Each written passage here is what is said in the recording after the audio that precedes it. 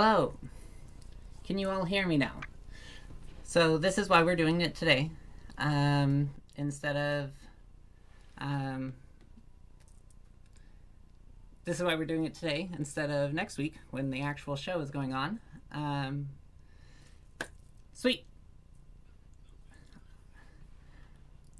So I have to get you on, Alex. Let me get one more audio source. I have to grab your audio source from my desktop. Oh, you know what? Of course, I can mute this. And then I can go here to listen.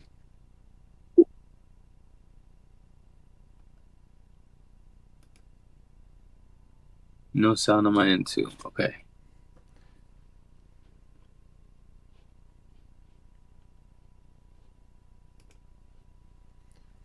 All right. Let us know. I think you all can hear me. Let us know if you can hear. All right. Let us know. I Okay. think you all can hear me. Let us know if you can. Sweet. You want to talk real quick, Alex, just to make sure they can hear it?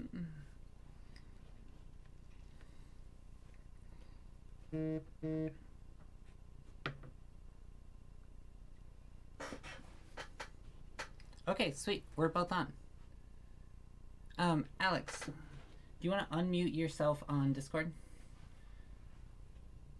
Oh, there it is. Perfect. I knew I was doing something stupid. All right, sweet.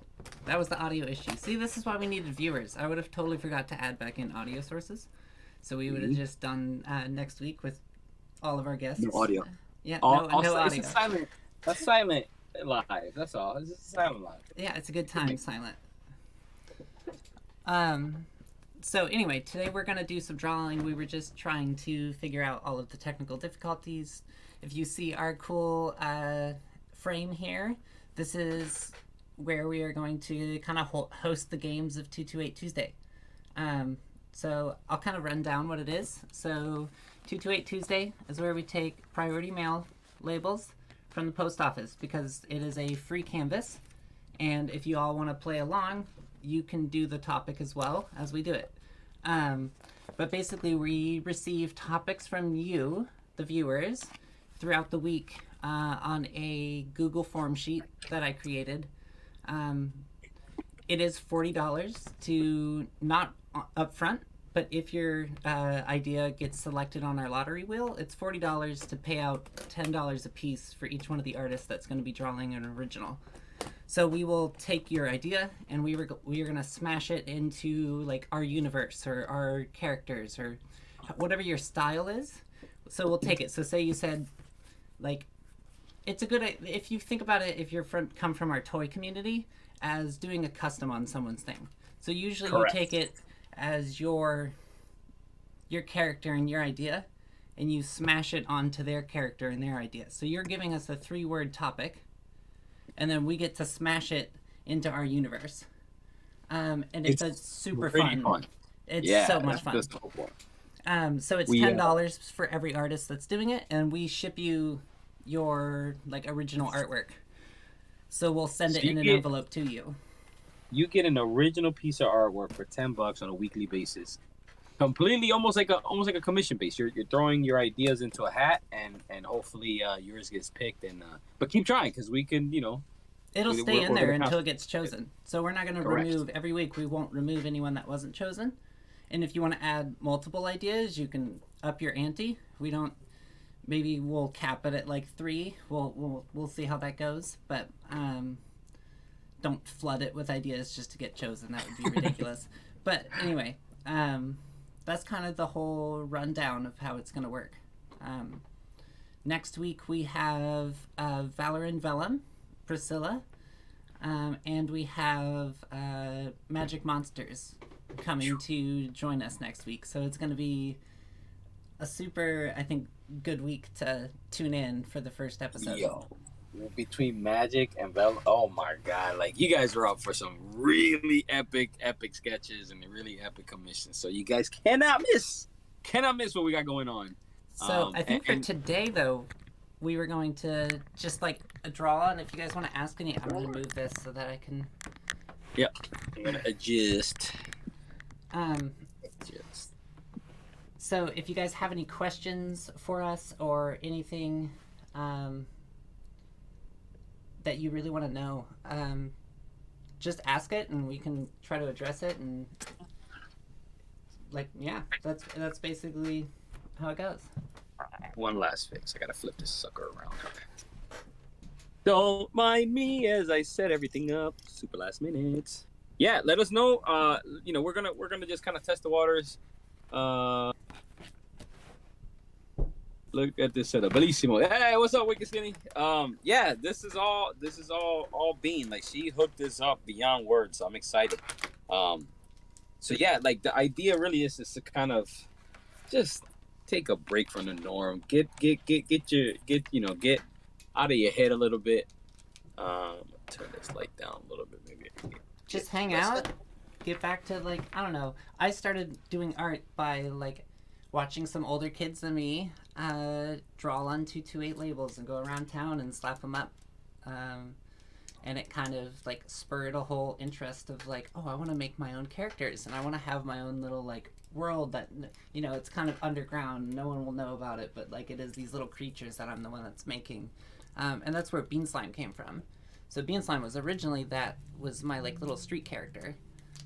See, that's cool. And so nowadays, obviously, since it's now literally branded across all of my identity, I don't really put it out on the streets. But that's where it came from. So that's what this stream is kind of about getting back to, is getting back to just doing that artwork as a kid and having fun with it. You know what? I didn't start till later, like till after. You know where my necessity came from? Being broke as shit and wanting to do stickers. That's where my shit came from. And I kept looking at, like, everybody do these 228s, and I saw them on the wall everywhere. I'm like, yo, like, how are people getting these things? You know what I mean? I was so, like, well, the post office will send them to you free too, as well. No, that's when that's when I started diving deeper, and I had a buddy or a follower. She worked at UPS. She said, "How many do you need?" I'm like, "What do you mean?" She said, "I'll just send you a bunch of them." I'm like, "Really?" Like, it was just such an odd thing to kind of come across, and then they just became fun after a while. It's just like it was an easy, quick way to get some artwork down. Nothing too crazy, nothing too intricate. At first for me it was just to get out of my head. You know what I mean? Just to get thoughts on ideas on paper, and just like a brain dump of just whatever came to mind. Nothing, no rules, no nothing. And then again, like I said, I started doing a lot of like fan art on them. So there's a bunch of them laying around after years and years of doing just everybody in the mama that I could think of. And it's always been fun. And when you asked me to do it, I don't know how long it's been now. A year, maybe more. It's been 2 years. 2 years? No way. It's been 2 years. My last stream, almost 2 years. It's been like a little bit under 2 years. My last stream was November 17th, 2020. Oh, and it was with you.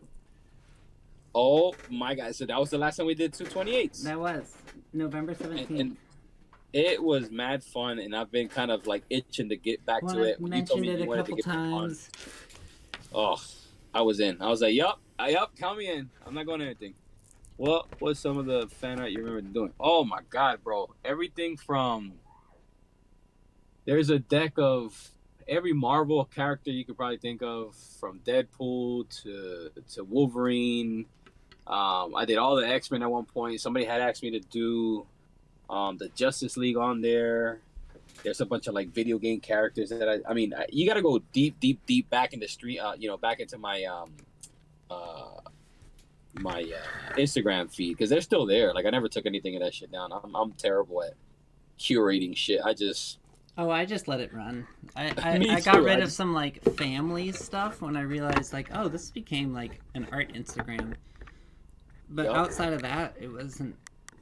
But even that, I kept half that crap. I'm just like, it is what it is. Like, I should be way better at like taking pictures and really curating the thing. But at the end of the day, to me, it's like a big kind of like roadmap to where the hell I am now. Um, oh, nice, a good excuse to doom scroll your. Yeah, dude, it's a shit ton of stuff on there, man. Like you see the progression from the very beginning of like me just learning, not learning, but me getting back to the basics and finding what kind of style I wanted to do, and um, it was just testing a lot of stuff, and there's a lot of stuff that's still there that I've never finished. There's old projects. Just it's a fucking reminder of how much shit I've taken on and how much shit I haven't accomplished. But it's all good. I'll get there one day. I'll finish it.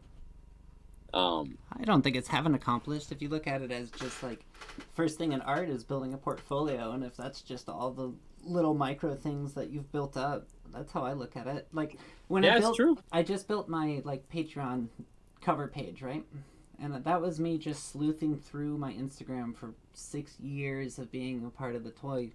It's crazy to me that it's been that long now, but I know. It's um, so wow. 6 years of doing the toy thing and just compiling like little snippets from the whole journey, and it was a kind of cathartic and cool process. Oops, sorry if that shook the screen.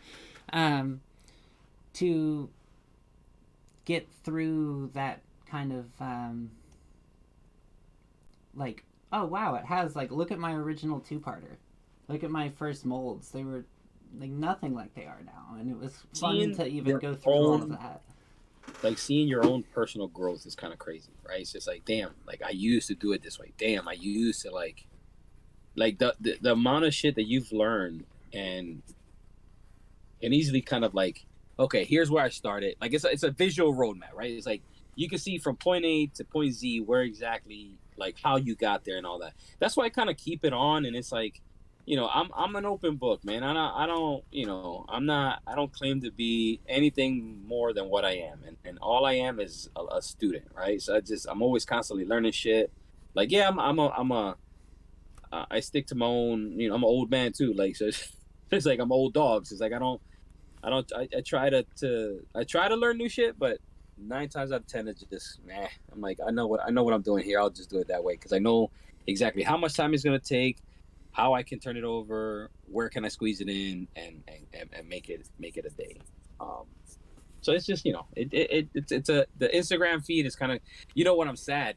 I'm going to be sad when it gets locked up or stolen or hacked, and I lose all of it because I try to back it up like 3 or 4 times, and they're finding the most difficult time backing it up, and I haven't been able to back it up. So when that time comes, I don't know what the hell I'm gonna do. To be honest, I'm gonna be very sad Let because I've seen me, it happen already with a bunch of people recently, and I'm like, fuck, I know it's Alex, coming. what are you drawing today?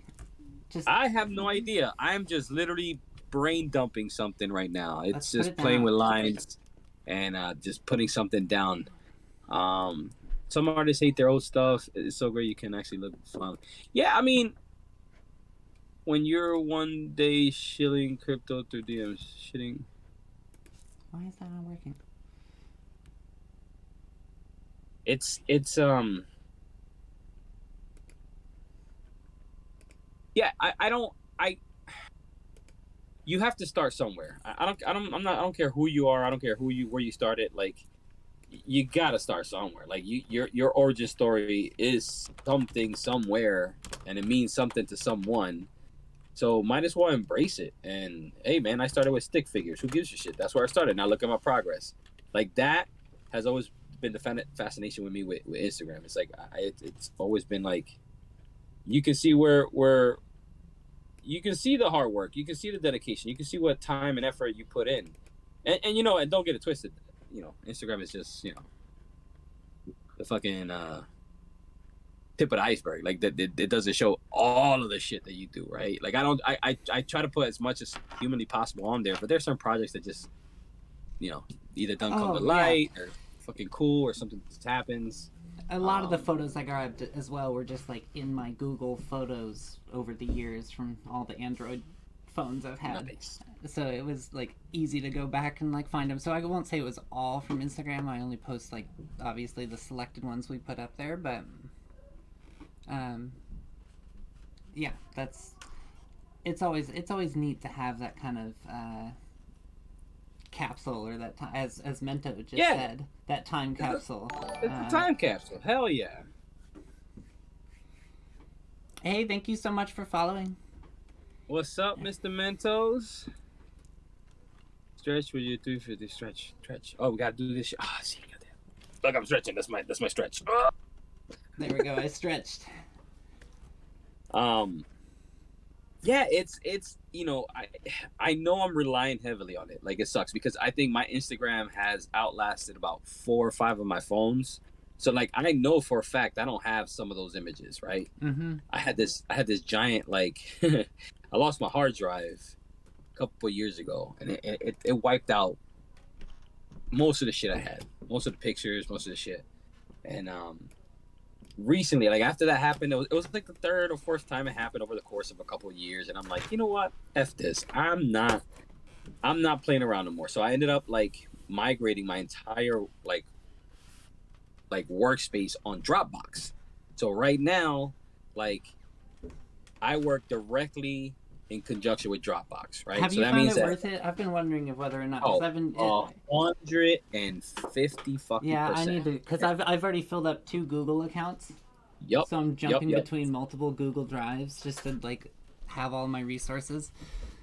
Yep. I pay, I think, like $100 a year, right? Yeah, that sounds But worth it. it gives me like 2 terabytes of space. And then the greatest thing is what I've been doing like recently. So I had, like, when I got laid off, I had to give up my computer or my laptop. So then for me to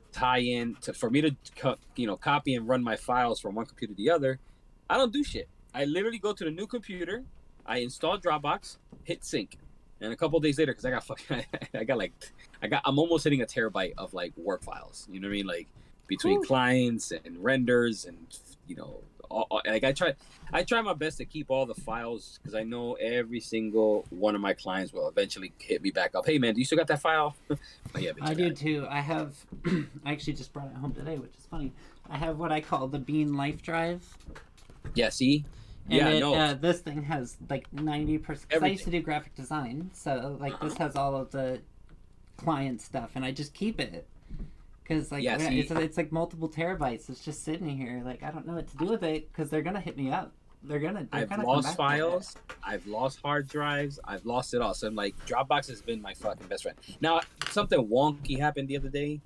I don't know. And I think it was my fault, because I had an external drive on this laptop that I downloaded everything to, because I got so many files, right? So I unplugged it and plugged it into my new rig, and I think it just fucking went nuts and went crazy and didn't know which one to sync. So it deleted everything. Like, there was one day or the one weekend, it was Memorial Day weekend, I lost all my files, everything. And I'm like, wait a minute, I'm paying Dropbox for, so all it was is, there's like, no problem. What we can do is called a rewind, right? They basically, twice a day, they take a screenshot of all your files, right? So there's a backup of a backup. So they have a backup just so that they ensure that they don't screw you over as a customer. Right. Actually, from what I was reading. Oh, that's so smart. That's so cool. Okay. And from what I was reading, it's multiple backups. So it depends on the client, depends on how you pay. You know what I mean? But there's a contingency plan for your files to be 100% safe, which is crazy. So I'm like, okay, and I called them up. I'm like, look, my files are gone. What the fuck? They didn't know what was going on.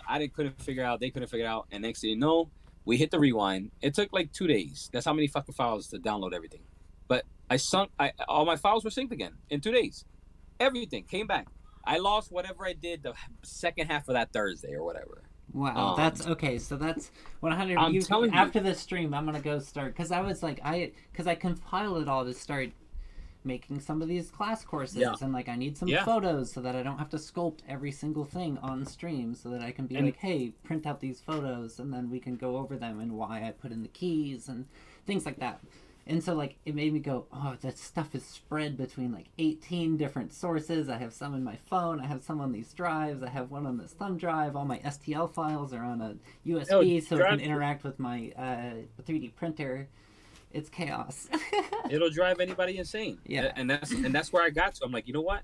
Fuck that. Like, right now, I work direct, like, so the way I set mine up is I have a Dropbox folder on my hard drive. There's physical files on my hard drive. I create a new file, I save it in my file structure. It automatically gets backed up. I don't even. It's not something I'm not even thinking of because I'm already working in the Dropbox folder, right? Okay. The coolest part is my phone. I need to access files. I'm on the road. Somebody, hey, can you send me that JPEG again? Can you send me this? I can go through my Dropbox app on my phone, copy a link, send the file off. Like I have access to all my files 24/7 as long as I have some type of computer with me. It's crazy. I fucking love it. I'm telling you, there's no better fucking way to do it.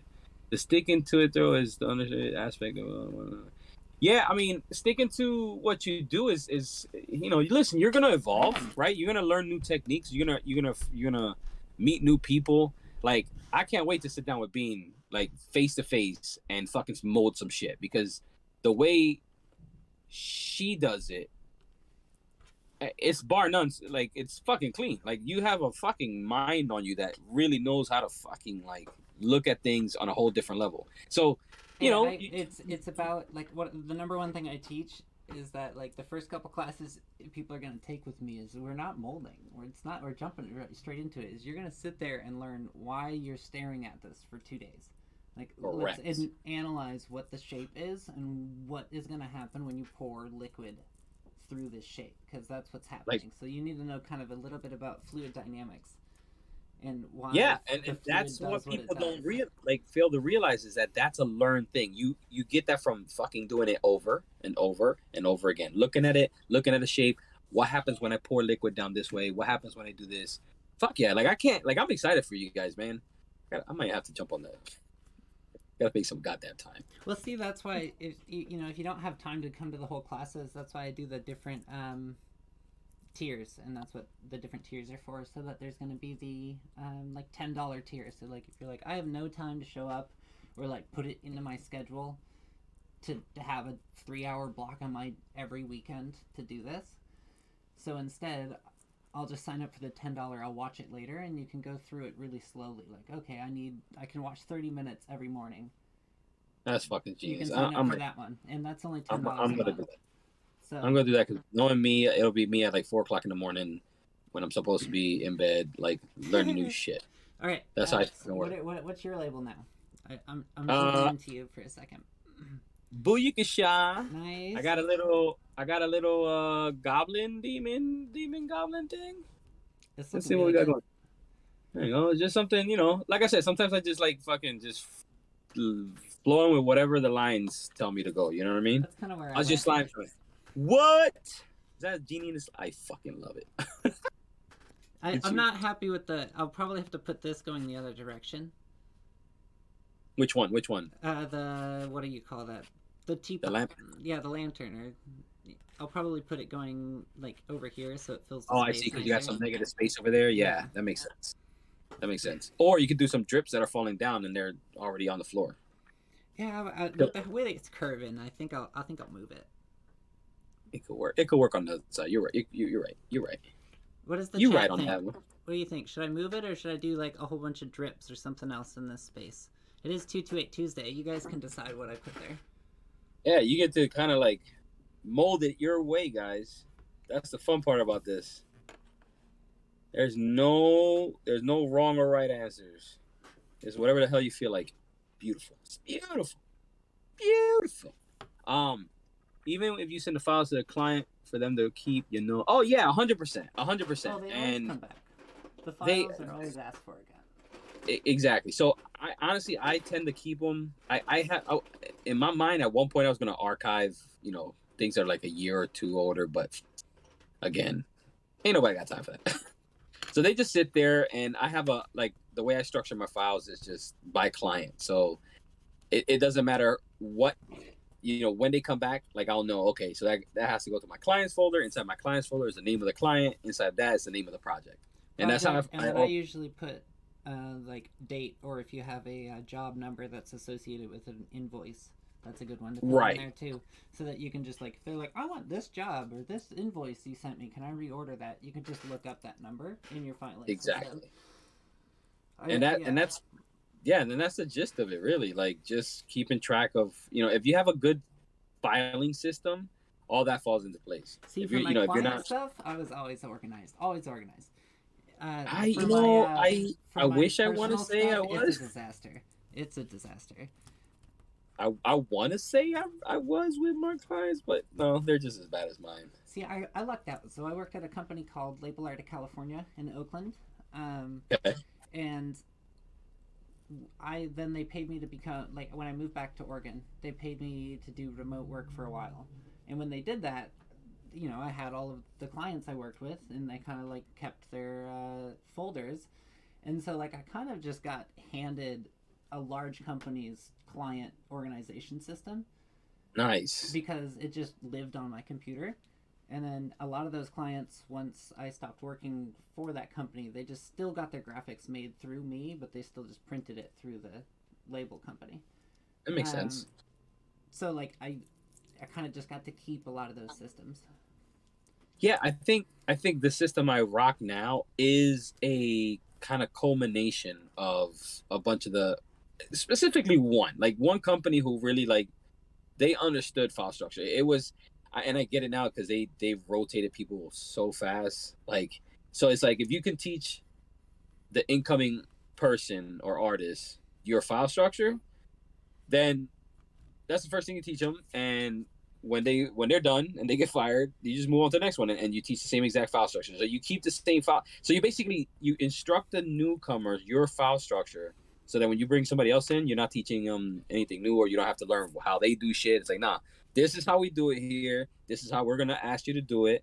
And it just kind of like was ingrained in me. It was very straightforward. Like there's a it's a simple structure, very simple, right? Like the way they did it was client name, client project, and inside of there you had everything: your invoicing folder, your source files, your renders, your final outputs. And it was kind of refreshing to kind of not really think about it and just I know exactly. Oh, you're working on this project today. Okay, cool. I just go to the file structure. Is identical to most everything else, and you're good to go. And I've always tried to like teach that shit to new like this last company I was fucking terrible. Fuck them. Like they had no structure. Everybody had their own way of storing files, so you can never find anything when they were not around. It was absolutely fucking ridiculous, and I refuse. And next company that I start, like it's not even a question. Do you have a file structure? If you don't, then that's the first thing we're gonna fucking handle. I'm not touching this shit until this all this shit is fucking fixed. And if they don't like it, they can fire my ass immediately because I'm out anyway. Yeah, but if you're working for a company that doesn't have good file structure and they're always like, "Well, can you find it deep in your emails from when you last sent it to the client?" That's a red flag. That's it. That's when I'm like, nope. This is where I walk. This is where I because it's not worth your time. It's not. You're now going to spend time. Um, you're now going Just to spend time. searching. Yeah, searching. And I think one of my last projects before I got fucking laid off was something very similar, and it was you had to sort through fucking decades of fucking files that had zero structure and they were pissed off at you that you couldn't find anything. And I'm like, bitch, that's not my fucking like. You want this presentation? Find me the goddamn files. Find me the files. Yeah, Oh, well, I can't find them. Well, because bitch, you what hired the me fuck do you as want me to do? an artist, not a like a librarian. Correct, correct, correct. Ugh, Not that it it always just, goes it's, that way, but you wish, right? one of those things is like, I, it drives me batty. It drives me so insane. It gives me so riled up. So I apologize because Oh, it's I like one of will those things say, where none of these clients I've talked about are anything in the toys. This is purely a graphic arts oh thing. no, yeah, this is all, yeah, this is I will all, say that to my toy people. Like this is pre toy world for me. yeah, this is. I'm definitely talking corporate. Corporate My toy graphics. clients are pretty straightforward. They're pretty easy to work with. Yep. Plus the files that we have are very minimal. I'll have a 3D file structure. Any graphic design I set up from any logos or anything, but it's all in this. Like they're not these huge projects where you have you know presentations and spec sheets and fucking concept art Yeah, and I fuck. worked for a company where I did their like glove catalog and all of their clothing catalog. It's a 150 page long like retail wholesale listing, cataloging, and like the proofing process on that alone was Ugh. one of it's one of the things that drove me away from graphic design as like what I like to do. I still love it, and that's why I like enjoy spoofing off of the 228 labels for the screen that you guys see right now. But Well, yeah, and that's the thing. All that nonsense takes you out of your element, and I think that's why I'm saying that as a seasoned fucking corporate artist, it's not worth it. It's not worth it if your time isn't maximized for your creativity. The problem with me is that sometimes I get in a rut, and it's like I can't turn it like I can and I can't. I can't turn on art whenever the fuck it wants to. So sometimes I'll have a fucking morning where I say, no, I have to sit here and I have to do some more research. I have to figure out what inspires me. And but if I spend that same morning organizing files and finding files, like that's it. That day is as a creative for me is gone. It's gone. And it sucks because nobody can understand that shit but other creatives. It's like, when you're working in a corporate environment, they expect 9 to 5, clock in, you do your work, you get out. No, bitch, it's not doesn't work that way. Not for me. I don't know about anybody else, but for me, I need that moment. I need that. Give me a second. Just give me a fucking second. That second could be a couple hours. That second could be literally a couple seconds. But I need that second to just process it. What exactly are you asking me to do? What is it that I have? And at that point, like I start my planning. I start kind of like, okay, see, I need to do this. I need to do. that's where I feel like I one of the reasons I love molding so much is because it's one of the few professions where you can kind of tell people that I'm sitting there and thinking about it, and they're like, "That makes 100%, like that makes sense." Like even you just Because said you, it to me before. Cause yeah, cause you were like, "Yeah, that makes sense. You should sit there for a." Yeah, it's just yeah, one of those weird professions where it's okay as the artist. Where graphic design, it's 100% not. Like, why aren't you getting to it now? Find the font, do it. Where like there's that sense of like, well, if you're not gonna design it, you could at least be working on the branding or the font design or something that could progress it. And you're like, that doesn't correct. help the creativity, like creative side of figuring out the design. No, Um, like the font for me is one of the last things, unless the client obviously that's their main brand identity, then that's probably what you're gonna focus on. Um, that's interesting. I usually start with the font. I usually kind of try to like figure out like in my eyes when I'm designing a logo or some shit like that, like it's the text that comes for me first, right? It's like that has to be the most legible, that has to be the most kind of like it has to be the most impactful. See, I How may can work a I little translate? backwards for that because like I'll come up with like how do I want it to flow or what do I want the flow to do? Like how do I want the logo to like present itself, and then what font fits that, and then that's kind of how I'll draw out some sketches first and get some like just basic like shapes or flows going, and then I'll come and be like, oh, this font fits or this font fits or this one does. So I That's an interesting. Like I've never done it that way. That's kind of cool. See, that's the fucking thing I'm talking about. This is exactly what I talk about. Like you'll get to learn. Like the more you talk to other artists, the more you interact with other artists, the more you kind of just talk about different projects and like how you do. Like you're gonna learn some shit. I honestly I've never approached a logo that way. Never, never. I think it always starts with finding out what type of logo they want, right? Because I try to be like I have to reel some of these motherfuckers in, like because oh my god, if I don't, I'll spin wheels for weeks just getting what they think they thought they knew they wanted. So it's like I break it down into 3 tiers. The first, well, there's a couple questions I start off with. I'm like, how much time, like how fast do you need this? Because that drives everything for me right now. If I have the time, if I need a couple bucks and I can squeeze it in before all the other projects, and it's a quick little banger, boom, I'm like, yeah, I'm in. I'm your guy. Let's do it. But then if it breaks down to a textual logo, which that means is it just a font that you're looking for? Then I do iconic logos, which is like, okay, it's a font with some type of icon that can stand alone if need be, right? Your Walmart's, your fucking Targets, your fucking. And then the last one I do and offers are um, character based logos. It's like if you need me to create a character, whether it's a ball with fucking a hand and 2 feet, like I don't care what it is. Like that takes a little bit of time and a little more effort to design a full on character. So that's how I've been breaking it down the last couple of years, and I've been really sticking to that kind of template, and it drives 98% of what the fuck I do with people, See, and they get that's it. Like, awesome. I never quite figured out my flow as a graphic designer, but obviously that's where I switched to molds, and now it's been 6 years, and here I am doing that full time. So like, we all have our but thing, but that's so cool that like I've never the flow you found is definitely I think a better and easier like oh, way to for section it out. yeah, for some of these clients who really sometimes don't know what they want. That's the other crazy part. Sometimes they'll come to you, I need a logo. Cool. All right. Do you have any ideas? No, that's why I'm coming to you. Okay, cool. What the fuck do you do? Let's start there. Like, what the hell do you do? And then like, That's there's these better, initial right? conversations. Having it underneath. Yeah, I like that. I like that better. Chat, what do you think? I like that better. How many people got in the box right now? We We got have 7 seven. viewers, What's which is going pretty on, good everybody? for Thanks for not doing joining this us. for you know Uh, 2 years. 2 years? Sheesh. Thank you for coming back. Thanks for anyone new that's here. Appreciate it. I know we've kind of been on a tangent for a while. We haven't been paying attention to the box, but hey, it's the tester stream. We're not actually on episode 1. This is episode 0.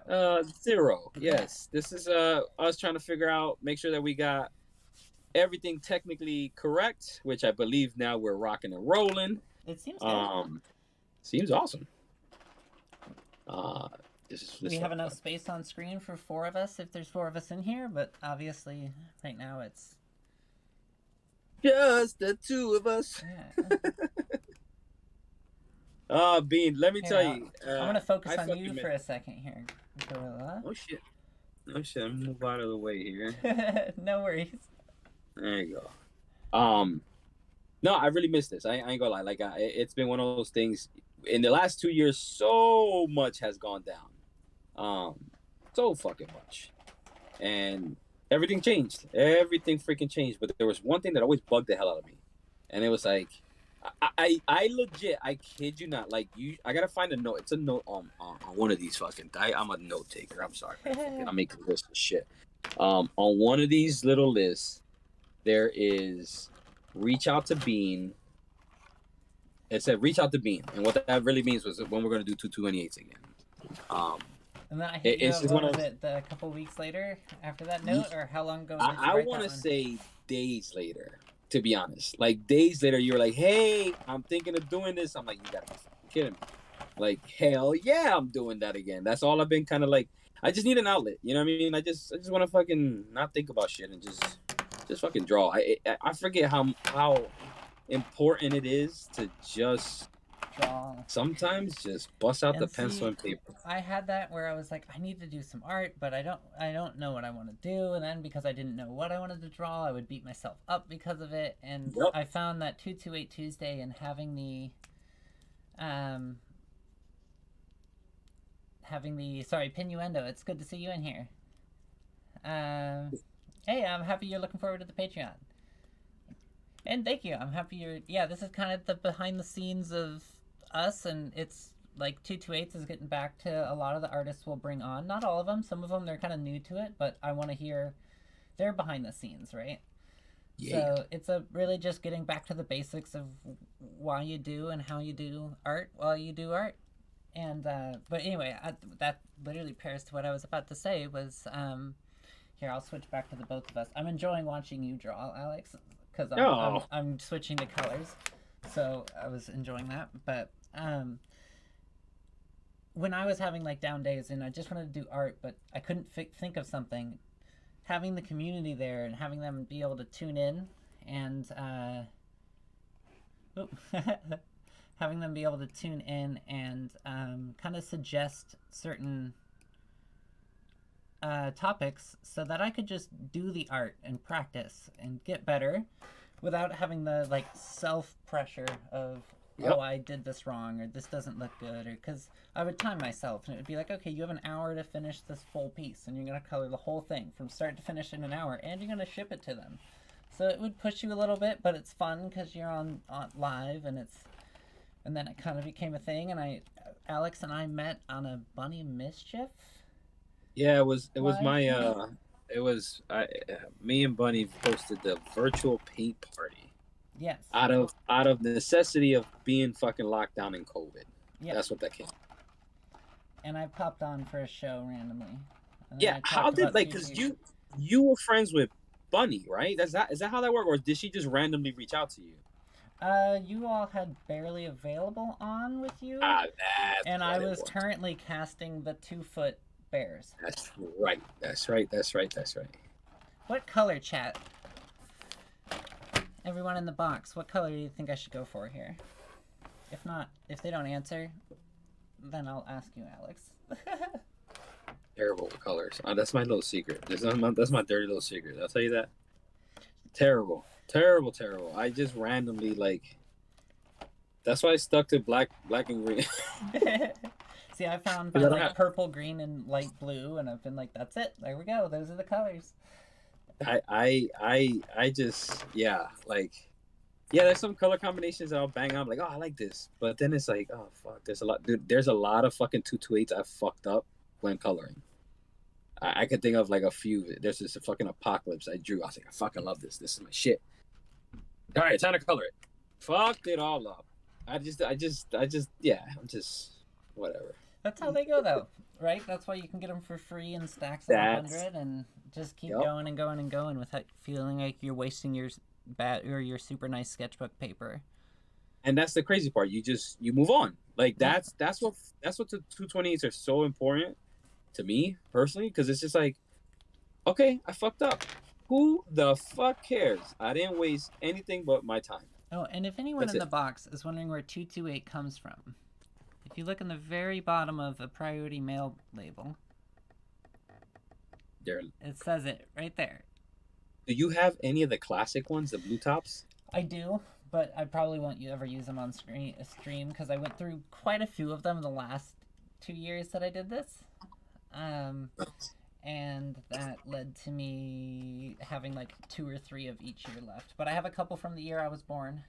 And then I Oh shit, have, for real? yeah, I have some from 98. I have some from 03, 05, Wait, 06. you were born in '98? Yeah. Jesus fucking Christ. You're making me feel old. That's cool. See, I didn't even think about that. Now I'm gonna have to find one that's fucking from my year, if they even exist. They should. I don't know if They it should. lives. It may be one of more of those kind of like invoice sheet labels that look more like Yeah. the DHL ones than these like more stylized ones they have now. But You know, that was the nicest way of calling me old, by the way. Thank you, Pete. of doing what? Of calling me old. Oh, You know those like laser dot printers back in the day? They had the little things on the side. You know what I'm talking about? hey, we still printed out all of our invoice sheet or our shipping index out on one of those that label our. Banks? Yeah, Oh. one of the ones it's like. Yep, those. Holy shit. And it went one little dot at Holy a shit. time. Yeah. Dude, And I remember my ours first. broke on one side of the motor, so you had to like hold it with 2 fingers Oh and my like god. be that other motor. It was awful. Oh my god. That's amazing. Yeah, those things. Holy shit. That shit brings me back. It shouldn't bring me back because I was born in '98, but I worked in a like 60-year-old business in Oakland that didn't ever update their stuff. So My shit. I own one of those. To be honest, some of the first artwork that I've ever printed were were on those dot matrix machines. I used to have like an obsession with like Bart Simpson and fucking what's the other one that I carried around? Like all the Mario shit. And I remember finding art that I can print on that fucking machine. I swear to God, I want to say I still have some of that shit laying around in my dad's house somewhere.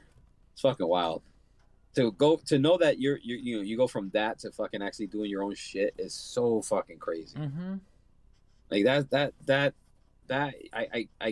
I have to remind myself a lot of times, man. It's like, yo, we've done some cool shit. Let's be honest. Me and you being like, we've done some really fucking cool shit. We've worked with some really amazing clients, Oh, produced some amazing. absolutely. I And it's feel like, super fortunate that I'm 23, almost 24, and I've gotten to do the things I've gotten to do. I I will say it took a huge leap of faith for me to drop out in sophomore year of high school and to go, no, I'm going to be a full-time artist. I want to be independent, and I'm fucking doing this. And it took that leap of faith and kind of denying my parents in some ways. My mom was on board, but my dad wasn't, and there was a whole bunch of like family grief that went with that, and a whole bunch of like, oh, you're on your own now because you chose this path. And so the fact that it's all worked out after, you know, when how old was I when I dropped out of school? 15. I give So you mad credit, Bean. so when I was Mad credit. 15, so it's been since I was 15, so almost 10 years. I guess 9 years, coming up 9 years. Um, that yeah, that this has all culminated to now here I am doing about to launch my first run of classes, which feels weird because I am 24, but I also like I've been doing artwork professionally for 8 and my own business for 6, Yeah, I mean, which is you. This is yeah. a good time. So like I'm excited for it, but yeah, there's definitely there's that like duality in like wow, a lot of the people I work with are way older than me and they ask me for some advice and I feel weird giving advice because I'm like I feel like I'm still a kid in all of this. Like I still feel like a child in every single way. Like I dropped out at 15. I don't have a GED. I don't have a high school diploma. I don't have anything. I But just you're have the doing it. knowledge But that you're I making. built. So like yeah.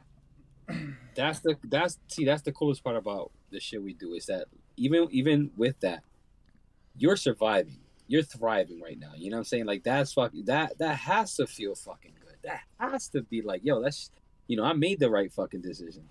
Yeah, Like I wish I there's had the there's balls to do months that. where it's like recently because I've been getting through having my business partner quit and things like that that it led to like I've it's the huge down flux because you work for yourself and you know how that goes. There's some Oh months yeah. that you're covering all the bills out of what you were going to go on vacation on or something like that because the clients Yep. didn't roll through or you had to not take in work so that you could catch up on the work that you took last month because something happened to one of the jobs and so there's all those kind of woes with it, but all in all, like thriving through and through, and like with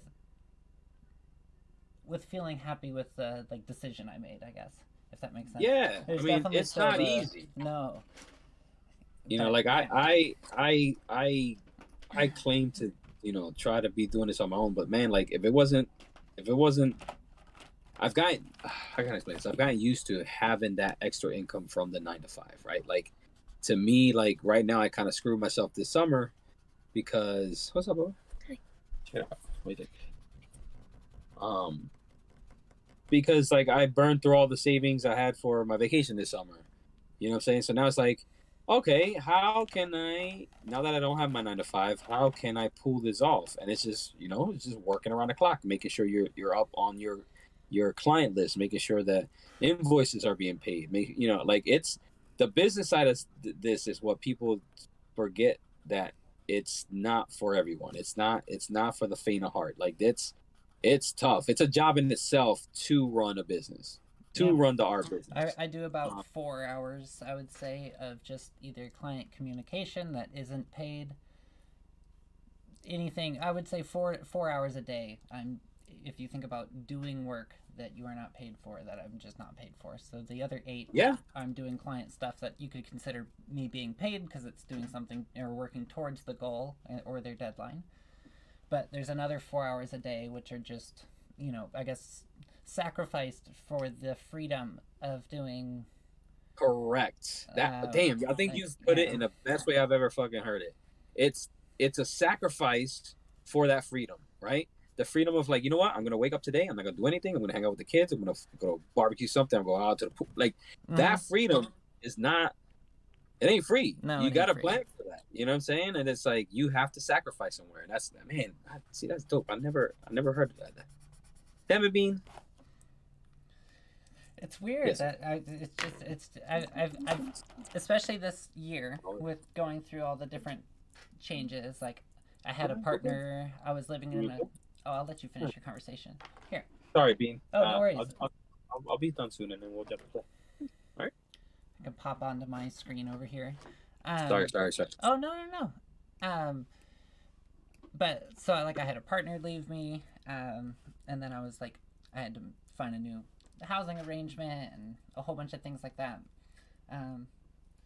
Which already throws a wrench into the already stressed out day you have. You know what Yeah. I'm saying? Like that's what people need to realize is that little wrench is not little. That is a whole restructuring of mostly everything you do.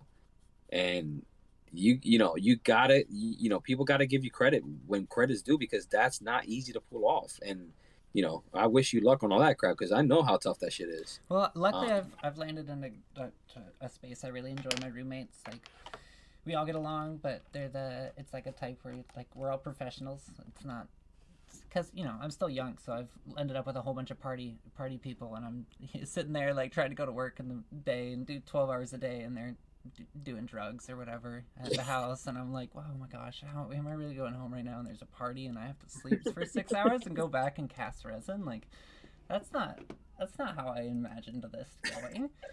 Um, so there is part of me that like I'm kind of grateful that it happened, even though like me and my partner did have parties at our apartment or anything like that. But um, it is nice to like have landed into a different environment than I had been before. So it's kind of like, oh, I guess the change. I've landed in a new place in life, I guess, after it all. So it's yeah, nice. and Yeah. it's a way to kind of reset, let's be honest. And it's kind of, look, this is the longest I've been in one location since I've been a professional artist. I've jumped around city to city, moved in, out. Like, I've moved more than I care to really uh, admit. But now that I have kids, it's different. So it's like, I've been here since my kids were born. This is all they know, but the back of my mind is just itching. It's like, yo, you gotta go. You gotta get out of here. Like, what's the next move? What's the next step? And that's kind of where I'm stuck. Like, I've I've locked myself down into this location, and now it's just like, fuck. Like, that's what this craziness that is happening behind me is all about. Is I am literally rearranging my life. Like, if I can't move out right now, I still need a change of environment. I still need to realize that, hey man, like, there's a lot more than what we've been doing day in and day out. Like, you're gonna be all right. You're gonna need it, yeah, you're gonna need a break here and there, but you're gonna be all right. And that thought, like, that's where you're kind of, I'm not even sure if you realize that yet, how much that change really truly helps you as an artist. Like, yeah, it was kind of forced, yeah, it was kind of fucked up, but that change in itself is gonna make you a better person. It's gonna make you a Yeah, I better mean, artist. it kind of snowballed a whole bunch of things because of that move. I got behind on things, and I Yep. think being behind on things made Max on a certain level. And I don't want to speak any ill will, but it led to us being so overwhelmed with backlog of work. I think that was maybe a realization moment. I have no idea because I haven't spoken with them, and they won't.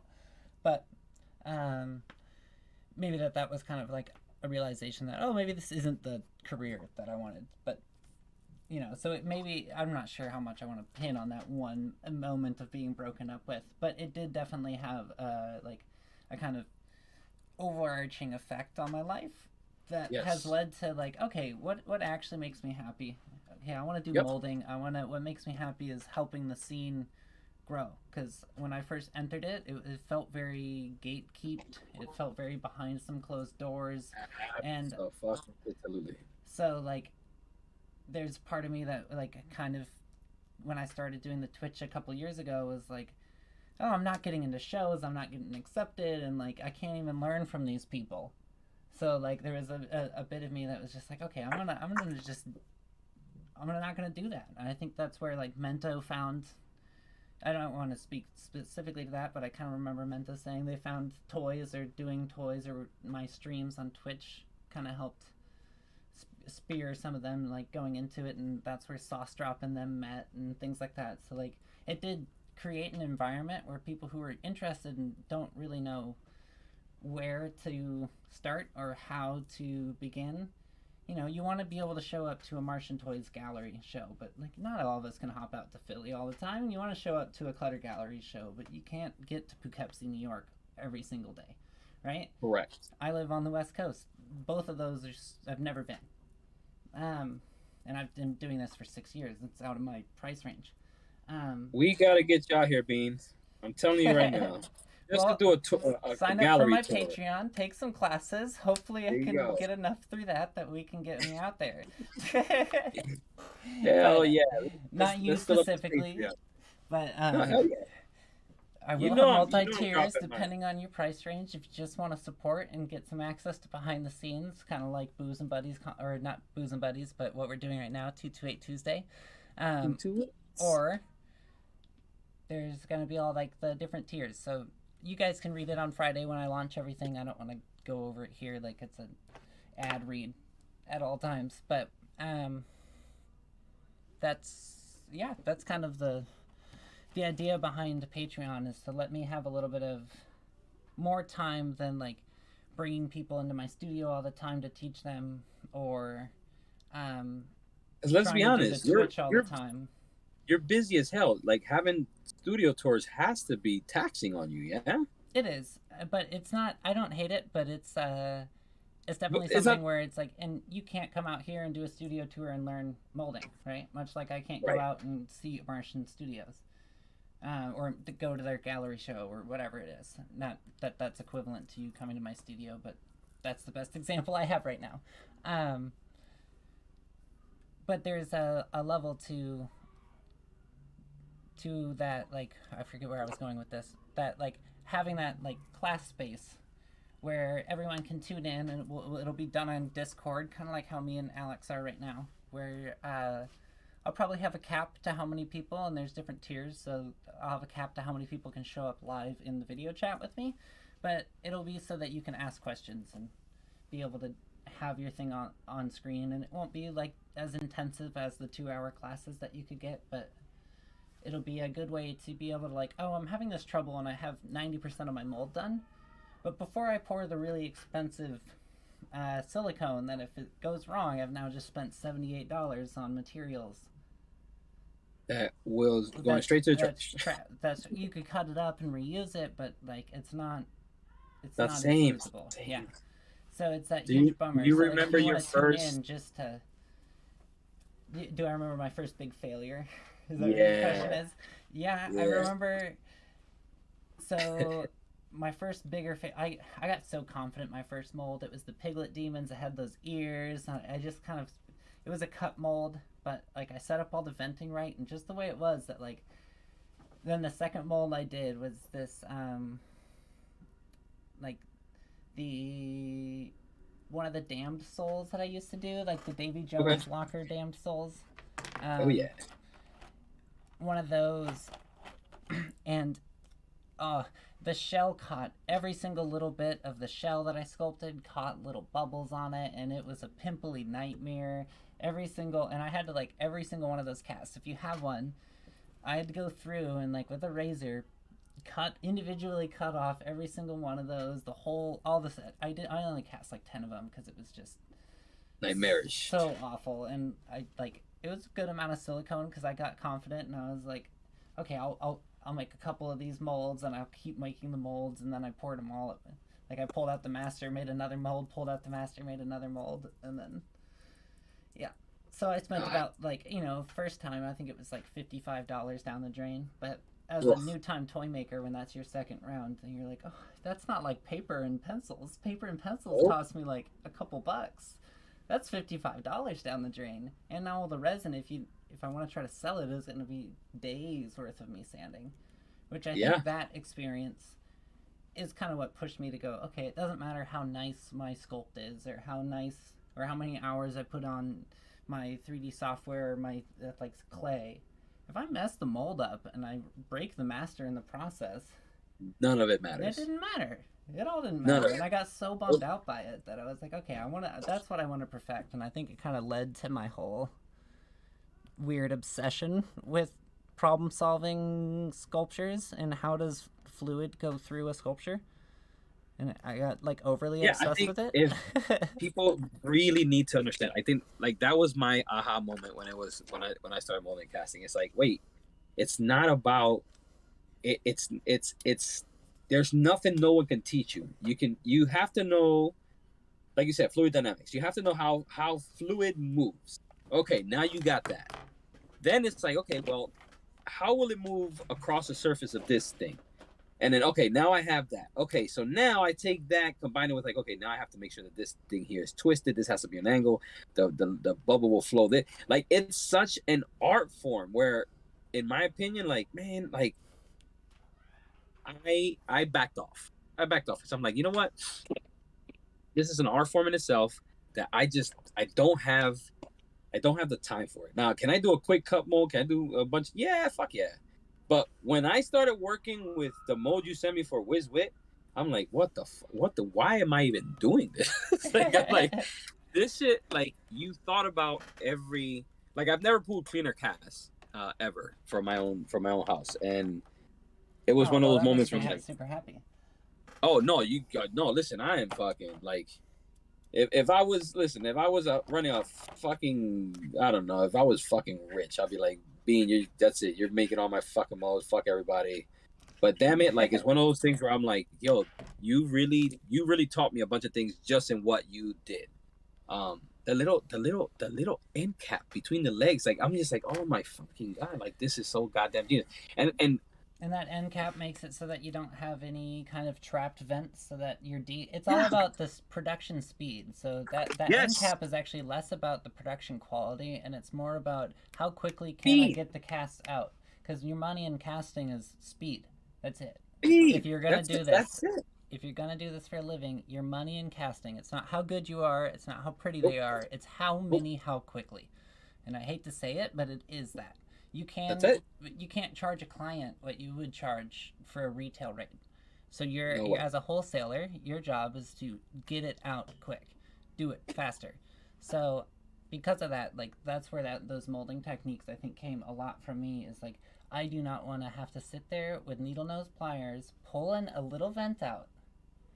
So I'm going to When create I can, little chunks that all come apart. So when I pull them out, all of the venting stays on the figure, or if it doesn't, it's split apart. You can just pull it out, pull off the vent, put it all back together, spray all the sides, and you also know that you can get this mold release in every part of the mold. every single part, Every part. every single So instead freaking of only part. pulling 30 casts, 20 casts, even in a tin cure mold like the one I sent you, you're going to be able to pull upwards of 45, 50, 60 casts out of it. I only say 60 because It's if you're diligent about it, you can get those out. You can get those numbers. it's so crazy. It's so crazy to Maybe not on finally, WizKnit. WizWit huh? probably won't get 60. That's a pretty detailed Um, sculpt. But it's very detailed. Yeah, I'm spreading out the cast. So I'll run a 5 or 6, and then I'll let it wait, sit for a day yeah. or two. I'm trying to maximize the mode because yeah, because that was an interesting project. That one, it was a pet project of mine that I was hoping and praying I can get into the hands of a couple different uh business owners down here in Philly. And when the opportunity arose to go to a Philly con, I'm like, you know what, screw it. Let me try it. Let me try it here. And because I know you were waiting for a fucking ever, because I didn't touch that for a while because I was just, it was one of those side projects.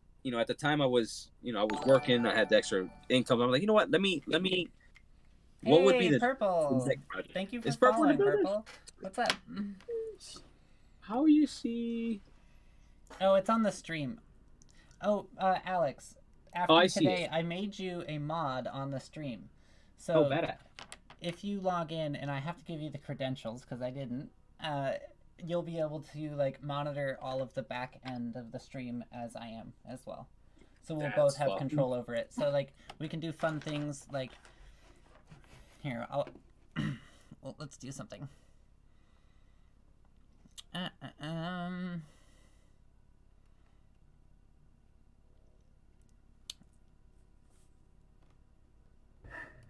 Let's do.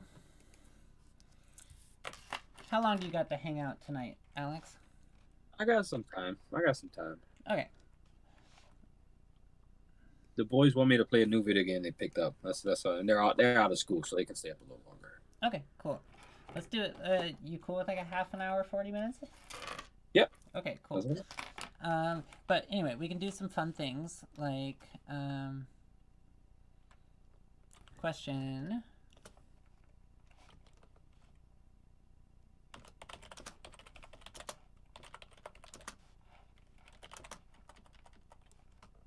What up, Purple? Hey, Purple, how's it going? Thank you for tuning in, everyone. We have 12 people here for the first day on a tester day when it wasn't even the day we scheduled it for. That's pretty awesome. I appreciate y'all showing up. Hey, Sauce Drop, what's up? We are just we're just shooting. It is a brain dump doodles day. So me and Alex are doing just doodling. It's not a real 228 Tuesday, um, but we're just getting throwing down some ideas and chatting and making sure the stream works for next week. I don't Oh know what yeah, the hell this here. is, but there it is. There's Look at a that. hooded goblin thingy majiggy about to eat a giant mushroom. I don't know. Um, if So you if you want this, wait, can I? Let's see this. now I'm interested. Now I'm like intrigued. You want What up, Sauce Drops? Let's see if this works. Play do or okay. So the question's going to be who wants Playful's label?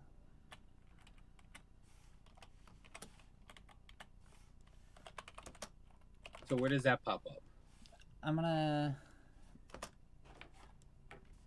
And you can update the. I just saw that brain dumb doodles. Was that there when we started, or was No, that? so I can You had update it. everything on the screen as we're playing around. I've been moving our names as we move. So like, oh, you're on screen right now. Okay, so it'll just have that. That's fucking cool. That's fucking cool.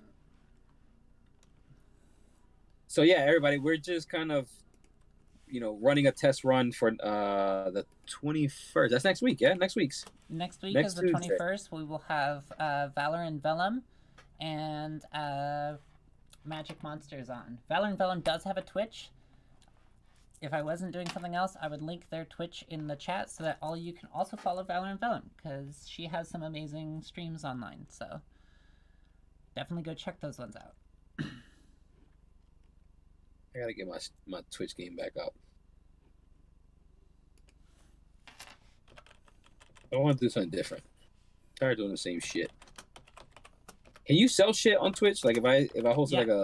like So a we can raffle? do drops, we can do full giveaways on Twitch, we can do kind of all of that. And like so and this is just a hypothetical, but say Booza Buddies was on here.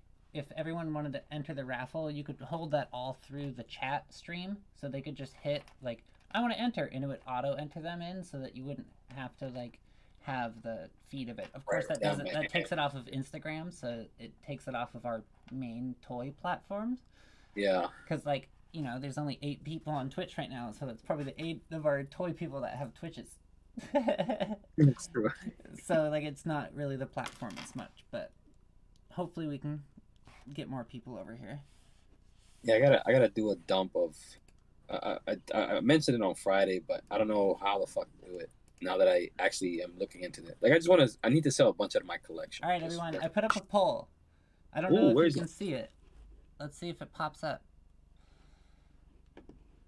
Hopefully you all can access it.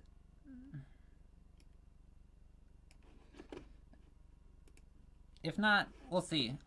We have some technical difficulties to work out, and also Yep, we're working stuff out Streamlabs still. and Twitch changed a lot of stuff. So, oh, it is. It's up at the top of the chat. Oh shit, that's cool. You can click. Who wants Playful's label? There's me also, or me more. You can choose which That's one. funny. And if you do, you can connect with Playful after our stream, or Playful. You can give them your PayPal, and they could pay for it. Now you guys can come up with a rate, but so we can do fun things like that. So like, That's fucking cool. which will be, I think, helpful for the show. We can also hold the giveaways through it, and we can do drops, merch drops, and things like that through Twitch. See, that's what I would be interested in. See how the hell that shit works. Because I think there's something there for sure. So show. Gotta save my money for the class too. Hell yeah, man. Make sure you guys are following that Patreon. I gotta jump on Patreon tonight and make sure to cop my It's not live yet. I will say I haven't actually. Oh, it's not live yet. No, it'll go live on Friday. I still Well, have there to. you go, Bean. That's why I haven't signed up yet. Exactly. There it is. Yes. Oh, that's I knew.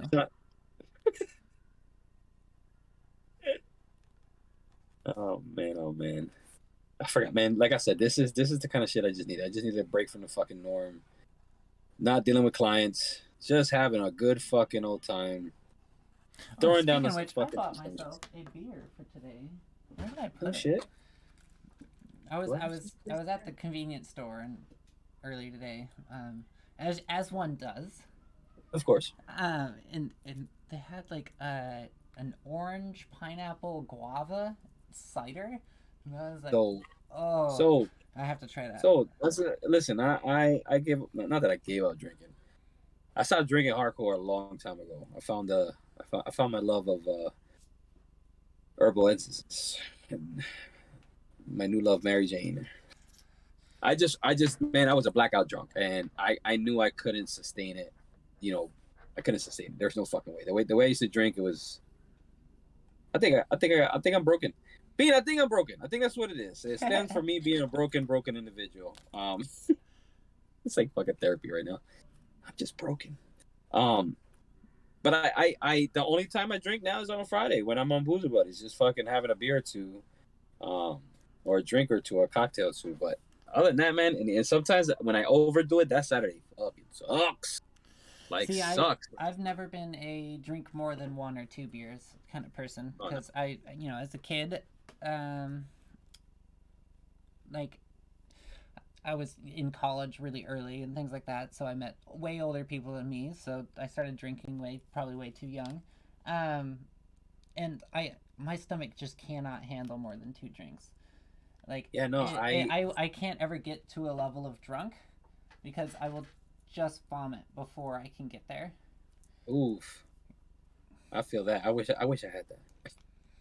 I was the opposite. I True, purple. was. We are all broken in a small little way, but that's why we're all together in this little community. That's why we all vibe, right? I think so. I think so. Let me Um, here. I'm gonna go grab my little drink real quick. I'll be right back. Here, I'll sure. First. pop open. I don't know where I put it down, so I have to find it first. So I'm gonna pop open your screen so they can watch you close up while that happens. Oh yeah. Oh, So you knocked me out. there you go. Oh, there it is. Look at that. Look at that. No. Here's what I'm gonna do. Um, for those guys who are here behind the scenes, this is oh, Land San Diego. Okay, bro. I'm with you. I started drinking at like 1:14. Yeah, I I didn't drink till see my like in my household growing up. Like my dad was a pastor and he shunned all that shit. So there was no real. I was never exposed to it at the house. It was my curiosity. It was my curiosity that was like, okay, well, what is this? And I was a big guy. I was a big motherfucker. So like, I remember working at the Spirit of Philadelphia here in Philadelphia, like a boat. And on my 19th birthday, we would always go to this bar afterwards.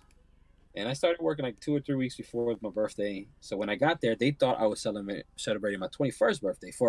So my entire time at the boat, like we would always go after work because at that point they never even started carding me there. Like I was just there. So I started drinking, and that turned into like,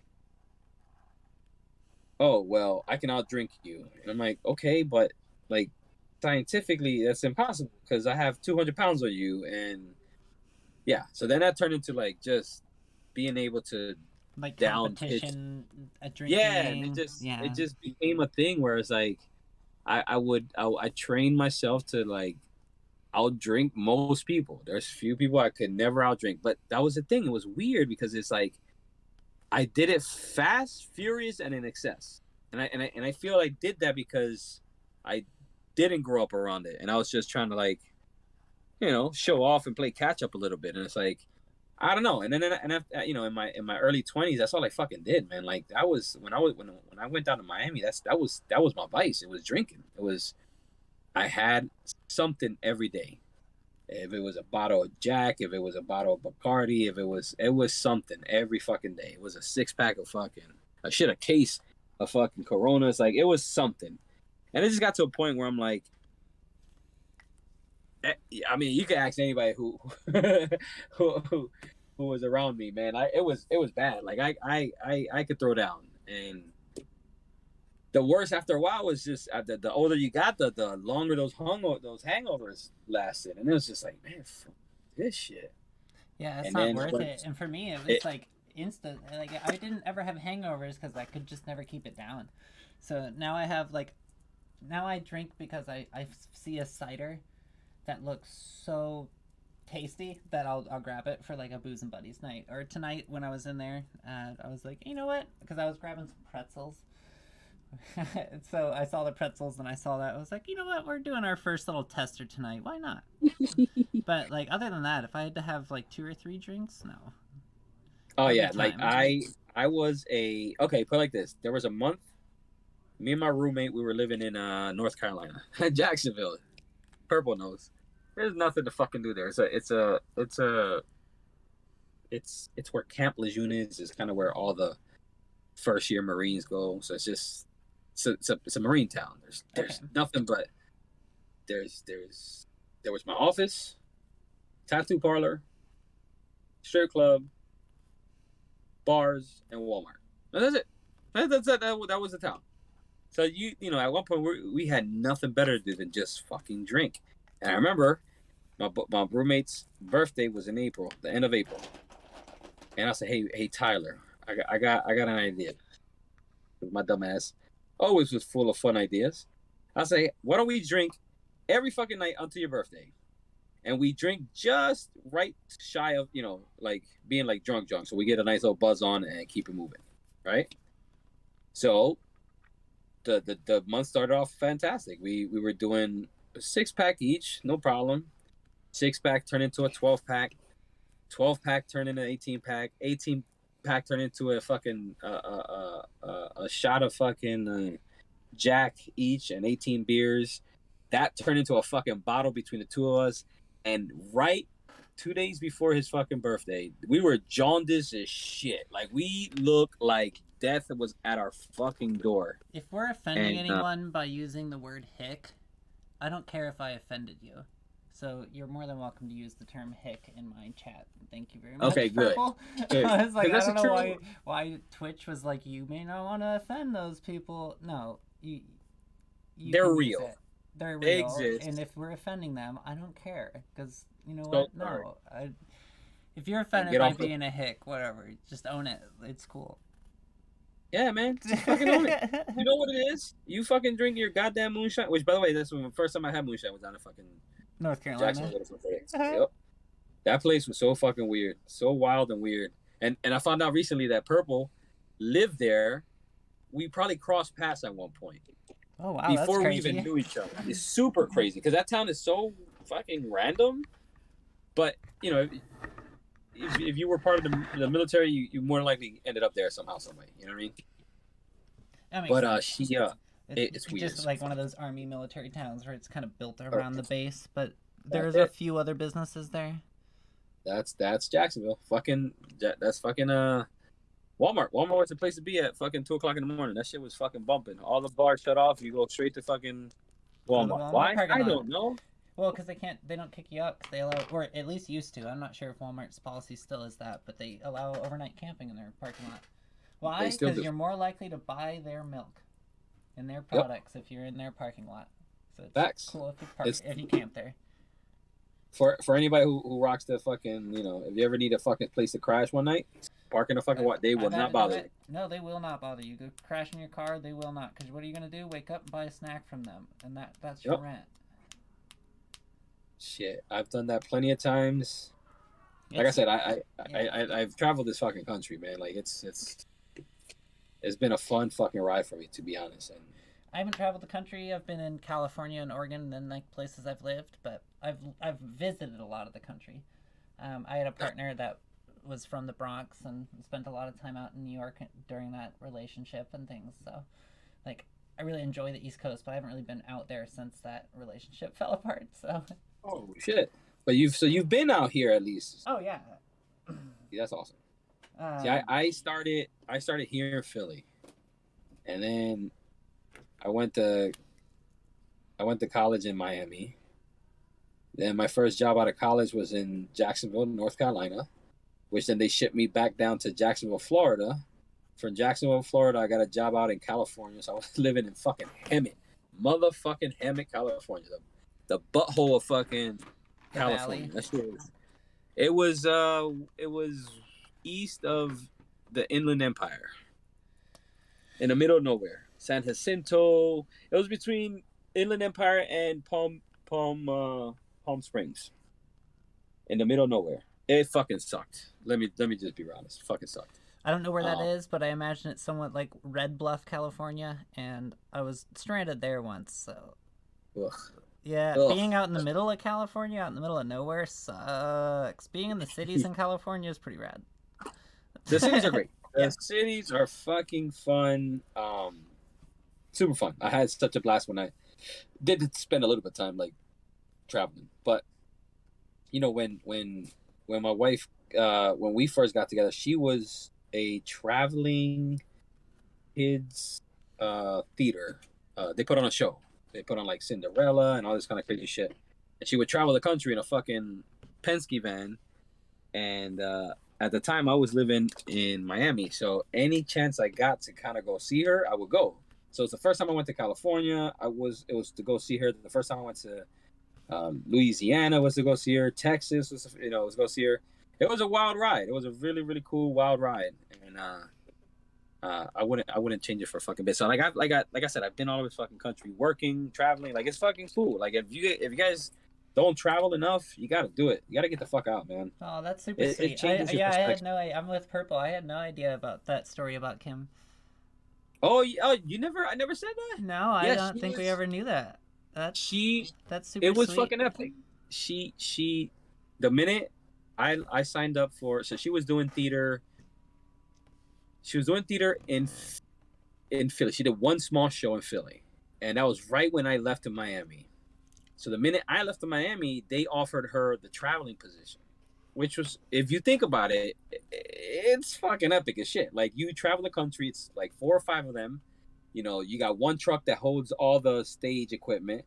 You got all the actors who come in and they do their thing. Like it was a all hands on deck type of deal.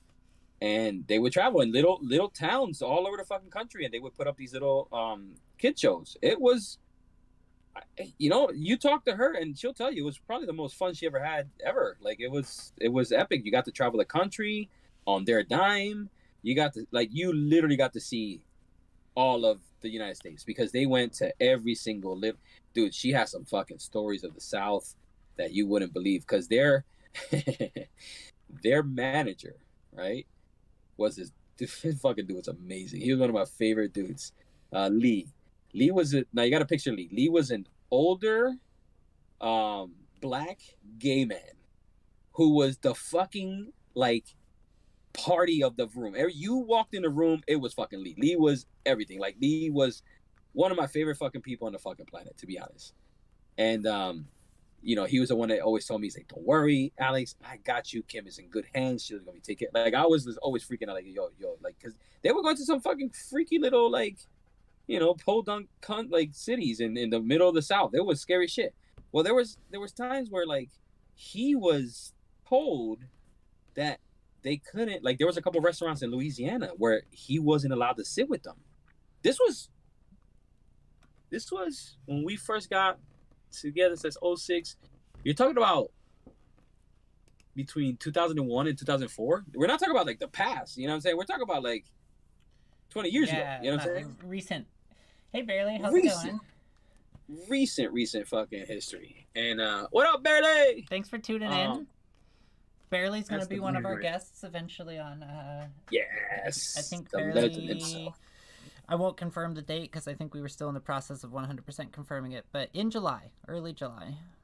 Sometime in July. He'll be on, so don't miss out. I'm telling you guys. But yeah, like Lee was awesome, and I remember plenty of stories. Like she would call me and say, "Babe, you're not gonna believe what happened." I'm like, "Well, I can kind of believe it." So it's like I get that shit sometimes here and there. But it was such a awesome time for them. So like what we would do is while I was in school in Miami, she'd be like, "Hey, I'm gonna be in San Francisco on these dates," and I would literally cut class, get on a plane, fucking fly out. Like I still have some of the coolest memories of just jumping on these little fucking Penske trucks and traveling fucking, you know, uh, the fucking United States just in some scary ass situations. I remember once I was supposed to meet them at a little town outside of was it Lafayette? Oh, Barely's confirming the 5th. Okay, cool. I just didn't want to. I didn't want to say because I know I hadn't 100%. So Barely will be on the 5th of Boom! July. You heard it here first. So right after the festivities, come on through, hang out, draw some stuff, drink some stuff, have some fun Oh, with some and stuff. also we should put the link. I will put it in the chat real quick. I just realized I should put the link. We should be promoting the fact that what we are doing right now is just drawing.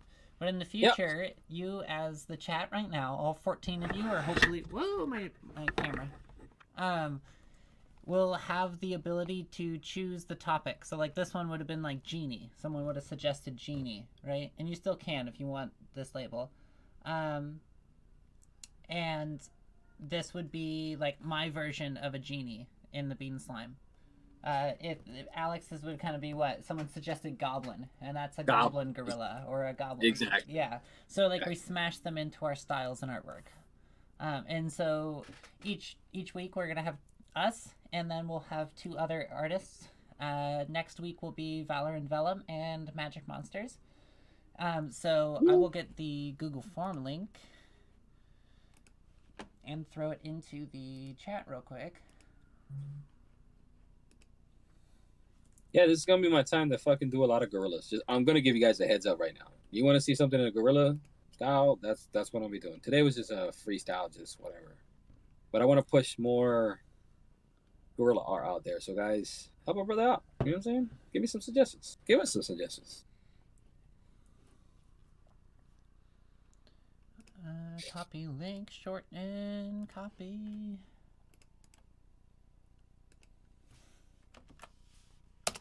So now this link is for the... This is for the forms for 228 Tuesday. So this will bring you to our forms. It has a little agreement that says, I understand by submitting this that I'm only entering a lottery wheel for commissions, and it is not actually a commission itself, which just means like if you guys flood this, we're not going to get to them all, so it's not actually a contract for us to do your work. And then you're going to give us your name, how we contact you on Instagram, Twitch, or YouTube. Eventually, I'll probably be streaming these to YouTube at the same time, so we can hit 2 platforms. So if you don't have a Twitch, you could watch it on YouTube. Obviously, everyone watching right now is on Twitch, so you have a Twitch, but that's some people who don't. And then you're going to give what's your topic idea, which is, here, you know what? I'm just going to do this for right now, Alex. Yep. Just so we can go through this over here. So this is what the form looks like. Let me... That's freaking cool. So the form is here. So you're going to give us your email, little yes or no, your name, Instagram, and then there's a little agreement. So it says, I understand I'm able to pay $40, and you're going to pay it to my PayPal because I'll be paying out all the artists. To beanlargent@gmail, which is my PayPal. And that is basically, we're going to split it evenly across the board to all the artists. So it'll be 10 to each artist when they're doing your commission. And then you're going to give us your topic, which is make your idea like a basic theme, character, or kind of any fandom. So you could choose like, oh, I want it to be Futurama, but I don't care what character. That's okay, right? That's okay. Yep. But make sure it's like 3 words.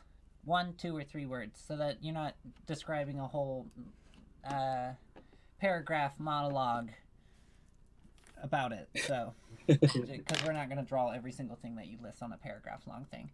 I need a gorilla riding a red panda, and that red panda has twigs in his mouth, but the twigs have little cities, and those cities have little airplanes that go around.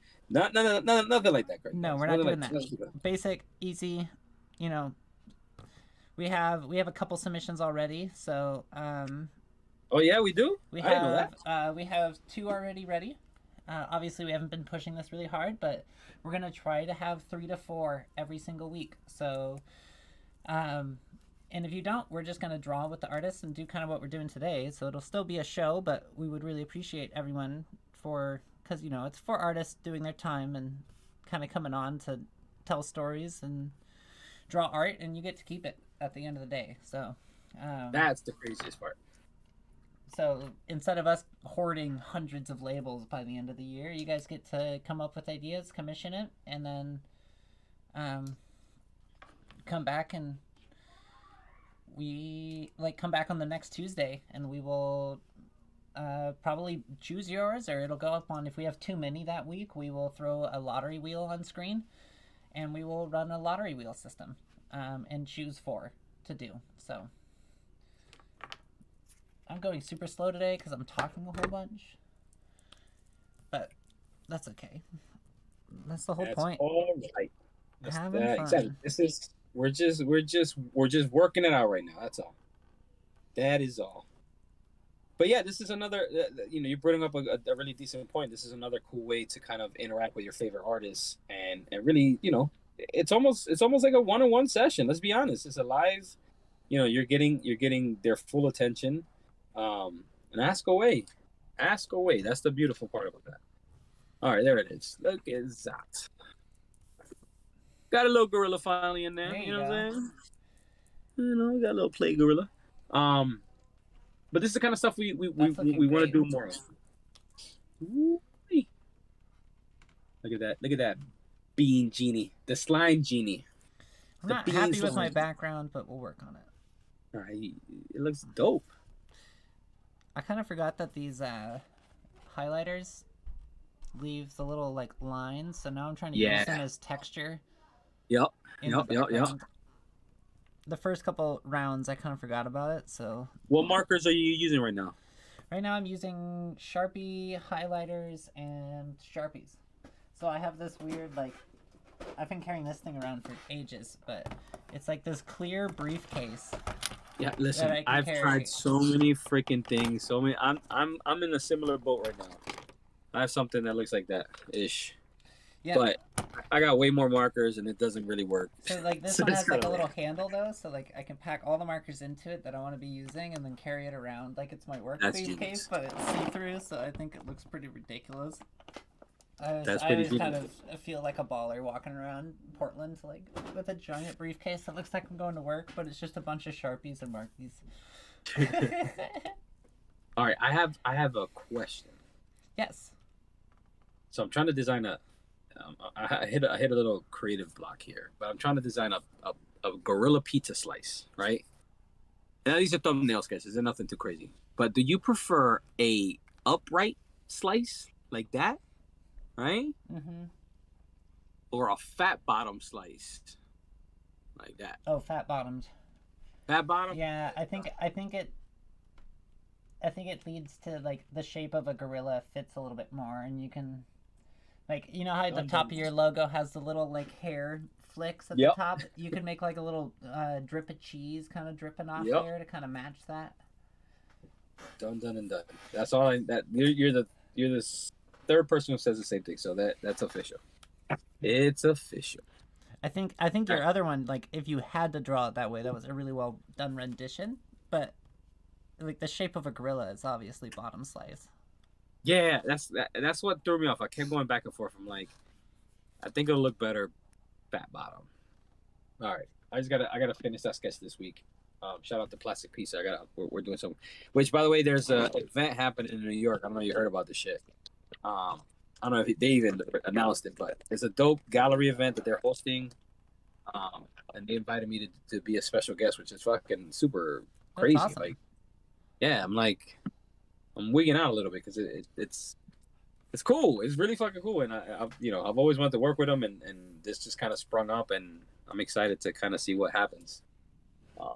But part of it, I've had that sketch for a couple weeks now. This was kind of cool. It was all like, oh, by the way, do you have anything? I'm like, actually, I do. I've been working on something that is for you.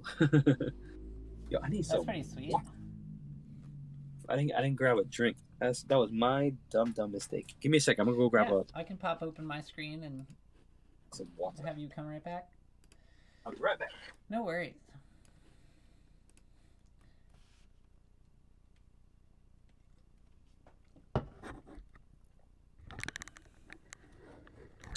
All right, I'm gonna chat with y'all for a second. So we are we kind of just want to get this up and running to give you guys a chance to commission and hang out and hear some backstories and those kind of things. Hey, camera, come on, come on. There we go.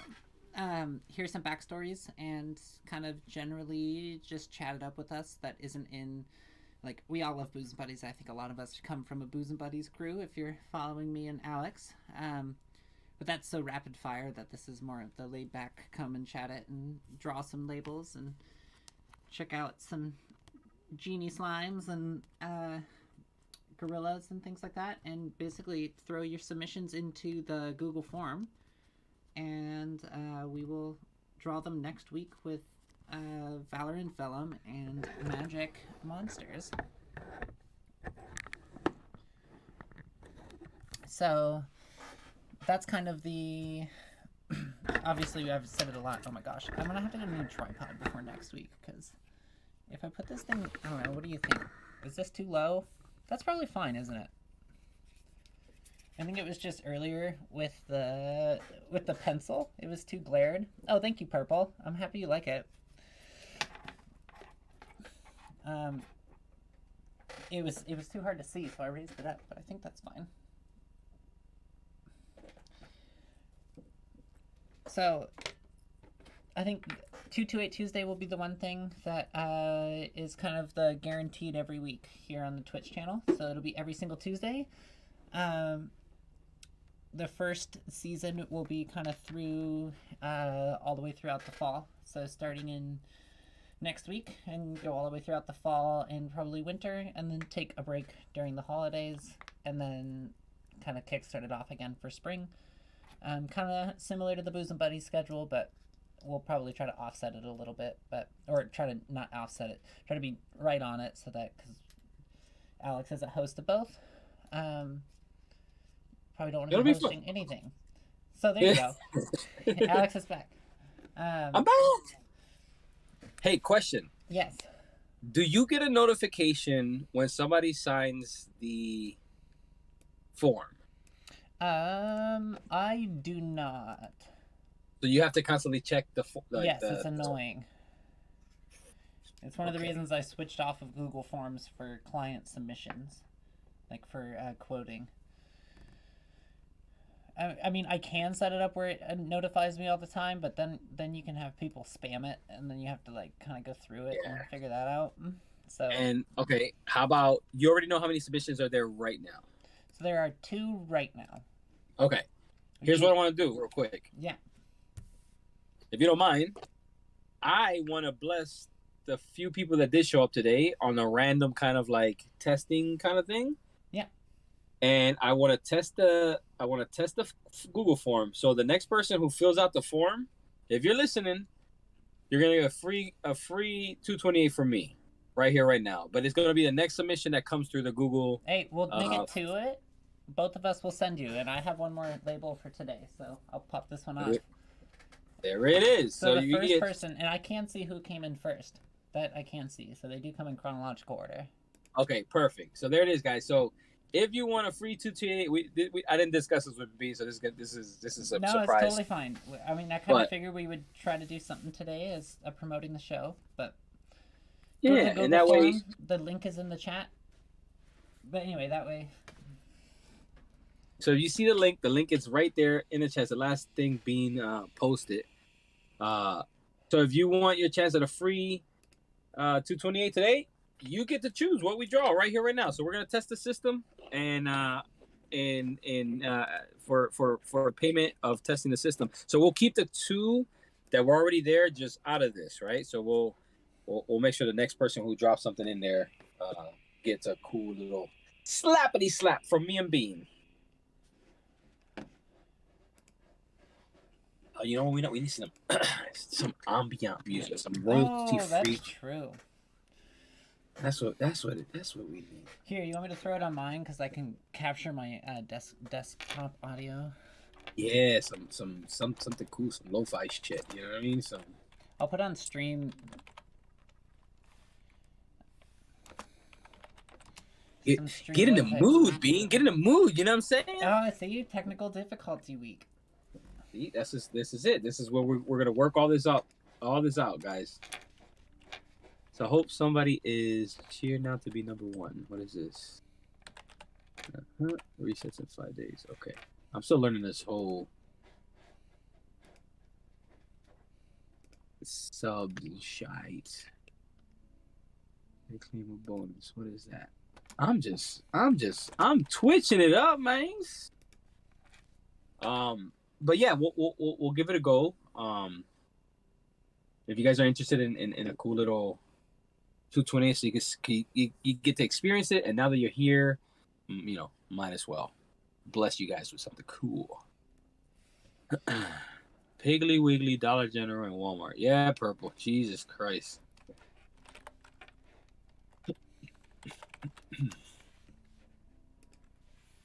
This dude, I gotta re-up. I got a couple here that I know I'll burn through. I gotta go through my old stack. Oh, you know what I picked up? Have you seen these, Bean? No, I haven't. Lucy's. Lucy's. That's pretty sweet. It was the fucking illest packaging. It was a shout out to Scrapyard in New York.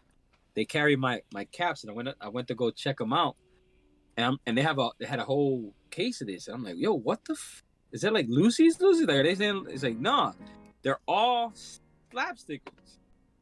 So you go in here, these are all like some eggshells, some like these are fire, like they're super dope. So I might throw in a couple of these if everybody's interested in 220 inches. That's as well, sweet. you know what I mean? It was the coolest thing. They've been sitting there because I haven't had a chance to do anything with them, so I haven't even cracked one open yet. But I thought it was the coolest packaging. Listen, good packaging, it gets me every single time. Like, I'm sorry, like I gotta get credit to the artist behind some of this dope ass packaging. Oh, I love as a graphic designer, you know that. Like, oh, yes. That package slaps, and like you don't know how to explain that to someone and why you have all your packages just out. Like, yeah, I have your package on display right now from your camp. Oh yeah, that one was a fun one. We can show it off up there. It's in the corner. Ah shit, there it is. I fucking love that one. That was one of my favorite ones, and it's the fact that, you know, no one was there to tell me what, you know, that was all like it was all me 100%. Like there was no like, hey, yeah, can you tweak this? Can you move this? Like, no, bitch, this is how I want it. This is my vision. This is how I executed it, and it was absolutely freeing and absolutely awesome. Alright, I just made it so you do not have to give me your email address when you send the form in. I just realized that was required. It does not need to be required. I don't need your email. But I haven't gotten any responses yet. We have 87 of you in here still, so if any of you want me and Alex to do your submission for free right now, go into the form, and we're just testing out how everything works. So if you want to go into the form and give us a 3-word idea, we will, at the end of the stream, we will connect with you and send you these for free, just to help us out to make sure everything is running smoothly. We have 2 that people submitted, but they submitted it under the idea that 4 artists would be here drawing them. Right. So, and I want to make sure that those 2 submissions get the full artist. You know what I mean?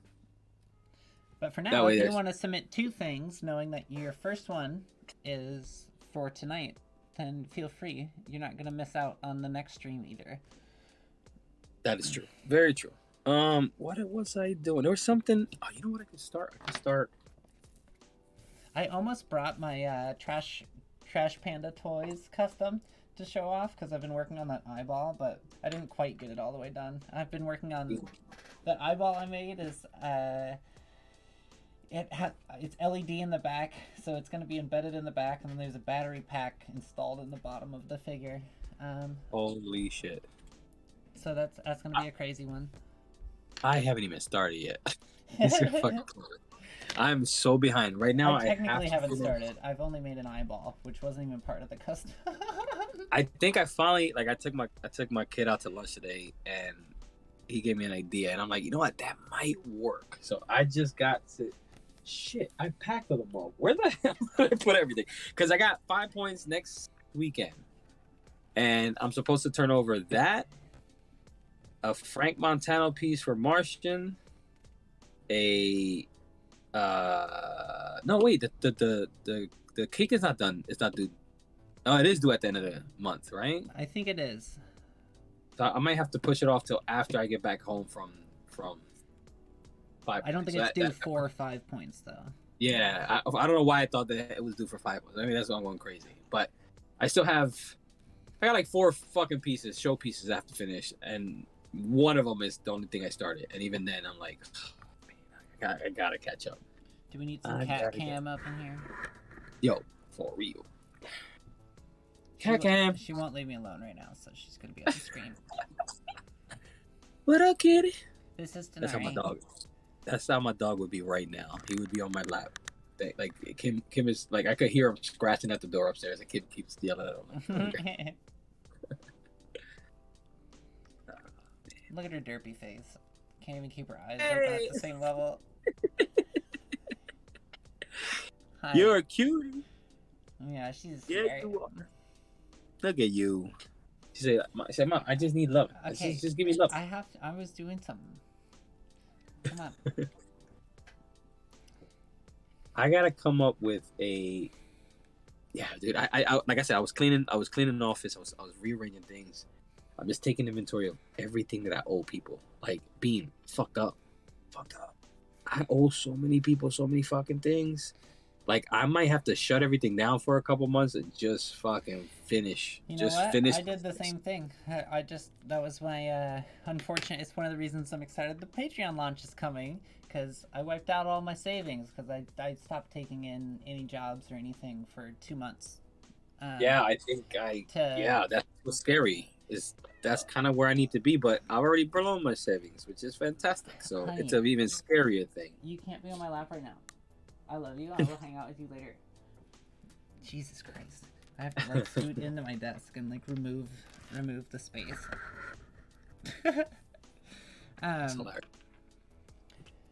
Yeah, I mean, I will say, coming out the tail end of it, I feel very positive about it. Going into it was one of the most daunting and scary things I've done in my art career, because I can only imagine. I've ever not accepted artwork or commissions.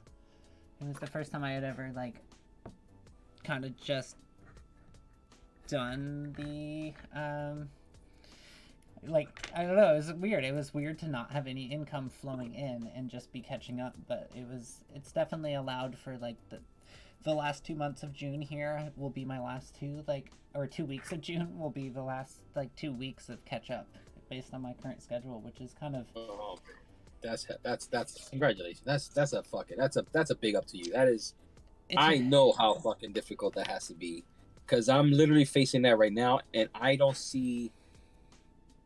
don't see a way I can do it. I like, with no income coming in, it's like I have to figure out how to shut down, but at the same time also invoice shit. You know what I mean? Like there has to be some projects I have to take on. I will say there was a couple clients who like definitely reached out and they were like, "Hey, can I be helpful?" And I was like, "Oh, actually, you know, if you would be down because of, you know, how messed up the resin prices have gotten recently, could I requote your job under the new cost of resin, right?"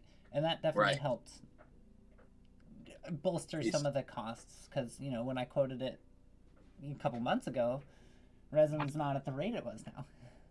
Yeah, that's oof. So that was a nice, like, I definitely, Evil Ghosty was one of those people who really came through and was like, no, I understand, it's a community thing, like all of us are gonna have to up level because the cost is just higher to do the art that we're doing now.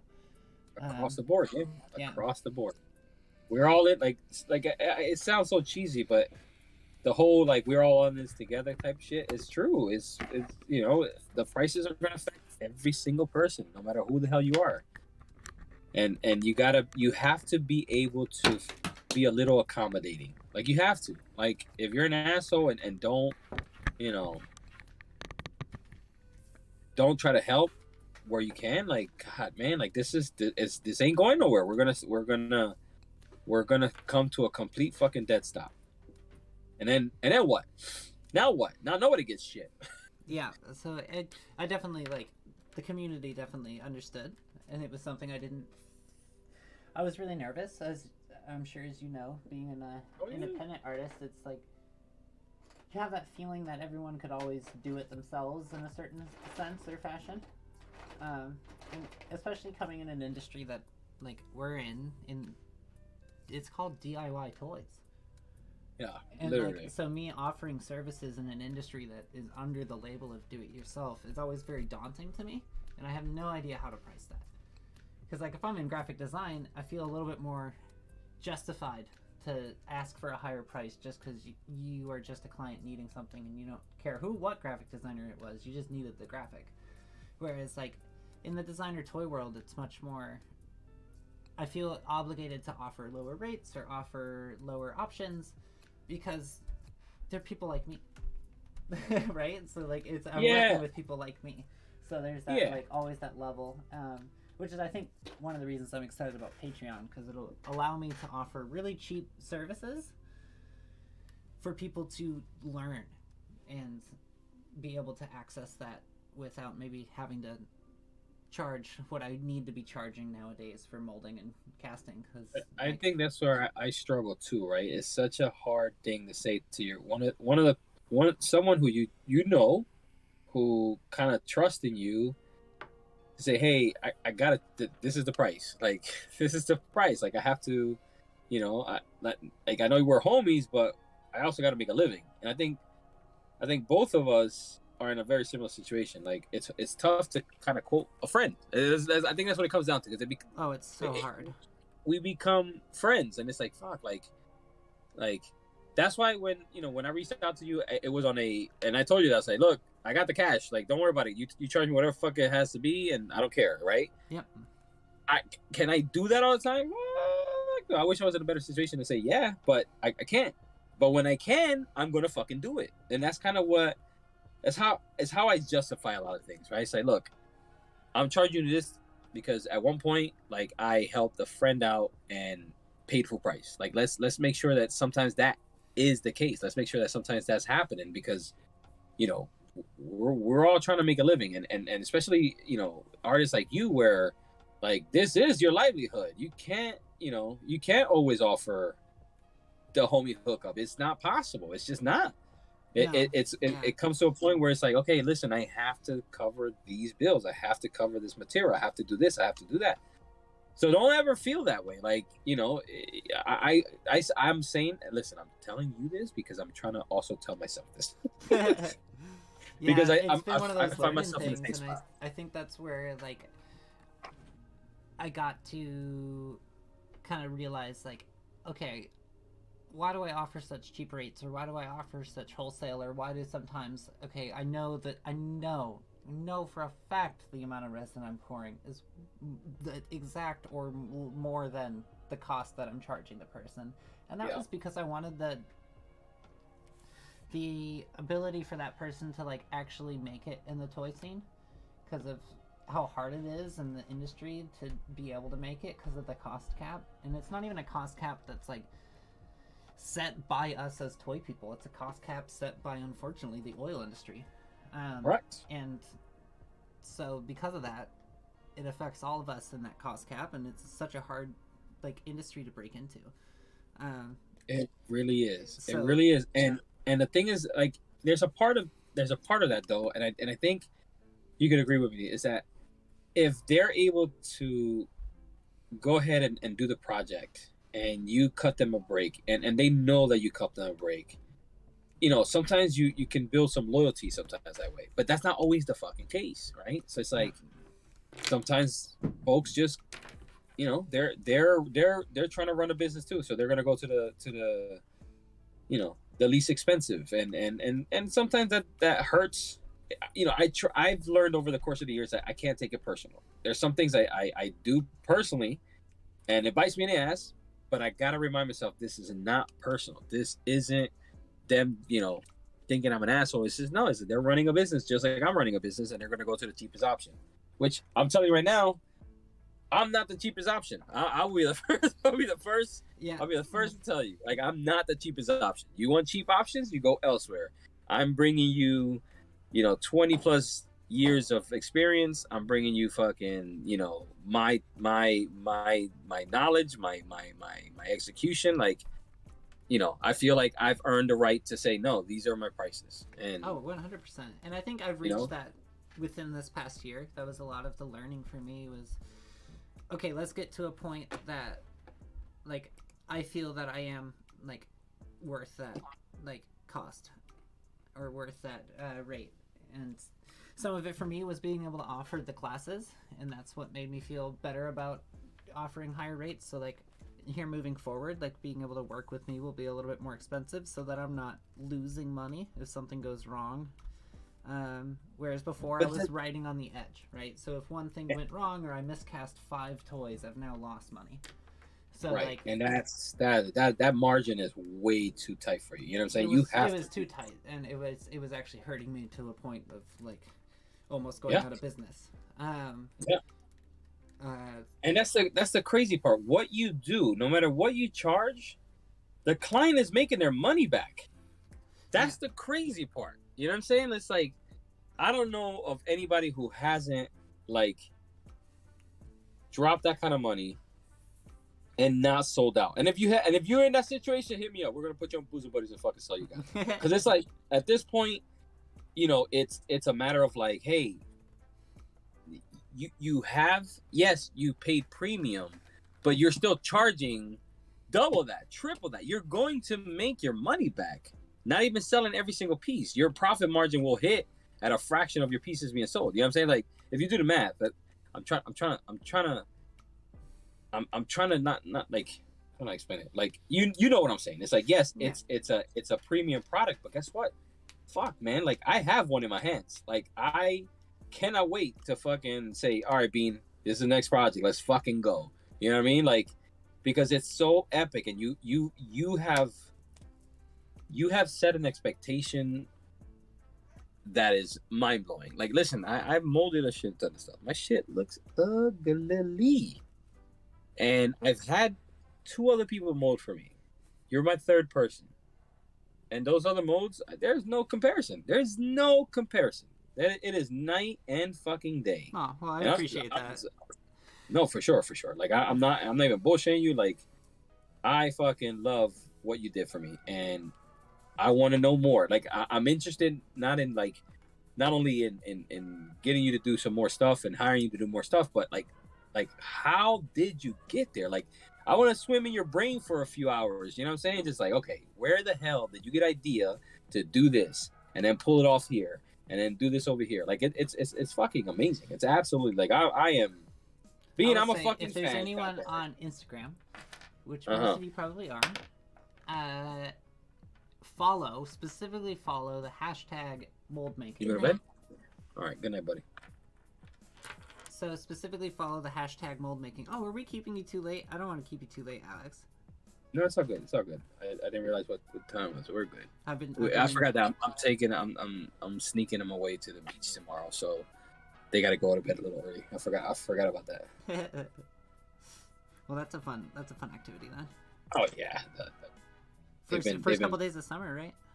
that's it. The last day was Friday, but they're like my like she works at the camp now, so like now they're at camp, so it's like it's weird. It's weird. It's like they're done school, but they're not in like this weird camp that my wife works. Yeah, it's fucking weird. Sorry, you were saying follow the hashtag. Mold making, just mold making. Not that that's where I learned it all, but I will find that that is where I have found some like inspiration from other industries that weren't toys. So like a lot of I can find myself like when I'm only within our 10,000 strong toy community or whatever it is across the globe. It's not huge. Um, that I'll get stuck in a repetitive loop of seeing like the same techniques used, which is great Yeah, because we're all learning from each other. But if you're trying to find something new, you can't learn from the same industry if everyone's stuck in the same like feedback loop. So you need to Correct. break out to like, okay, so how is car manufacturing done? How do they make plastic dashboards? What do they do for their molds? How are their molds coming apart? Okay, how does a silicone mask come out of a mold? How do you make thin? So those kind of questions where you can get them answered by looking at other industries outside of toys, because toys may not necessarily have the answer, because you can get every toy done with a basic cut mold. Yeah. You can.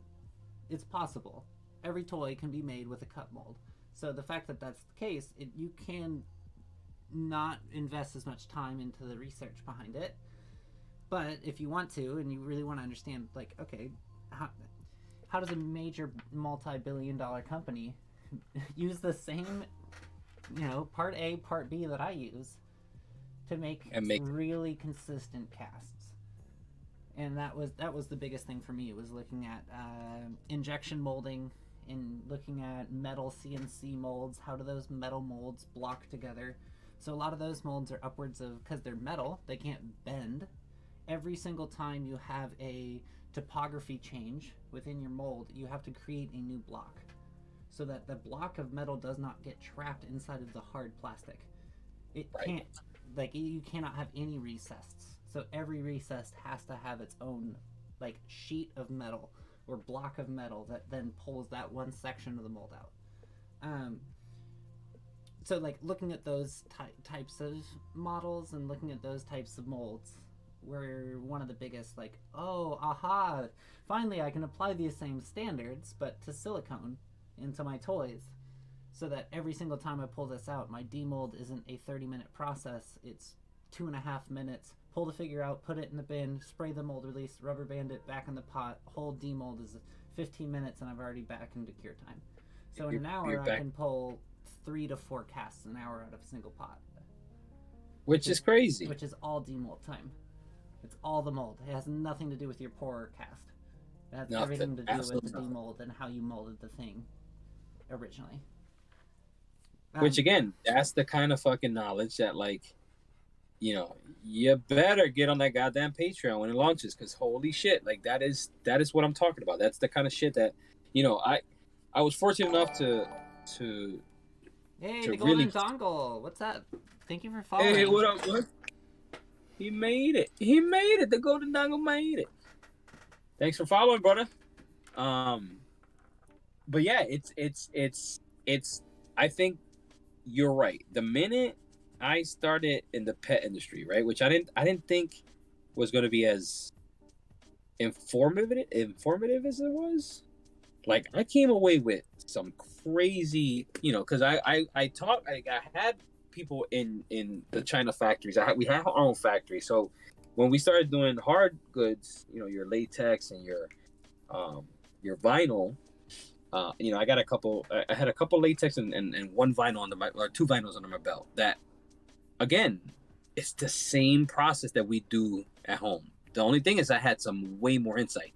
Why don't you do it this way? We need to put it this way. We need to align it this way. You have to, dude. I took full advantage of it. I took full advantage of it, and I'm like, this is cool. And I'm glad you brought that up, because you'll find a lot of cool information in different industries.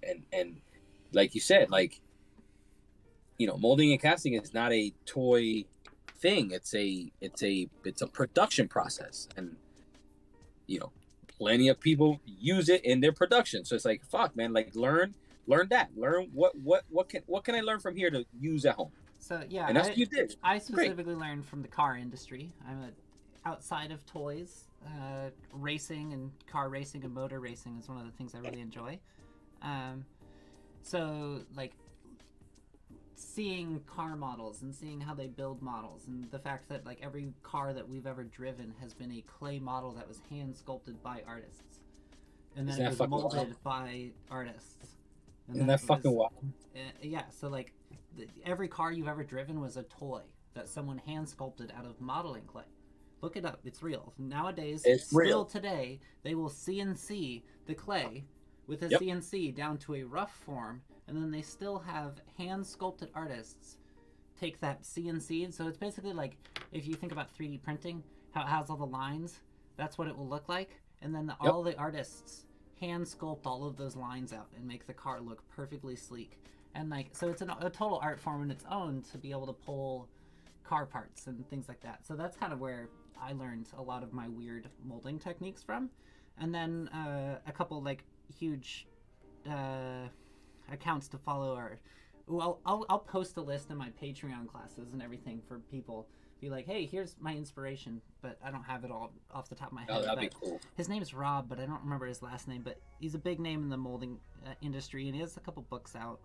And he always shares a bunch of books to go pick up from the library about production molding. And it starts from like ancient ceramics molding all the way up, so slip cast molding and all those kind of like how are you making ceramic pots back in like the 1500s, Yep. up to like plaster casts that were done in the early 1800s, where people were taking plaster on plaster. So someone sculpted out of plaster in a reduction form, and then someone had to make a mold on top of that plaster with plaster. Yes. So that is a level of molding I don't think any of us will ever have to experience the difficulty, because plaster will always want to stick to itself. It's so hard. So like, and what was really hard about it in this, it's a crazy project, but I'll have to look it up because it's a really cool story to read. But this kid was just out of college, and he had to go. The sculpture was in a museum, and he had to mold the entire sculpture while it was bolted to its pedestal, upright. Holy He shit. couldn't lay it down. He couldn't do anything to it, and he had to get the whole sculpture out and create replicas to go put inside of a church in a different country. See, that's the wildest part, because right now, everything.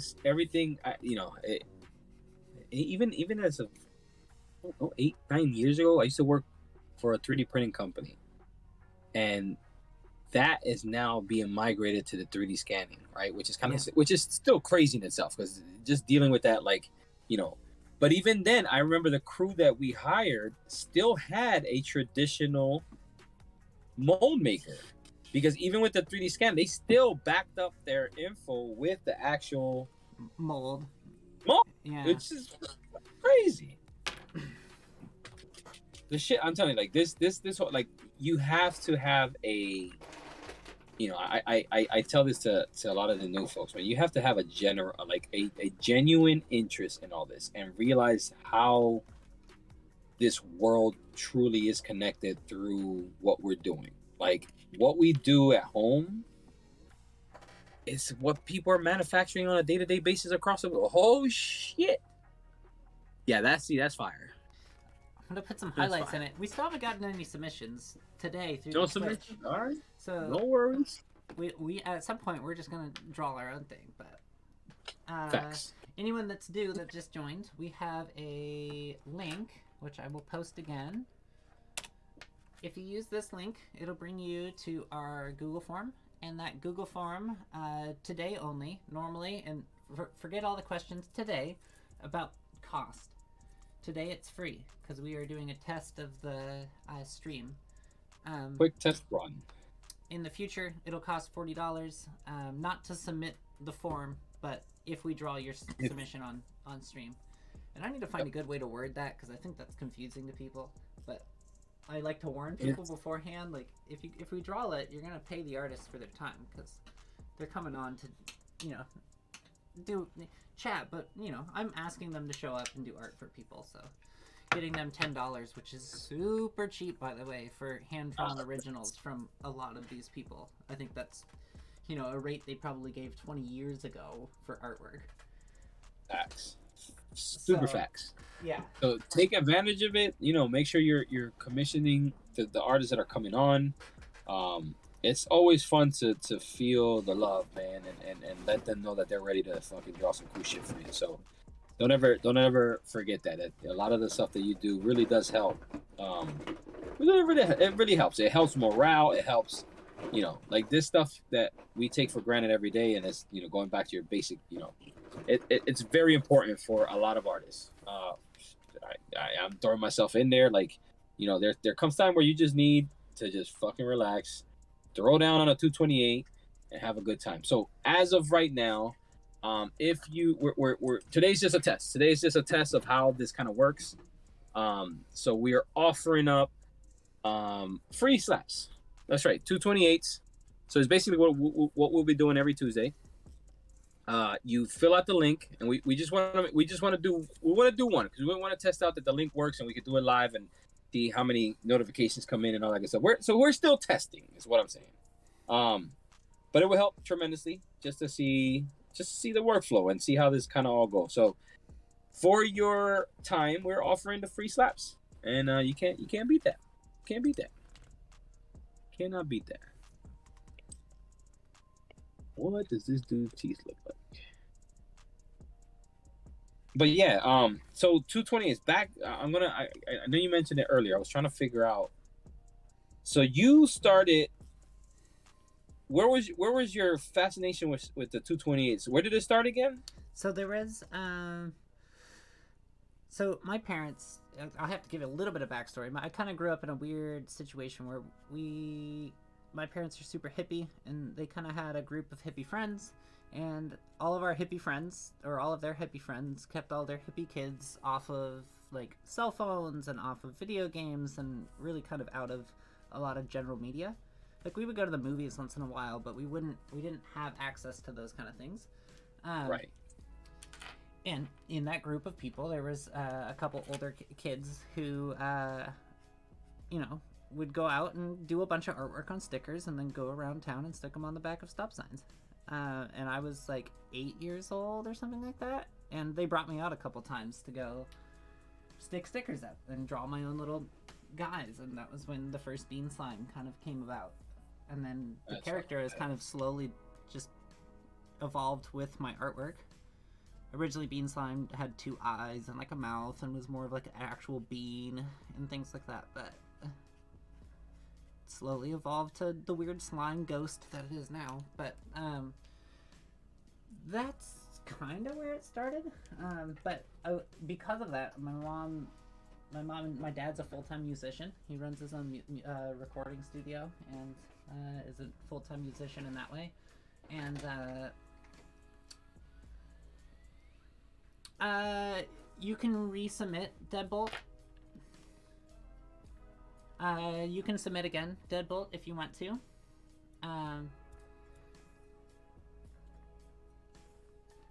On the form, you should be able to click the link, and you should be able to resubmit. If it doesn't let you, let me know, and that's one of the things we need to know, because you should be able to put in multiple submissions. So if you're not able to, that's something we want to test today. So my mom was also, she's a brilliant oil painter. She's an amazing artist in her own right. I've gotten her to paint a couple toys, but she thinks painting sculptures is horrendously hard, so she tries to avoid it as much as possible. All right, so that is confirmation that we are doing something that's a little difficult. Yeah, she doesn't like, she can understand it on a 2D surface, but the second you ask to like, it's the same amount of canvas, it's just wrapped around a weird shape, and that's really hard, I think, for a lot of people who are, my mom's age, going on 60, to like anybody, to wrap their head around when they've been so pre-trained into 2D artwork in that way. For me, I always loved 3D, so I was always sculpting. Like before I did toys, I did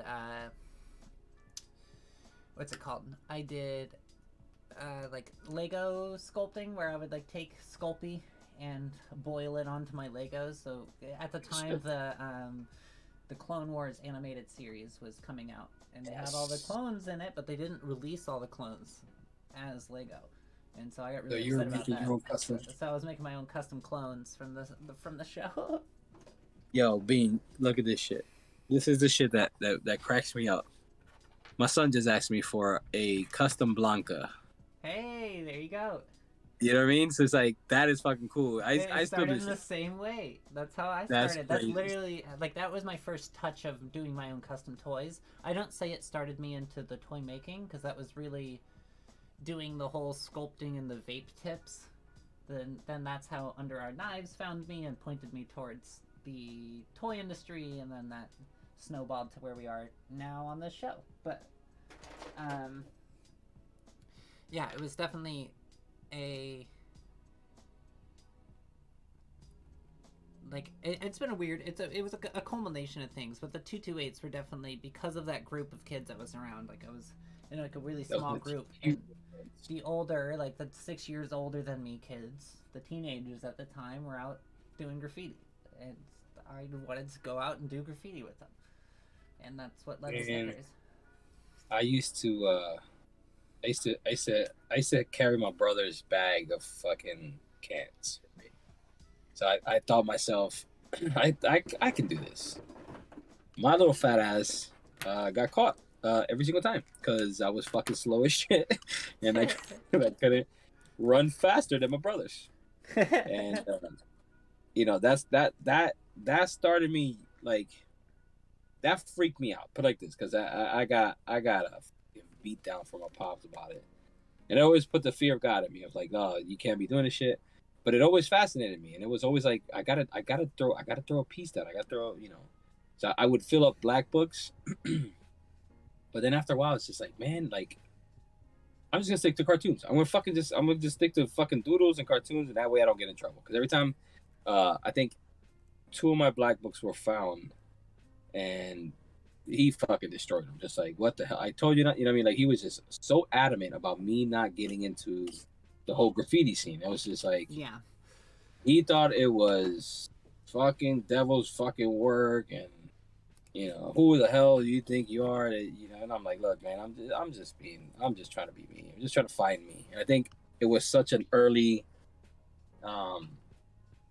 such an early adoption to like the graffiti scene that like that I was scared away. I was literally scared away, and I never came back to it, which kind of sucks. Like so lately, you know, all the roots are there, like all the character work is there. And it But shows in your work that like you were influenced by a lot of the work that was going on at that time. yeah, Yeah. but even today, I still have that, I still have that fear. Like my pop is gonna come over here, he's gonna take all my fucking sketchbooks, I'm gonna lose my shit. Oh man, fucking the shit that happens when you're growing up. See, you know, Hey, they so I put mean, there's a story in my family that like, so my grandpa was super like anti artwork, period, and like you would never oh, make it as an artist. You're never gonna make any money as an artist, and so growing yep. up, my dad had his grandpa. He would take his coloring books, like just ones he would buy from the store, and my dad would color in them. And as being a kid, he would go outside of the lines, and my grandpa would come by and mark with a red marker. He would circle every spot that my dad went outside of the lines in the coloring book and grade his Crazy. artwork, like with a letter Oh my grade. god, And so up to this day, like my dad said, by age 10, he just stopped doing art. Period. that And makes now he sense. still And again, doesn't. it's like And he's still an it's such a artistic person, so he now does art through music. And he's super musical, and that's like his dad pushed him away from visual art so hard that he had to go out and do music and find some kind of artistic thing to do. But it was that's definitely awesome. I think I think when you're a natural born artist, your medium will find you. It really will. Like you know, I was in the same boat. Like my dad always told me the same thing. Like I could tell you plenty of times where he's like, "Why are you trying to like?" He shunned me away from becoming an artist, and he always said, "There's no money there. How can you make money pushing a pencil?" Like, it was like those are things that still fucking even till today ring in my head, you know. And a lot of the stuff I do, honestly, is to kind of prove a lot of these people fucking wrong, you know. And so look, like, we live in America, bro. Like, you can figure out a way to make some fucking money here. Stop playing. Like, yeah. being an artist, like, look, when COVID happened and everybody's in lockdown, who were the people that were being sought after? Fucking artists. You know what I'm saying? The entertainers. Like we serve a purpose, and over the course of the years, people forget that shit. But we're here to serve a fucking purpose, and I'm just happy that I'm able to say, hey, I'm trying my damnedest, and I'm making a living off of artwork. Like that. That is not an easy accomplishment, and I want everybody who's out there working as artists, like, yo, remind yourself, man, be proud of that shit. Be fucking, you know, own that shit like that. You did that. Nobody else did that. You did that shit. And sometimes, you know, we as creatives don't get a lot of credit. You know, I think there's certain places in the country that a creative gets a lot of fucking well deserved credit. In Philly, it ain't one of them. Let me tell you, it is not one of them. No, where The also that I grew up in like ski country Oregon, so kind of out in the country, just a lot of outdoors. If you aren't biking and wearing a Patagonia shirt, then you're not worth anything. And that was the culture I grew up in. So artwork was like the last possible thing. I think the first mural got put up when I was like 8 in my town.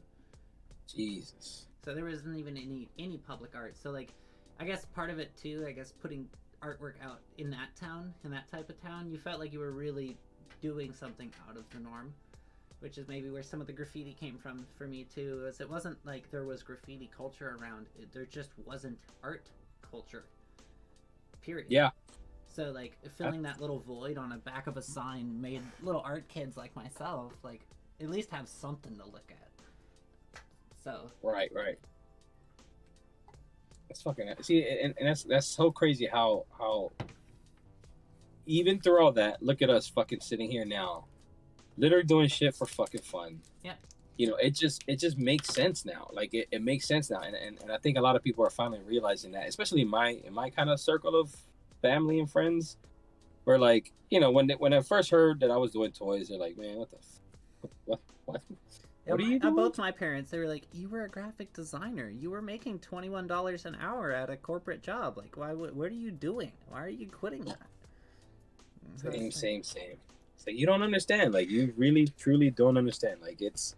But I still feel blessed that I got the parent. I have 2 artists as parents, so like they both of my parents are self-employed, which is part of the reason I had the confidence I think at 15 to be able to take that leap of faith of just no, I'm gonna do it. Like screw it.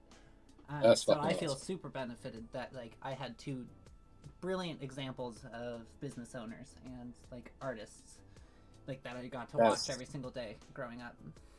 That's fucking epic because I feel like I'm growing up I was the only artist in the family really, like, and when I say artist, like everybody didn't, but like it wasn't I was doing anything. I was creative. I was in my own world. I was, you know, I mean, I was a daydreamer. I was a doodler. You know what I mean? It wasn't nothing like specific, but there was no real prime example of like what is a working artist. Oh shit, Bean, look at you. Oh, I love the shading on the fucking on the teapot there. I love how you use the striations, and it does really look. It was an accident, but it kind of came out. That's dope. Are the boys in bed, babe? Awesome. Anybody hit up the I think Deadbolt was trying, but I don't know if 2 people can submit at the same time, so we'll see about that. I'm still waiting. If you guys could, just for our sake, please hit that link and test it out. You could even say cat. I don't care what the submission is. We're down just to test it. This is the tester stream. This is the tester stream, exactly. Purple, if you're still here and you want some labels for free, if you want to, you could even say the color purple. That works. That's a theme. We're just looking for a test through this process so that next week everything goes super smooth. When we also have 2 more artists on here, and we're trying to get you guys artwork quickly. So our goal is to do 3 to 4 labels a night. I think 4 is our goal. That's I think 4 is the goal. 3 would be, you know, realistic. Sent in. Oh, just got it. Perfect. Look at that. All right. So is it working? It is working. Sweet.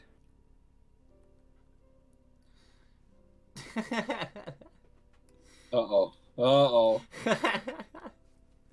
right. Let me grab this real quick.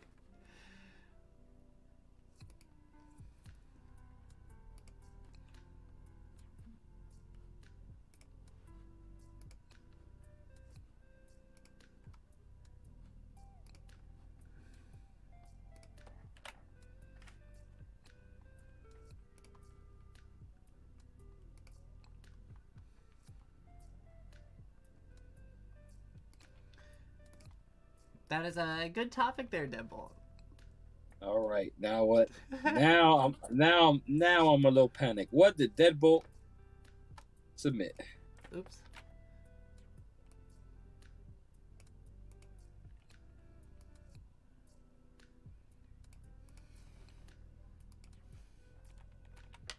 There we go.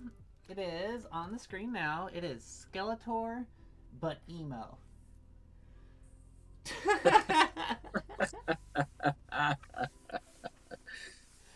Skeletor, but emo. So an That is. emo Skeletor bean slime, or an Oh emo my God. Skeletor. I'm gonna have to pull up some. So like, okay, double. You could answer in Twitch chat, but are you talking what specific era of emo? Are you looking for like 90s kind of grunge emo vibes, or are you looking for like XD raw emo, which is probably past Playful's time there. Yeah, that's past my time. So Playful may need to look up some hairstyles from the early 2000 XD era. Oh my God. That was a good submission. That's good. That put me on my toes. I have to look some things up here. I'm doing my holy shit. Okay. XD raw. XD raw.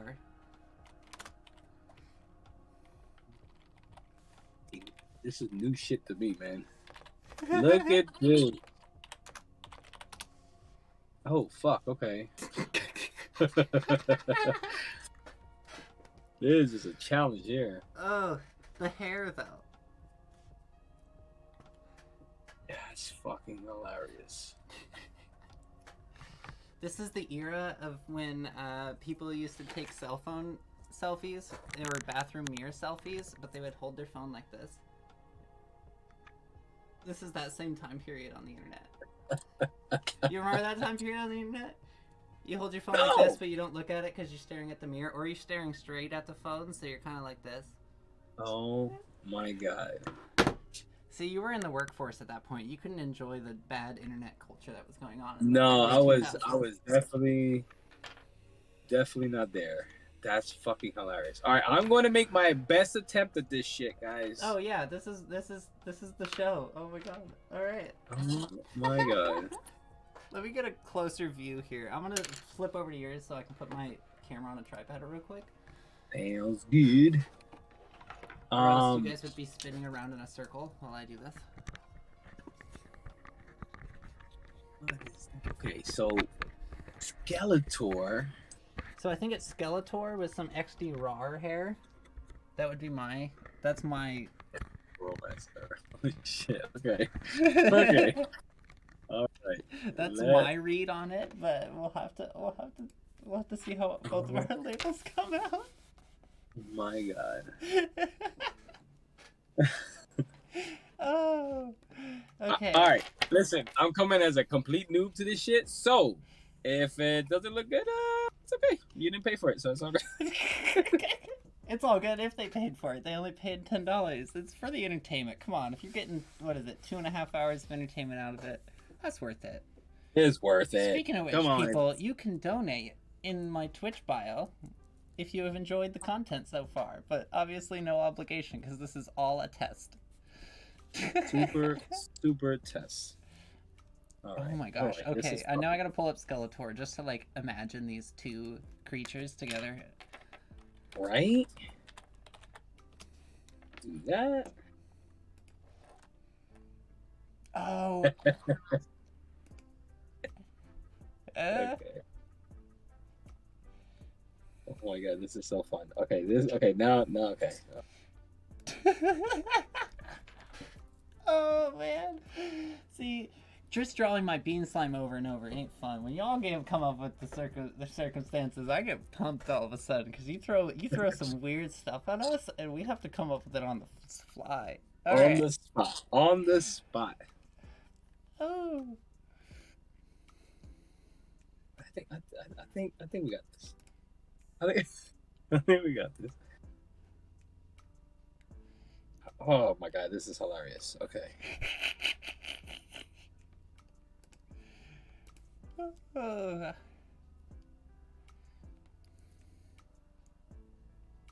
Fuck, I gotta give him credit. Fucking Deadbolt.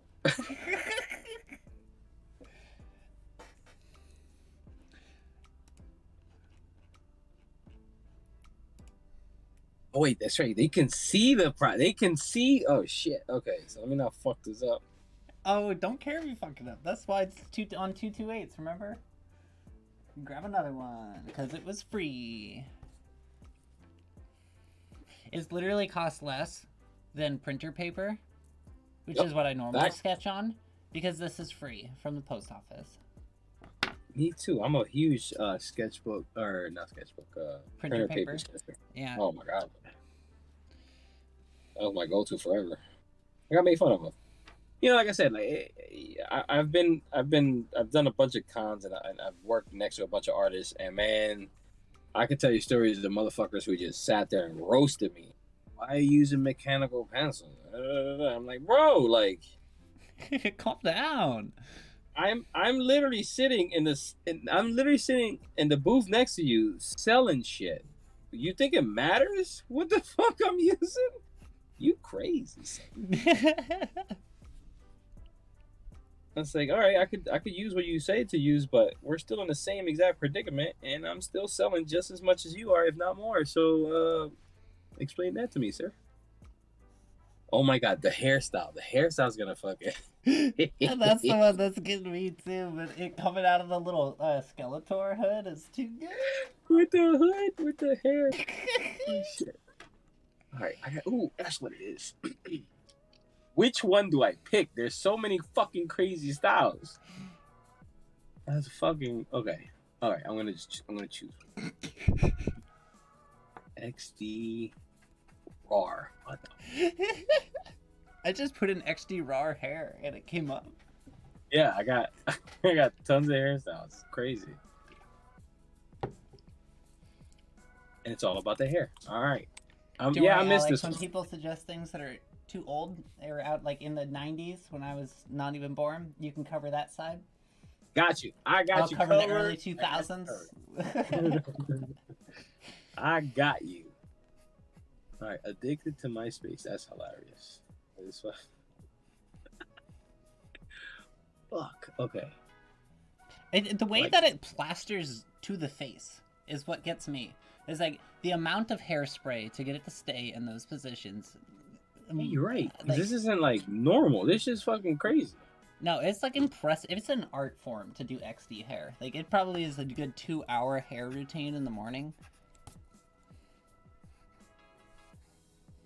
Holy shit. Yeah, I don't got time. I don't know. I couldn't do this shit. I don't have the fucking time. I'm too lazy to. But it's in the hood. Ooh, okay. I got. Oh shit. Okay, all right, Skeletor. This is fucking awesome. Yo, I'm super excited. Magic is one of my fucking favorite artists right now, man. She is fucking crushing it. And I invited Magic specifically because I had invited Magic before on Booze and Buddies when we had talked about the show. And then, secondly, the pack that Magic sent me was probably more 228 labels than it was non-handmade labels. So, like, it was a freebie giveaway pack, I think, where we traded. It was a toy trade for stickers and things like that. And the amount of handmade work she sent was astronomical. And so I was like, you have to come on. Like, you obviously are using these to, like, their fullest advantage. And, like, still in your career. They're epic. They're absolutely fucking epic. There's nothing that... They're flawless. Like, I have... Yeah, she traded... Like, she sent me a bunch. I bought some... It was when I first bought a couple pieces for her. She fucking loaded the box up. And I'm like, wait, what the fuck is all this? Like, are you fucking kidding me? Because like I said, I have a... Good Lord, don't get it twisted. When I first started Playful Gorilla, a lot of the first initial trades were 228s. I got fucking boxes and boxes and boxes full of shit I traded for, shit I fucking, cop, things I fucking, found, and like it's wild. So it's like Did I get that having hair, her. Alex? Oh shit! Oh shit! Oh I got the shit! flow down, right? You got the. That's it. That's it. That's the hair. I mean, from the little bit of that I googled in the last couple minutes, that's the fucking hair. All right. Oh my god! Now to add the hair. Fuck. Okay, hold on. I did hair first. I was like, let's get raw XD out of the way. I'll get all the other prerequisites second.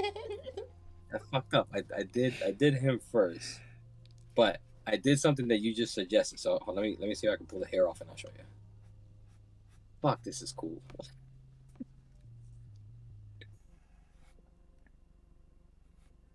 Fucking Deadbolt killing coming me. through with the good suggestion here. That's a great suggestion. And to any of the 8 of you that are still on here, this is what you can come up with your own 3-worded suggestion, and typically there will be 4 of us all trying to figure out how we smash that together. Because, like, keep in mind, I have an extra prerequisite of bean slime. Playful has an extra prerequisite of a gorilla, or whatever's the character. We need to smash it into our own styles, though. Oh fuck! I didn't do that this time because I got so excited about Skeletor. So next time, that's gonna be my new prerequisites for sure. So what I'm gonna do is I'm gonna add his staff in because I didn't want to try to put it in there, and I was gonna make the staff a bean slime.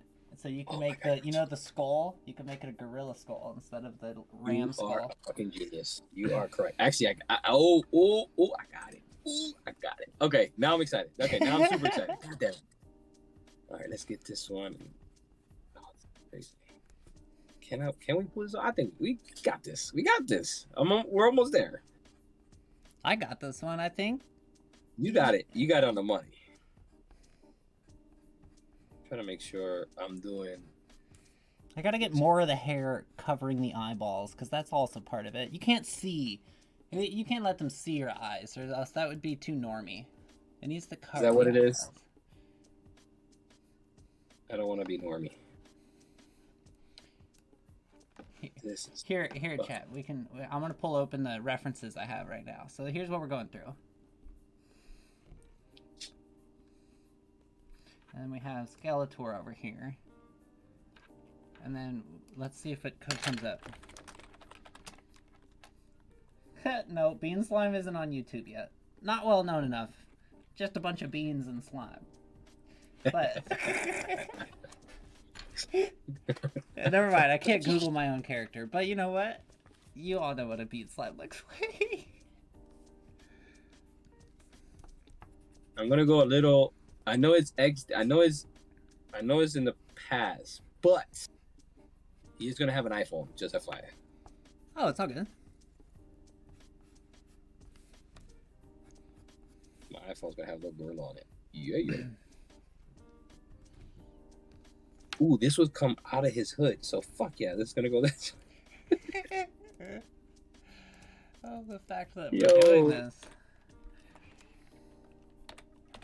And this is where the fun is. I swear to God, this is it. This is why I had so much fun last time, because the fucking ideas that were thought of, like I would never. My sketch favorite this. one up to this point, by far, Rosie the robot.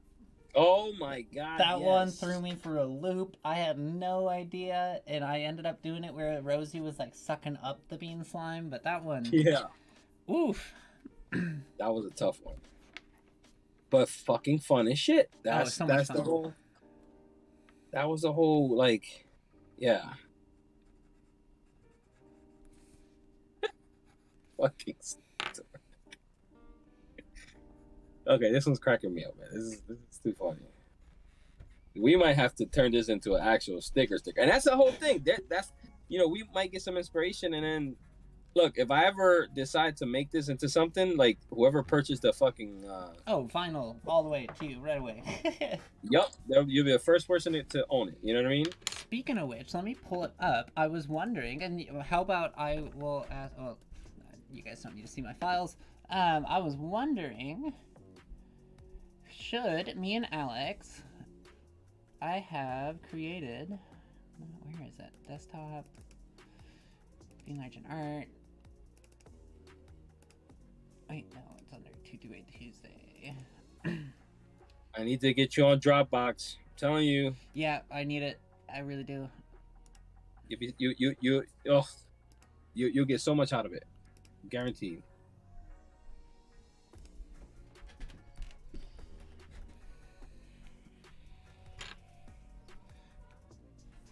Where would Paramore fall in this whole grand scheme of things? I don't know if I'm educated enough to answer that.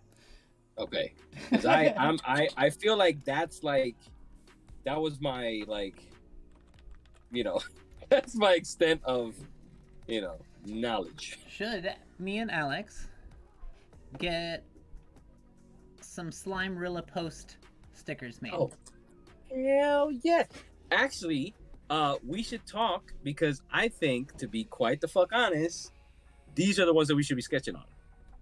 You know what I mean? That's our point. Like, these could be like premium ones. Oh, that would be cool. So I've had a lot of the artists ask, "Are you gonna send me the stickers?" And I was like, "No, you should get them from the post office." But maybe we could create when we all do a warm up on a label art or on a priority mail, and then we can switch over to some Fancy Slime Rilla Post ones. Maybe that's what we do. Because it would be cool if it was like a little bit bigger. Yeah, just slightly bigger. We can size it to however we want. You know what I mean? Like, it could be fun. Let's sell some artwork first, and we'll get. Yeah. But I think that's a fucking great idea. We should,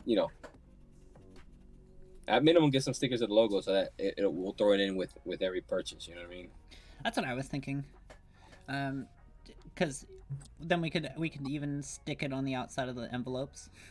Yep. I'll bet that's what that'd be. Oh boy. Okay. Did I fuck this up? Ooh, he needs more teeth than that. I'll tell you what. Skeletor does not have 4 buck teeth, and do not try to draw Skeletor with 4 buck teeth, because 4 buck teeth does not look good on Skeletor. I just learned that out tonight. Lesson learned. My teeth are crooked as shit, so no offense, Skeletor. No offense, Skeletor, but you got crooked ass teeth in my rendition. Oh my god, this is so fun! Like, this is like a fucking badass idea. This is why I miss this so much. I like getting into it today. I'm not gonna get you wrong. I was like, oh man, this genie's kind of cool, but I don't know. It's not that great. Hey, Valor and Film. So what's up? We are me Can't and wait Alex. to throw down next week with you. Yeah, this is gonna be so much fun. So me and Alex are just doing a tester stream right now, making sure everything works. Making sure people can double submit into the forums, which they can, and getting everything like checked out and ready.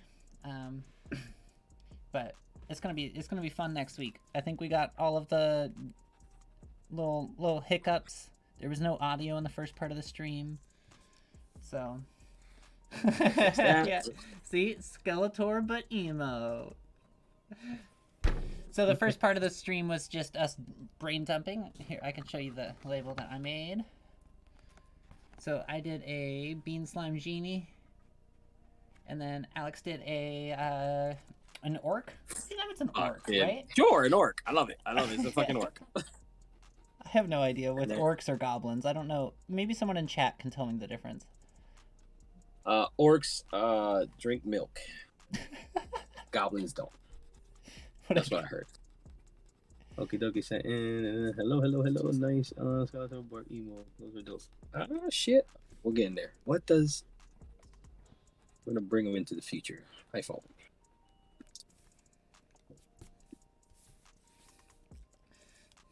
Thank you, Valor Vellum.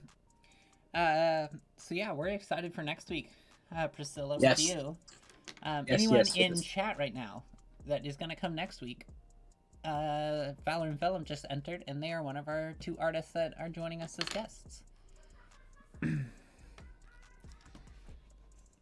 excited. Like I wasn't following. And when you sent me the link, I'm like, okay, amazing work coming out of Priscilla, right? That's her name. Yeah. Amazing work. Holy shit! Like I can't. I'm excited. I'm excited for next week. This is gonna be a hell of a fucking show next week. Oh, I think we got two of the coolest artists to come on next week. Oh. Like, first episode has to be two of the artists I look up to the most in like hand drawn work. Yes. So like having Magic on after seeing all their like carved rubber stamp work and all of those kind of things, and then having Priscilla on. Priscilla's detail and the amount of like little micro details, and each one has its own little gradient, and it's like Unreal. yeah, Unfucking real. oh, Priscilla, it's kind of about sucking. You know how hard it is to come up with a bean slime Skeletor but emo? That's a hard thing. It's the funness. Like, I've had more fun doing this one than I did the one I came up with myself, to be honest. Me too. And that's what this is all about, guys. And that's like it's a way to just have fun with it. Go back to just having fun with it. It doesn't matter what it looks like. It doesn't matter, like somebody's gonna like it.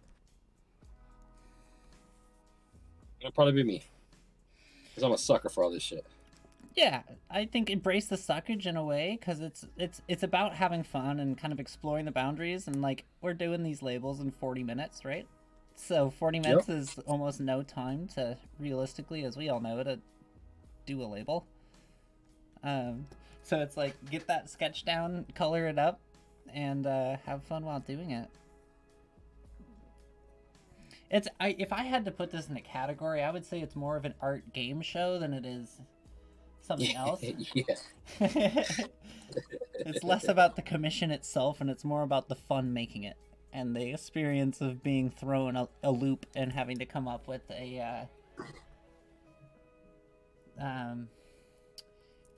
a kind of idea on the spot, or like the fucking Skeletor emo. It's the fucking crazy. I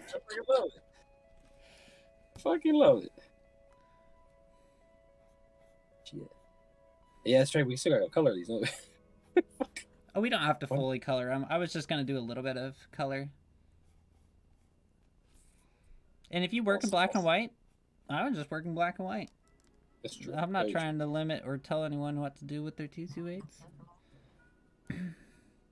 Yeah, and that's the thing. There's really no rules here, guys. Like, you know what I mean? Like, especially for any artist that wants to jump on. Like, and by the way, it's an open call right now, correct, Bean? Open call. Yeah, I'm almost done booking out July, and then I'll book out August, and we'll probably stop booking for a little bit.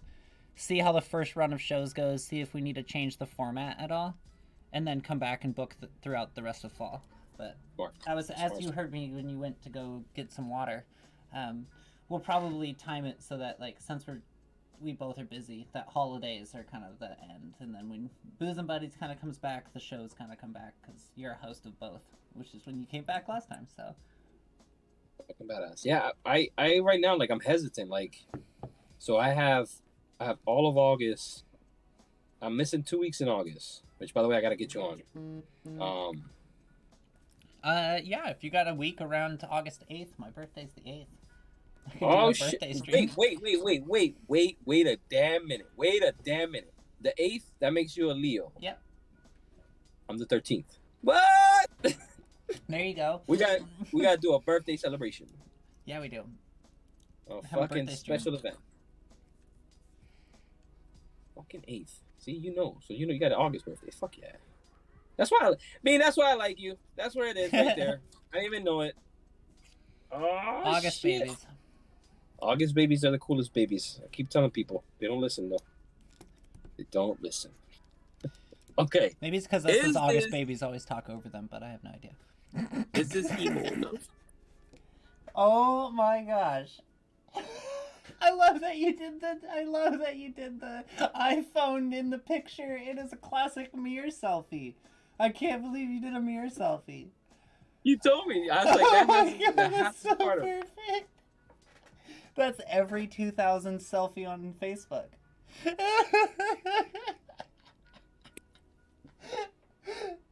That is one of my beauty. Okay, we have to make that a sticker. Deadbolt, you'll get one. Like, I'll pay for the printing. I want it. That is too funny. Oh my goodness. Oh man. And again, I am not this is not my era. So it's like this is so fun to tap into shit that I have no idea what it's all about, but fuck man, like that's a cool ass idea. Skeletor is my shit. Just FYI, I don't know if that's why me and Fett get along so well, because Just to let you know, we already have one other Skeletor for next week. So we'll have already another. Yeah, we'll have a fun badass. Skeletor for next week as well. That is fucking badass.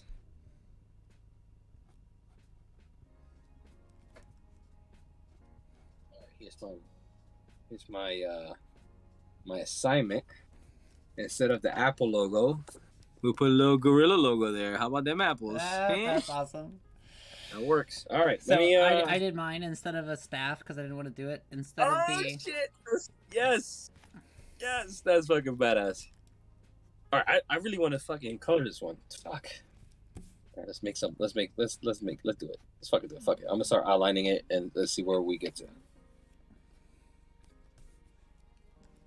Fucking Skeletor.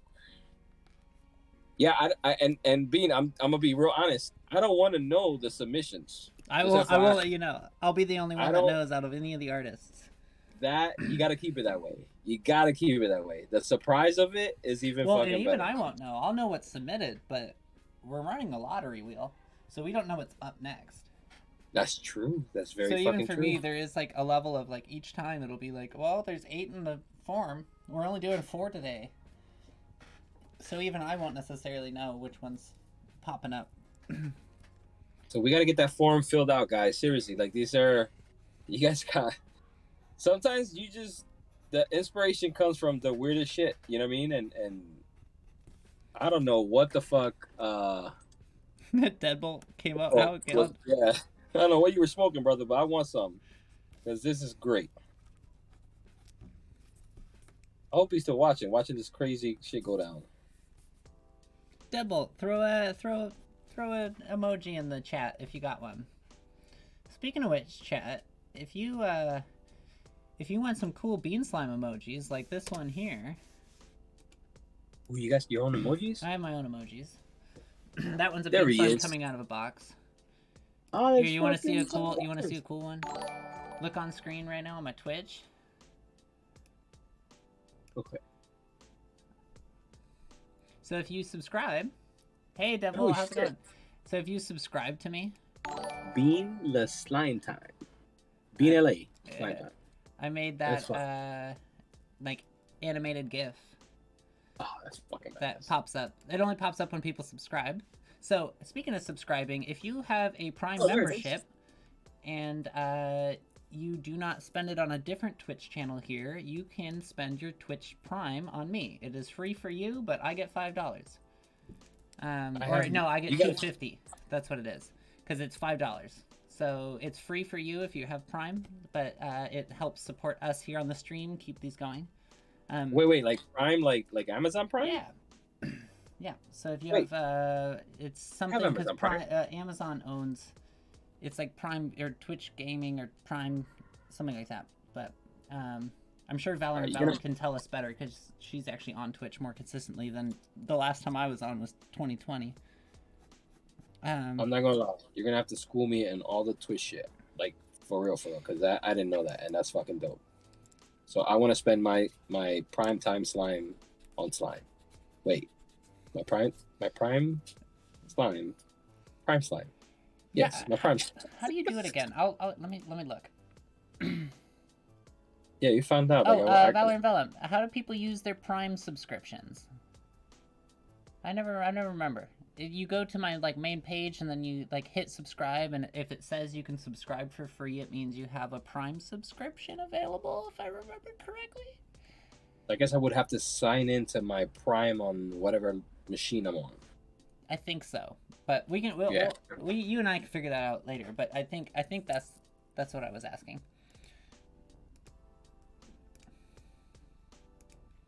Are you getting the music, Alex? I am not. Oh. Now I have my phone. Oh, you have it audio. muted probably. So it's probably in the stream for everyone, but you probably don't get to hear it. So if I turn on Here. technically phone Oh, you muted. Let's see. Yeah, that'll double up in the audio. Yeah, it's gonna be weird. So here, Very close. Yeah. you can play this link quietly, and then it's the same one I'm listening to. Oh shit.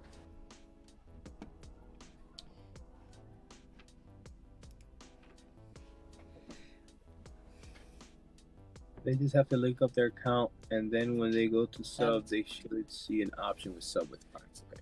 So there you go. So if you link up your like Prime account and your Amazon account to your Twitch account, oh, I just exited out of that. Then you should be able to get a free subscription to me, and I will be able to get $2.50 out of it because Twitch keeps their half and I keep my half. And it's free for you. We make $2.50, so it's a super way to support the stream for free. Badass. I did not know that, so that's gonna happen now. Like I said, by the time you and I are done, I'm gonna be a fucking Twitch. Well, and I made you a moderator too, so we can go through some of that later on. Yeah. And so that you can like get into the back end, and so that you get all like the notifications, and say I was gone going to the bathroom, you could still run a poll. Beautiful. Yeah, things like that. Beautiful. Thank you, Valorvelm. You are the best. Thank you for knowing Twitch better than the people who are currently on Twitch trying to use Twitch. Facts. Yeah. I feel triggered. Thank you very much.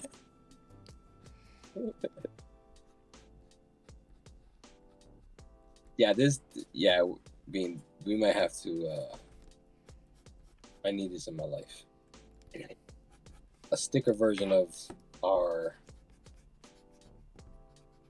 Skeletor emos. Shout out to Deadbolt. Again, this was what I think I remember it being so much fun, because it's like I would never draw this. No, ever. Wait, ever. Never in a million years. You think I would ever not draw even close. this?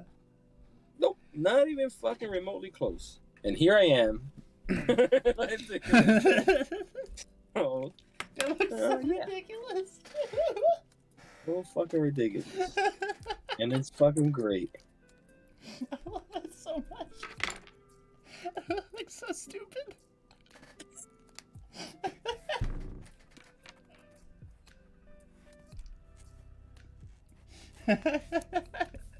That's fucking epic, Bean. That's fucking epic. He needs to be doing something with his other hand, though, so I gotta figure out... Hey, Deadbolt, what's an XD RAR thing to be holding in your hand? Playful's got the bathroom selfie, so... I took it from Bean, and she didn't even know it. Oh, no. Oh, no, there's an XD RAR daddy meme of Trump, and I won't put it on stream because it's a little too traumatizing, but oh my god. Oh, God, no, don't... I'm not doing it. It's just I was scrolling through. You found it? Yep. Yeah. Oh, man. This is fucking cool. It's the expression. It's the non-emo expression of him with his mouth. I know. Because everyone, I don't think you can have your... Oh, you can if your tongue's out. You can have your mouth open if your tongue's out. But does Skeletor have a tongue? I don't think so. It's just the open gob. Yeah. I think it's just the flapping jawbone. Yeah, jawbone. Oh, so I know. His ram pole is also gonna have XD hair. Oh my god.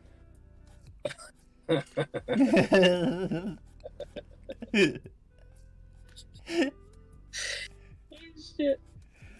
Yo, I can't wait to like, because here's the thing too, like, anybody can join in, you know what I'm saying? Like, you can fucking grab a 228 at your own house and start fucking doing the same prompts, you know what I mean? Nothing stopping anybody from creating. That's the fucking fun part. And again, this is a way to fucking knock any like cobwebs out of like writer's block or artist block. You know what I'm saying? Like It really is. Like I would it. like I literally before we came on this stream, me and Alex were talking in Discord like, oh, we don't know how this is gonna go. We're both kind of like, meh. And now here fucking cracking it up with fucking Bean, drawing fucking emo Skeletor. Fuck out of here. That's fucking amazing. Oh shit.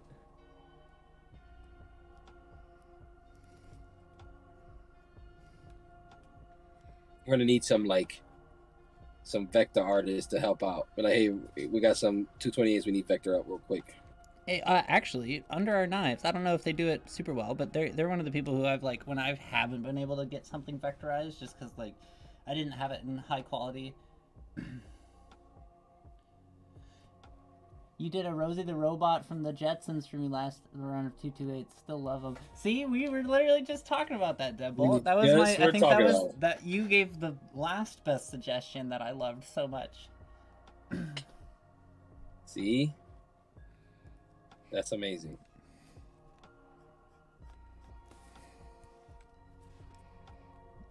Cause that was out of left field. Fucking Rosie the Robot. I'm like Rosie from the Jetsons? Like who the fuck watches the Jetsons still? It's Deadbolt. It's Deadbolt. You got me, man. Like you got me. That was a good one.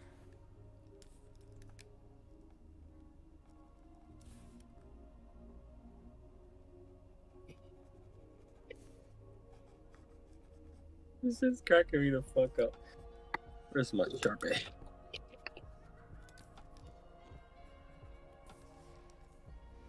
Okay, I don't know if goat skull with emo hair, it looks as good as it looked in my head. I gotta figure out how it looked in my head. Because it looked way better in my head than what I drew. Isn't that fucking weird? Sometimes, like, you know that wasn't what you were thinking. Like, it's weird because it's like, it doesn't exist before you even thought about it. But somewhere in your brain, you're like, that's not what I was thinking. And I know it exists because I thought about it. Exactly. So you know it could. Exactly. But some of those become super dope. Like some of the random pieces become some really cool pieces. Again, it's just a way to just let your brain run. Like let it fucking run free. Don't fucking think about it too hard. Just fucking create. Like that's one thing that I have to remind myself. I have to fucking do it because my dumbass has taken on so much freelance work that like I if I don't do this on a Tuesday night, I'm gonna go fucking nuts. I think me too. This gets me back to that whole like just art for art's sake, art for the fun of its sake, art when I was 8 years old going out to go put up stupid characters like Skeletor but emo out on a stupid sign in my hometown. That's what it brings me back to. Real. Because, like, you know, that was just all of us kids. Like, oh, what are you making? Oh, well, I'm making Winnie the Pooh, but he's smoking a bong. And, like, you know, it was that stupidness. That classic kid, preteen stupidness that we're too But in that stupidness is, like, where fucking most of the great ideas come from. Let's be honest. Oh, 100%. You know what I mean? Especially in the fucking the shit that we do. Like, everybody's always looking for the next greatest mashup, the next fucking what am I resin casting this weekend? What am I sculpting? It's like some of those ideas, man, they're random, but they fucking work. They fucking work. Especially when you hit some nostalgia shit, like, come on, Skeletor. Like Skeletor was my shit when I was a kid. Like I watched that shit religiously. He-Man, I thought I was He-Man for a little bit. Well, at that time, you were the master of your own universe, right? As a kid. It's true. So, that's like, what they taught you.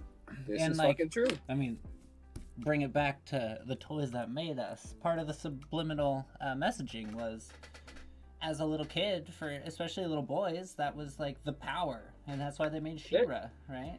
It was having the like a feminine version of like I want the power, and as a kid, you have so little power in your life that on that little Saturday morning. That's it. That's your and you have power over this in front of TV. I'm being told that I have the fucking power, and I believe it. You know what I'm saying? Like that's fucking that's powerful ass shit. that puts people on the right path, man. You can never sleep on that shit. Oh, Skeletor. You fucking emo bastard. This is so stupid, and I love it. Oh, I finally got it. It's not very Did it good work? because I'm running out of time, but Are we gonna like time these things? yeah. So I'll probably have I'll have a 40-minute max timer on the screen. And then if it hits that 40 minutes, we're gonna try to get it done in 30ish. If it hits the 40 minutes, we'll pause it. And any artist, if you're feeling iffy about sending it to the person because you're like, oh, I didn't finish it, don't worry, finish it off stream. Make sure you're feeling comfortable sending your artwork out, because I don't want you to, in any way, shape, or form, be diminishing your artwork because you didn't feel you wanted to send it to someone. That's pretty fucking epic. I so like that. Finish it off stream. Make sure it's in a spot that you feel comfortable with it. But like, it's a hard cap at the 40 minutes so that the stream doesn't do like we're doing today and just kind of bleed into whenever. It'll be more structured next week. We promise, everyone. Again, we're just kind of like shaking off the cobwebs and just getting back into it, guys. So, thank you for joining the few folks that are still in and out. Thank you, guys. Seriously, it means a lot. It really does. I thought this may have been like a 2-viewer stream today, just for me and Alex to figure out all the wow, we didn't have audio on, and oh, there needs to be this over here. So that's why we did it. But the fact that you all tuned in, that makes me super excited, because it means you guys are at least semi-excited for the 228s. Excited to see some artists. Maybe you tuned in for Valor and Vellum and you're like, oh no, they're not here, but they will be here next week. So Correcto. Same time next week, 5 o'clock.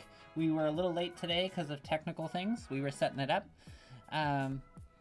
But next week, 5 o'clock on the dot, we'll hit the live button and be going. If any of the artists are late, I scheduled in about a half an hour of talking, running the lottery wheel, getting the submissions put onto the topics for the day board on the stream and everything. So there will be beans on top of it.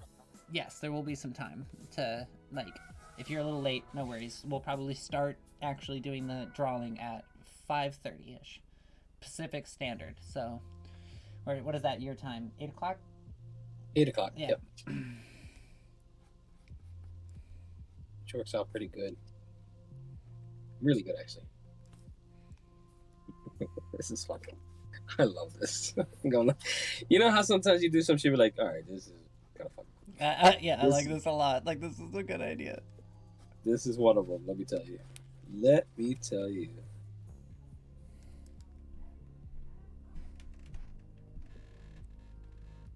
Yeah, it's just. I've been struggling lately, Bean. I'm not gonna lie to you. I've been struggling up in my brain and just dealing with life. I got a fucking smile on my face, man. This is what's up. This is what I needed, I think. Good. I'm happy we could get it back. I think I needed it too. I think it's definitely been I think as much as the pandemic was a nice refresher and it offered a lot of opportunities for me in the art world, it also created a lot of pressure once the world got back to normal. And yes. That yes. weighed on me as 1,000 bricks. It's like, oh, everyone's going back. Now they're all ordering at full capacity again. And, oh, okay, I wasn't ready for that. Like, I thought I was, but I mentally, I was not ready. And that's real. You know what I mean? And that's a real concern. And you know, we had a decent conversation on Booze and Buddies last week about similar situations, right? Like just being in your own head, being, you know, like, for me it was always like, man, it's just me. It's like nobody's gonna fucking understand if I say. That's why I never say shit. I just keep my mouth fucking shut. But holy fuck, like I realized it's not just me, and there's a lot of people going through these struggles, and it's okay to not be okay, as long as you understand that it's not okay and that you have to make an effort to fucking fix it. You know what I mean? Yeah. And sometimes you don't know what that answer is. I had a couple people, shout out to Jessica Emmett as one of them, and Valor and Vellum, and Barely Available, and Evil Ghosty all kind of posed the question back at me when I was talking to him about it. It was just like, well, what makes you happy in this scene? Like, what is it? Because if you're gonna go through a rearrangement and you're gonna go through a rework, like do it so that it's working for you, so that it's not just about like paying the bills that specific month, which is what I had been doing for a couple years. Same. You know, Same thing. I'm so still in the middle of that shit right now. Shout out to Evil Ghosty because that man right there, like he he's just a fucking good dude. yeah, And he is. he what to say, like he really has some insight. I don't know what it is, but he really truly has some insight on just fucking life. And really, and the thing is, it's funny because his method is interesting because it's like he poses questions. He's like, dude, I don't want to, I don't want to impose. I don't want to do this. He's like, well, what if you think about it this way? And it's funny because I always preach that, right? I always preach the fucking like, you change your perspective, you change your life. You know what I mean? Like, literally, like it's what he regurgitates back to me, and I'm like, motherfucker, like you're right. You're fucking right. And I love that dude. Love that fucking dude to death.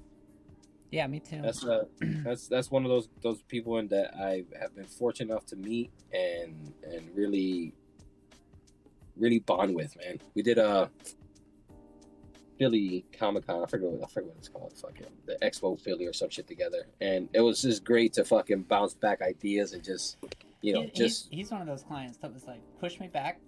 Don't worry, you're busy. Push me back. I'm gonna order a small amount. Push me back. Push me back. And he said it again this last round. And I was like, no. What you can do to help me is if you want to pay this new rate, you can. But I'm not pushing your stuff back because you have asked it. You've been the one to be screwed over, and asked for it.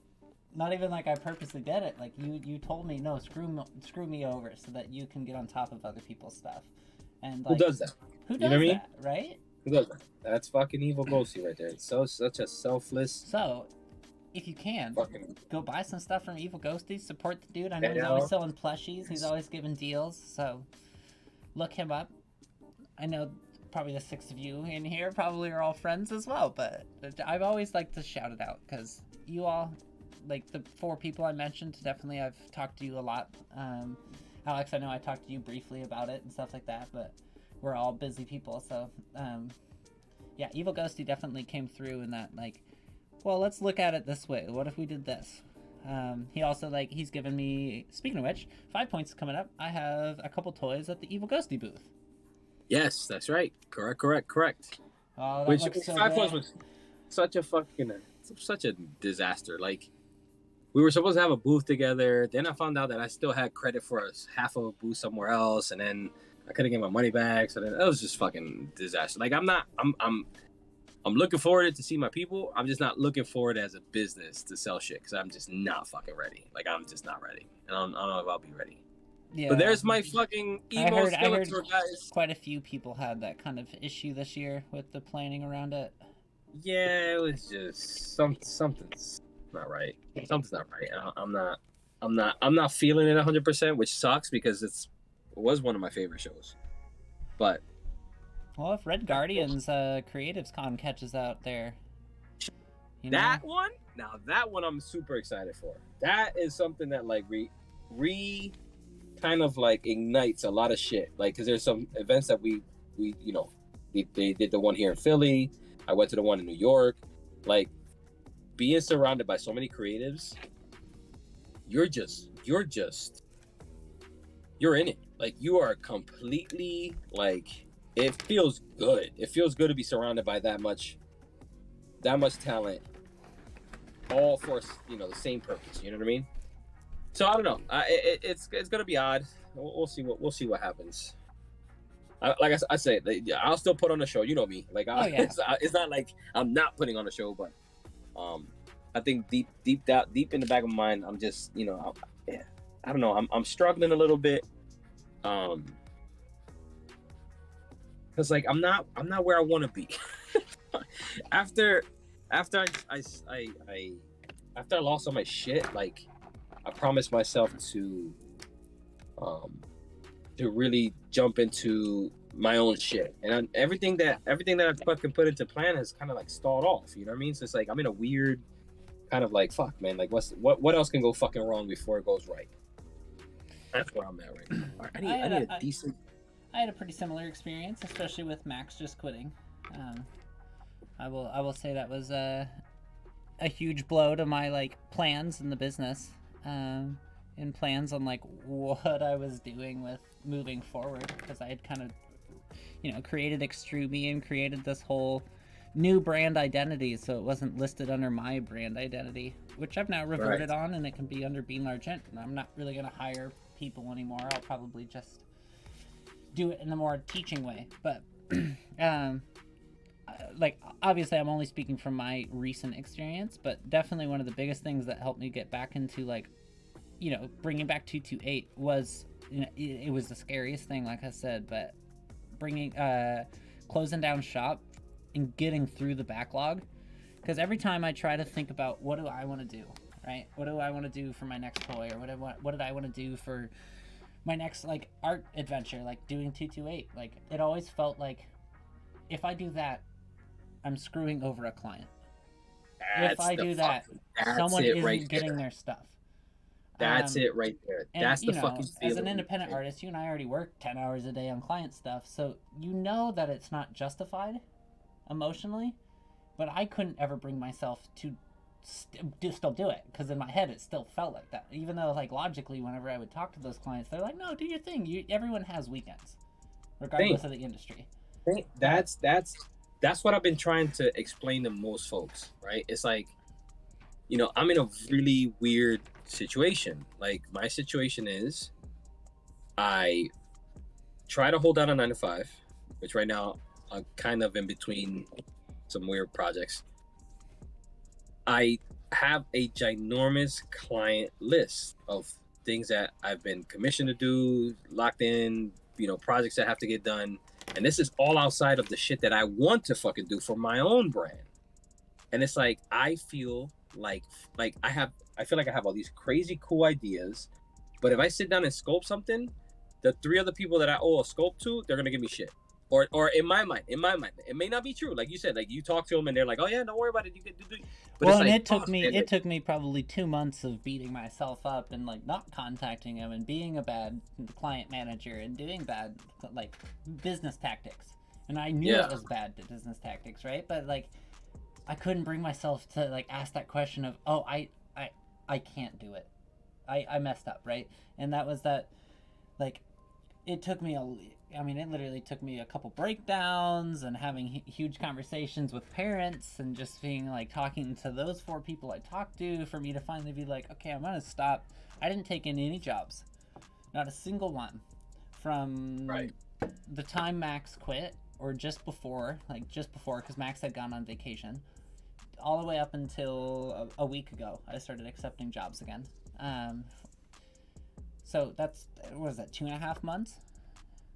See, I feel like that's the road I'm on. Like, I feel like I'm fucking gonna have a breakdown. I'm not even fucking kidding. Like, I'm just sitting here contemplating, like, how can I justify working my own stuff? Which is the fucking weirdest problem to have, right? It's like, wait, it's your stuff. You should be fucking working on it. But that feeling, that guilty feeling of like, man, like, dude, you're not,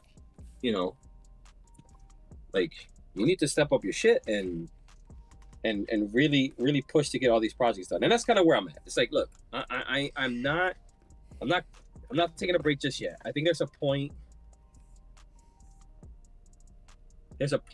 where there's certain projects that I have to accomplish in the next month or 2.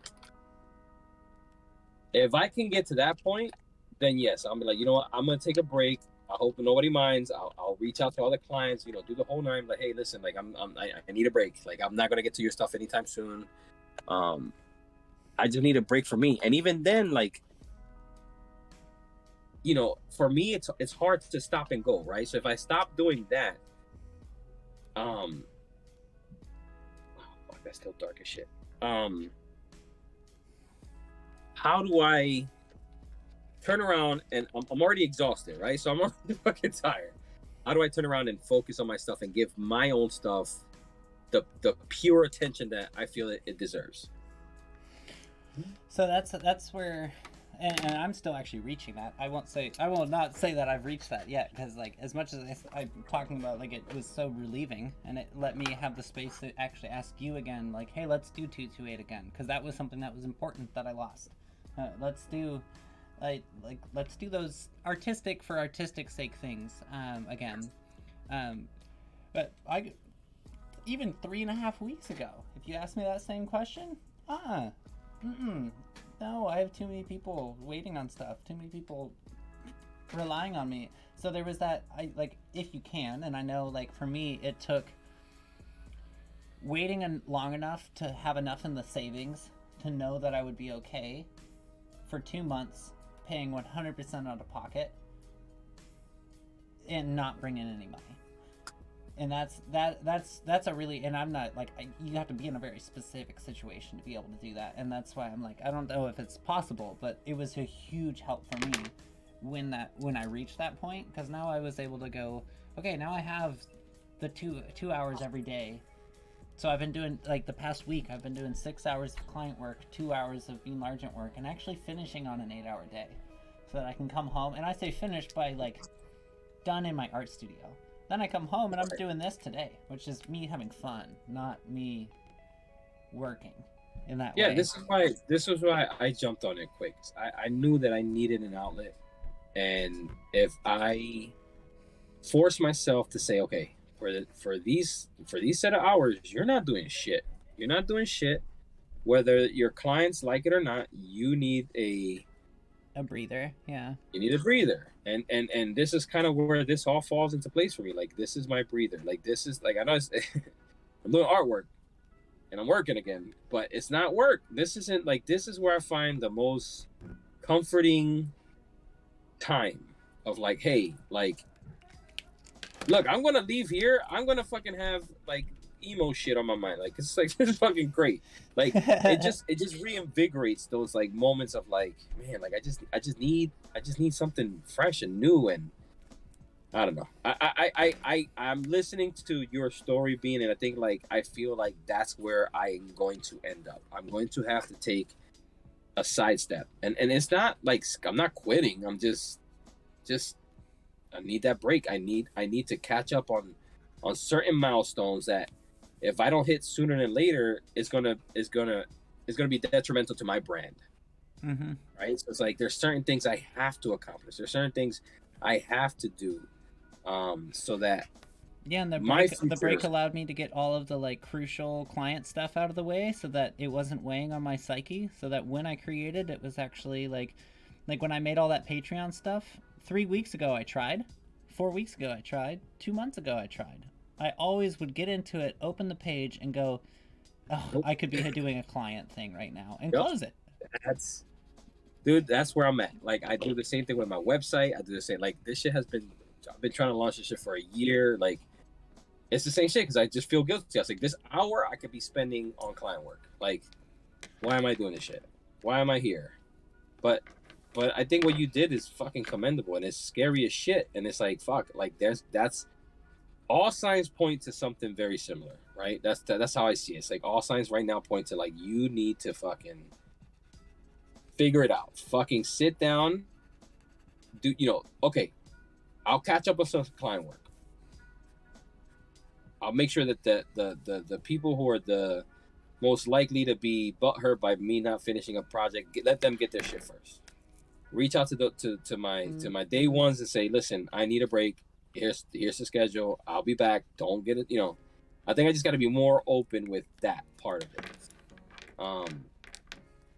But I'm excited for it, and at the same time, just freaking the fuck out. Oh, it was And I think, terrifying. Like I said, it took me a couple mental breakdowns and being like, "Oh, I'm about to do it. I'm gonna do it," and then I would not do it for a month, and then I would do it, and I wouldn't do it, and then I wouldn't do it for a month, and it took literally Max quitting and being like, "Oh, I guess Extruby isn't a thing anymore," for me to be like, "Oh, okay, like I should do this. Like I need to get rid of the list and start the new list, the list that I want, not the oh, list fuck that you. is there." You have a list too, huh? Oh Fucking yeah. A. Fucking A. That list has been the bane of my existence for the better part of 6 years. So I put it up as a 3-month plan, and I literally stapled it to my studio wall. And every day, if I can get one thing, just one thing off of the list, and I separated it where it was molding, casting, sanding. I even put sanding in there as its own thing because it takes up its own whole day. So Yep. like, and I did it like that, and that was one of the things that helped me.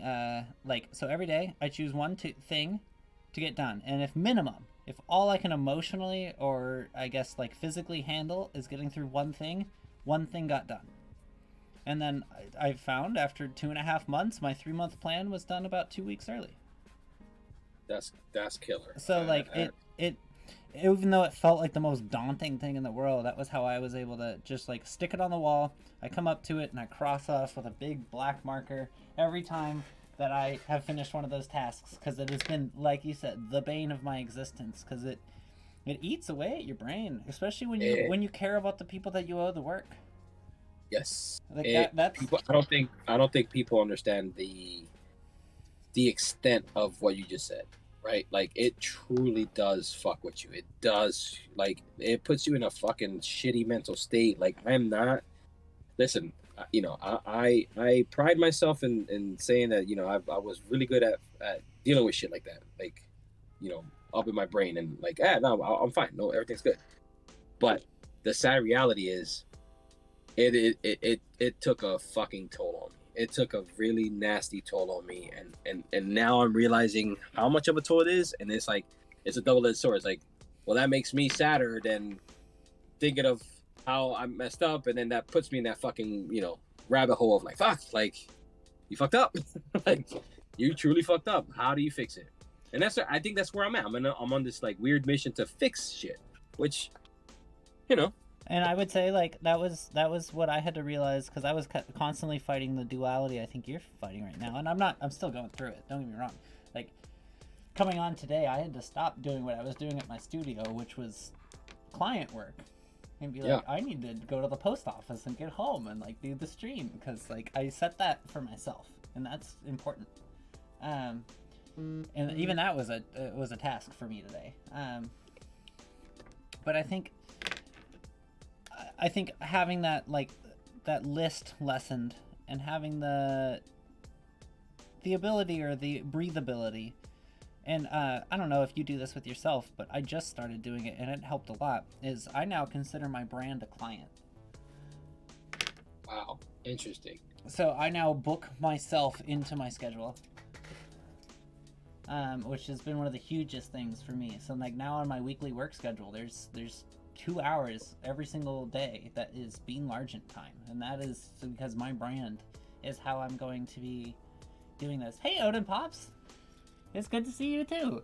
Thank you for popping in. We are talking, I guess, deep talks around being a independent artist and having clients that you really care about, and a lot of work and everything in and out. Normally, I don't know if you've been tuned in for a while, Odin, but we will be doing a much more, not much more, I won't say much more structured, it'll be pretty unstructured, but a stream where people, as you can see, give us a theme, like Skeletor but emo, and we need to fit it into our art styles. So, if you remember from 2 years ago, which was the last time I was streaming, I kind of had this show with Playful, but we're bringing it back with 4 artists, and next week we will have Valor and Vellum and Magic Monsters on, which is Weird. Yeah, which is going to be such a good lineup. The first ones today, Odin, our first one was Brain Dump Doodles, which is just me and Alex dumping some ideas we had. So I did a genie slime, and Alex did a goblin or orc. Or something. Thank you. Yeah, that was it was a fun one. So, Odin, the whole show premise is that we take your submissions from the chat, and we make them in our style. So this submission was from Deadbolt 11 today, and it was Skeletor but emo was the idea. So we have a link and I will drop it for you. Oh, nope, don't drop that. That's actually the stream music. If you want to listen to the stream music we're listening to, that's the link. Let me go back to the forum.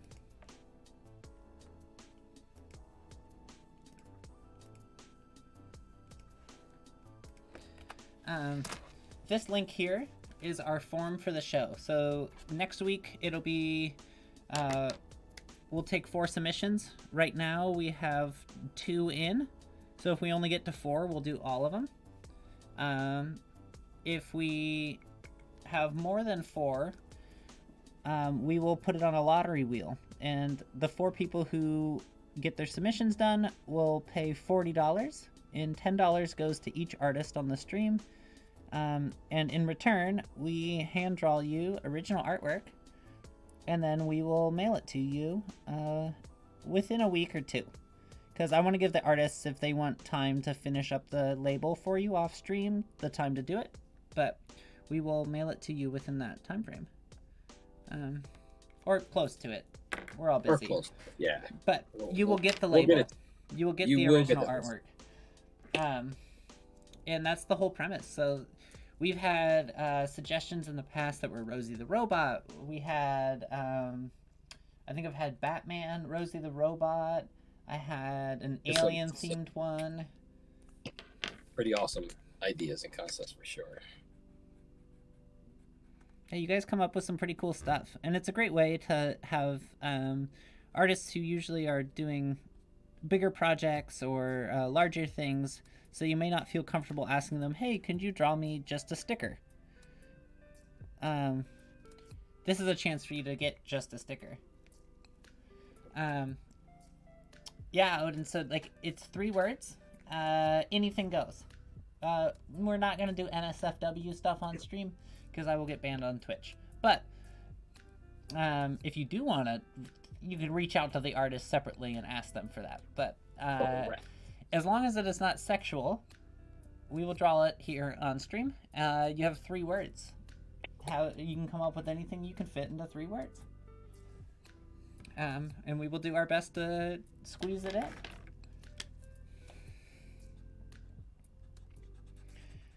You know what? Get those submissions in, because that, you know, this is an epic time to get some cool artwork. So I'll do a couple hints. We have people like Barely Available coming. We have Valor and Vellum. We have Magic Monsters. We have Frank Montana. We have FU Stamps. We have Fixed Temple Toys. There's a huge list of people who have already agreed to days. So it's going to be heavy-hitting artist lists throughout here for a while. Oh, Odin, thank you so much for donating $5. Awesome. Thank you. Thank you for supporting the stream. I really appreciate it. Hey, Odin, for that, because this is not actually the show, and we are just shooting the shit and brain dumping.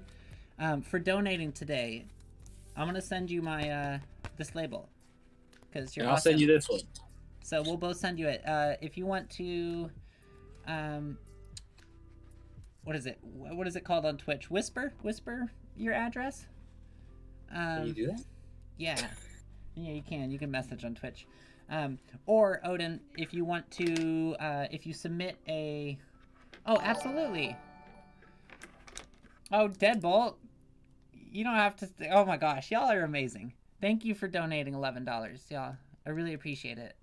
Oh wow, That's crazy. Thank you so much. Well, you're already getting labels, but maybe I'll throw in something a little extra for you, because we're already sending you emo Skeletors.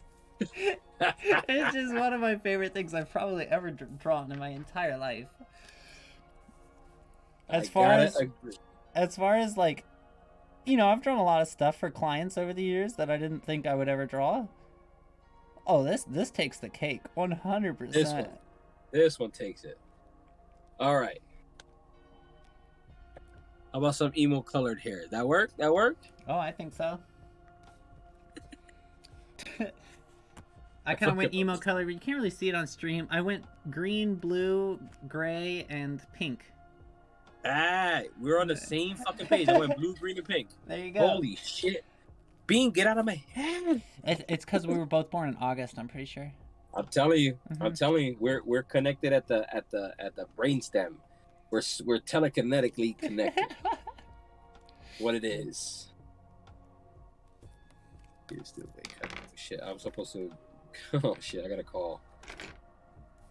Well, if you need to Plastic hop pieces. off, No, I want to finish this one. I think Alright. I'll hop off after I finish this one because this has to. I'm almost done too, so I'm just trying to draw this finish all the coloring. I'll probably add a background off stream, to be honest. Especially now that you donated $11. For real. And we'll take care of you for sure. Yeah, Odin. If you submit in the form, I think Deadbolt did. We are taking your shipping address, so I should have your shipping address. So if you submit an idea for next week's show, you can get your shipping address to us that way, or you can whisper me your shipping address here on Twitch, and I will share it to Playful. And don't worry, I will send Playful some money out of that so that he's not paying for shipping. Nah, don't worry. This one's on me this week. Okay. We will make this work. Thank y'all for supporting our unplanned, unscheduled tester stream. I didn't expect y'all to help us out here today, so I really appreciate it. Not even close. That's awesome. Thank you, guys. We really, truly appreciate it. And share the word. Let people know that we're here on a Tuesday night. 228 Tuesdays is officially back, baby! It is, as of right now. As of right now. Super dope, super excited. Like, this is so much fun. This one I needed this today. For sure. Definitely needed this one today. I did too. I was like, I've been talking to you about like bringing it back for, I guess, since Booze and Buddies a while ago. But yeah, it's been a while. It had always been like we had been talking about, when it's one of those things that I was like, that's disrespectful to my clients if I do that. And getting over that mental barrier and being like, no, it is, one, they can come tune in and get an entertainment, and we're providing a service in a certain way, and two, it's important for us to have time, especially when, like, I don't know about you, but being an independent artist that works for yourself, it's a very isolating feeling when you're not within a community. 100%. You go down a rabbit hole by yourself, and sometimes that's super detrimental, and you gotta break the norm. You have to. And this helps. This is where it's at. This is why we do this. This is why we do this. You know, it's almost like a giving back to the community a little bit. Yes, absolutely. I'm gonna be. Odin Pop says, just looking at Alex's stuff for the first time, that gorilla is so sick. Thank you, brother. I appreciate it, man. Odin, Alex is an amazing artist. Oh, stop it. Oh, I mean, okay, Alex, let's put it this way. You were one of the few accounts that I looked up to when Under Our Knives first, like, pointed me in the toy direction, right? Oh, so, word? Like, you were there. You, FU Stamps, 3D Hero. Yo, Rios is a monstrosity. That's my dude right now. That's like Rios is, yeah. I love working with Rios. Rios is, I don't know if I've met a more kind business person. No. Because I don't know Rios very well on a personal level. But I know Rios, I've worked with Rios. And I don't know if I've ever met a more kind and passionate business person in my life. Facts. The guy is a different breed of artist. He's one of those dudes who sets a goal and literally doesn't let anything fucking get in his way for him achieving it. And the thing is, he doesn't do it in a disrespectful manner. He doesn't do it he doesn't do it on the backs of anybody else. He hustles. He hustles, and he hustles hard. And there's nothing I respect more out of somebody who's willing to, like, take nothing and make it into something. And if you look at his story, you listen to him, like, He's that dude. He's that dude. I'm And I so will excited to always have him respect on. I think he said last weekend in July he's on. it. I have to confirm, but I'm excited because like I've never gotten the chance to sit down like this, like I am with you today with Oh, Rios. we're definitely gonna change that. You know what I mean? Like I think there's so much to his story that's just epic.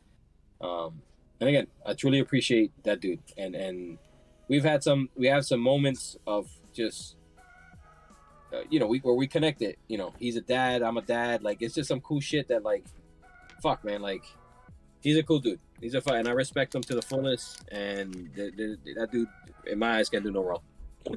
I think so with me too.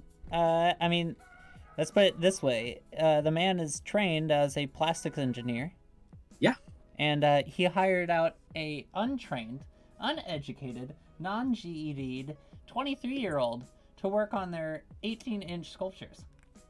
And that person kicked fucking ass and created some of the baddest fucking toys that I've seen in a long time. So that's a fucking hell of a combination right there. But like the fact that a trained plastics engineer because he sees it, being he sees what that's what I mean. sees. Is he's the kindest, like, a lot of business people I've talked to in the plastics industry, not at all in the toys, but in the plastics industry, some in toys. Let's not give all toy people a pass. Yeah, no. Let's just take that away for a second. But you can say it. They're assholes. Yeah, it's. Where's your degree? Where's your credentials? Oh, have you been doing this? What shows have you been in? Right? And, like, yo, like I know what I'm doing. Rios reached out to me and was like, hey, I see your molds. I think you have potential. And I saw what you were able to do with the barely 2 foot, and let's work. And to take that leap, especially when you're someone who has the resources or the people behind you to do it at a different level or a different factory, that was more honoring than I think I've had happen in my life before. I guess in my career, in a certain sense. And that's what sets Rios apart from most fuckers. Like most people. Sorry, not fuckers. I think it's again, it's this level of respect. Like that's one thing. He's in my like age range, and like there's a lot of things that we grew up on. A lot of it is that respect, is that loyalty, is that look, I'm not here to try to take money out of your mouth or your pocket. Like let's work. Let's make this money. Let's get together. Let's create new shit. He's just, and the thing on top of it is the world building. I come from an animation background. Like that's where my initial love for art really kind of set in. That's my true love. That's my like the one that got away type of deal. It's funny you say that because animation is one of the things that like I did a lot of stop motion animation with Legos. Oh shit! And that's one of the things that got me mostly into like sculpture and toys was animation, but stop motion specifically. But yeah, because if you are a digital artist or an animator, everything I do for toys now, it's the same exact procedure I do as an animator, right? So I sculpt, I concept the idea, I sculpt the idea, I rig the character. I might slap some colors on them and some textures on them just to kind of, do some promo material. But instead of animating, I turn left and I 3D print. You know what I'm saying? Mm-hmm. So it's like, it's a very, every time I'm doing this. You mentioned the bone tool and bone tooling for your characters and toys. And that was one of the aha moments that you said on Boots and Buddies for me, where I was like, oh, I know what a bone tool is. Why am I not using the bone? Why? Oh, I could have been posing every figure. Like, I could have done it once. I could have done it once. Instead, I'm sculpting it every time, and I could have just done this once. Like, now, I understand that was an aha moment for me. Like, right? So like, big. It's one of those things where, like, I don't think people have crossed that line the way it should be. I understand the cost of steel molds, right? But if you could link up with a factory that the steel molds aren't that crazy, now you can take this one character and you can pose them in multiple fucking ways, and now you have iterations of that same character that you can really truly expand on what this character is. You know what I mean? And I think a lot of people are missing the mark, and I feel like I am ready to do it, but I'm just tied up, right? Like I can't spend that much time on my own shit because I got other people's shit to finish. So, but let me tell you, I keep telling everybody, I was like, don't sleep on me. Don't sleep on me because there's gonna come a point where I am gonna catch up. And at that point, I'm gonna show you everything that I've been fucking yelling for the back of the room that nobody wanted to listen to.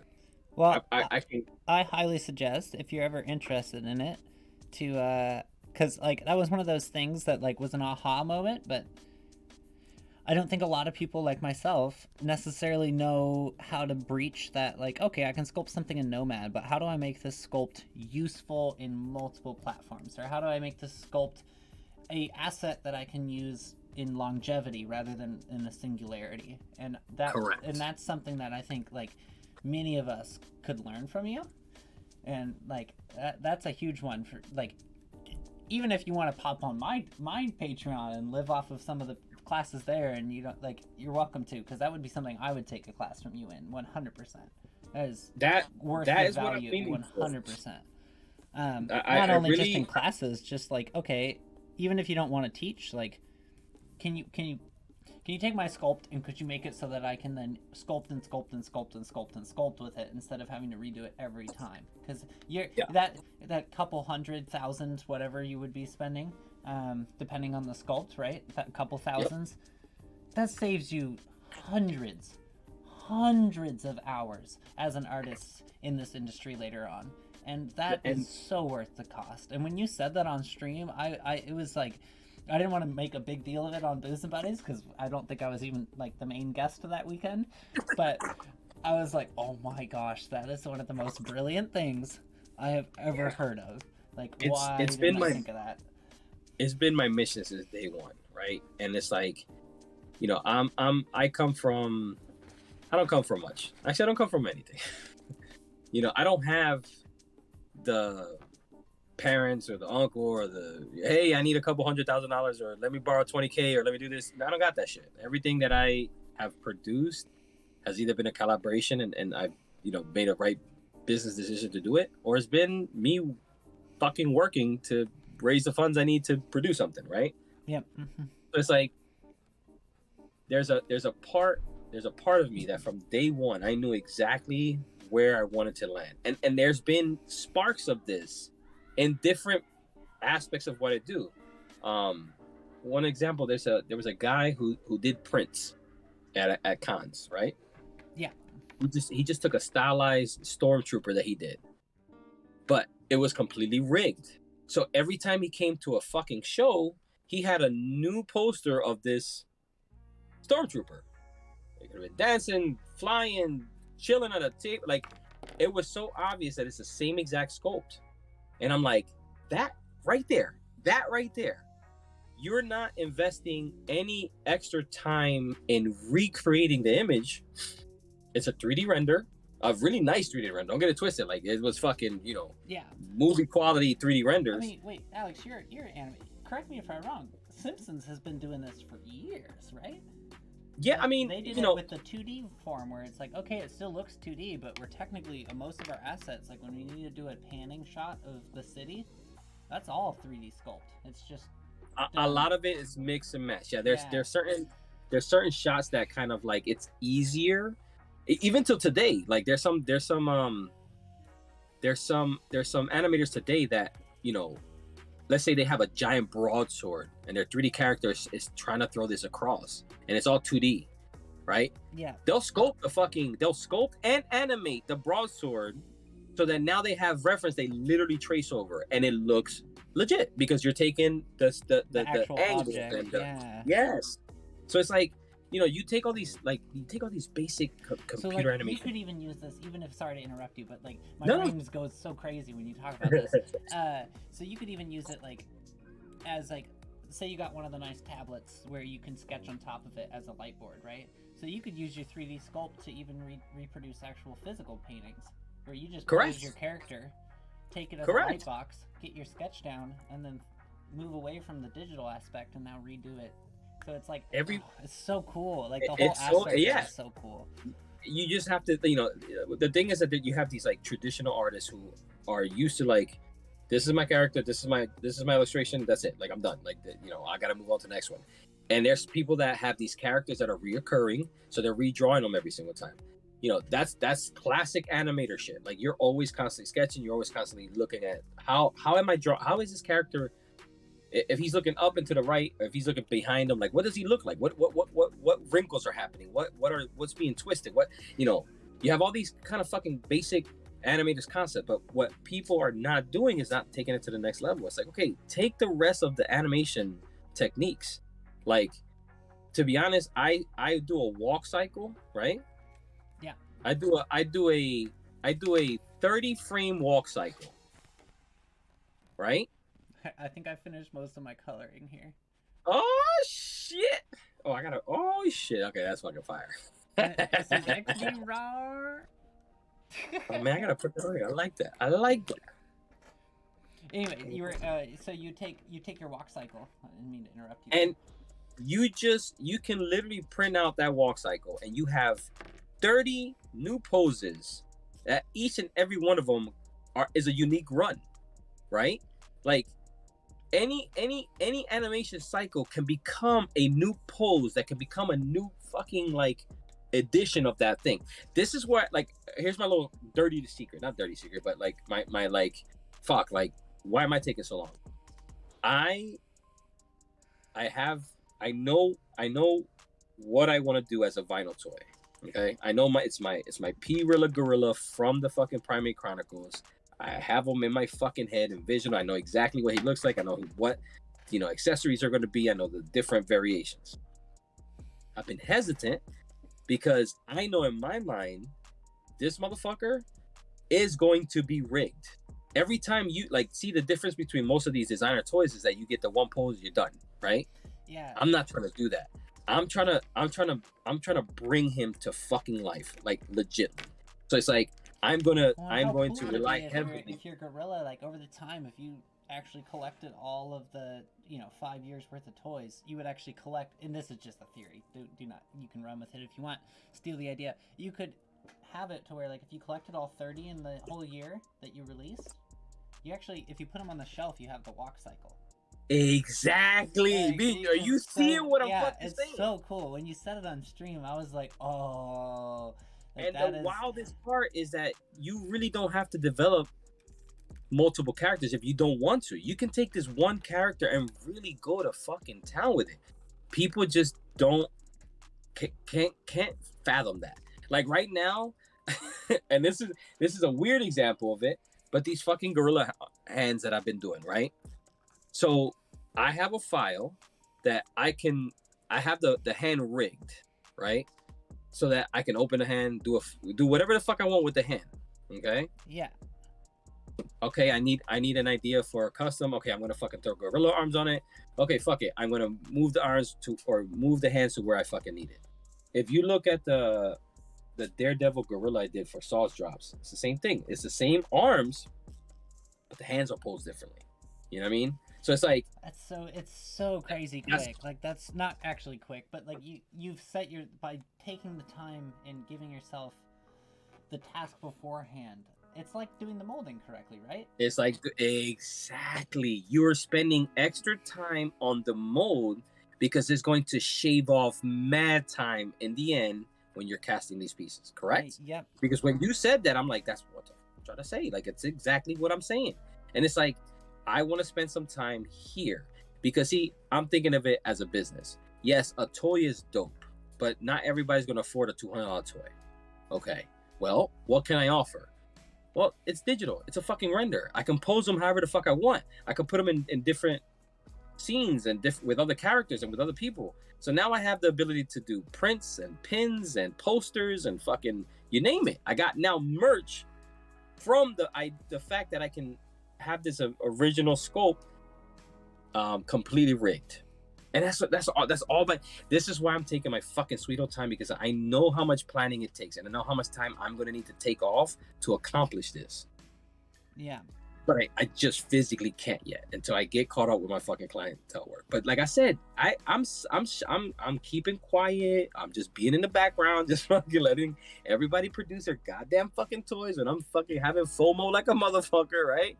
Yeah. But I know what I set myself I know what goal I set myself. So it's like now it's the time to like, okay, I need to start spending some time doing this. I really do. I really need to just stop and like you said, maybe take a couple hours a day, or maybe I take a day or two a week, and just you focus. have a client list, right? Have a client list. You're one of those clients. See, you broke my brain, because that that is an amazing way to think about it. It was like, the only way I was ever able to schedule my own stuff in, because like right now, since I started taking jobs back a week ago, I've already booked out July. So when does Bianca have time to do any of Bianca work if I've already booked out July, right? And that's a point that I really stress a lot. It's like, when you're the product, like, no one else can do what you do. You can teach and they can get clothes, but you're the product. Like, I'm hiring Bean to do a fucking, like, some artwork. I'm hiring Bean to do fucking a mold. I'm hiring Bean to fucking like, I'm hiring Bean. I'm not hiring anybody else, right?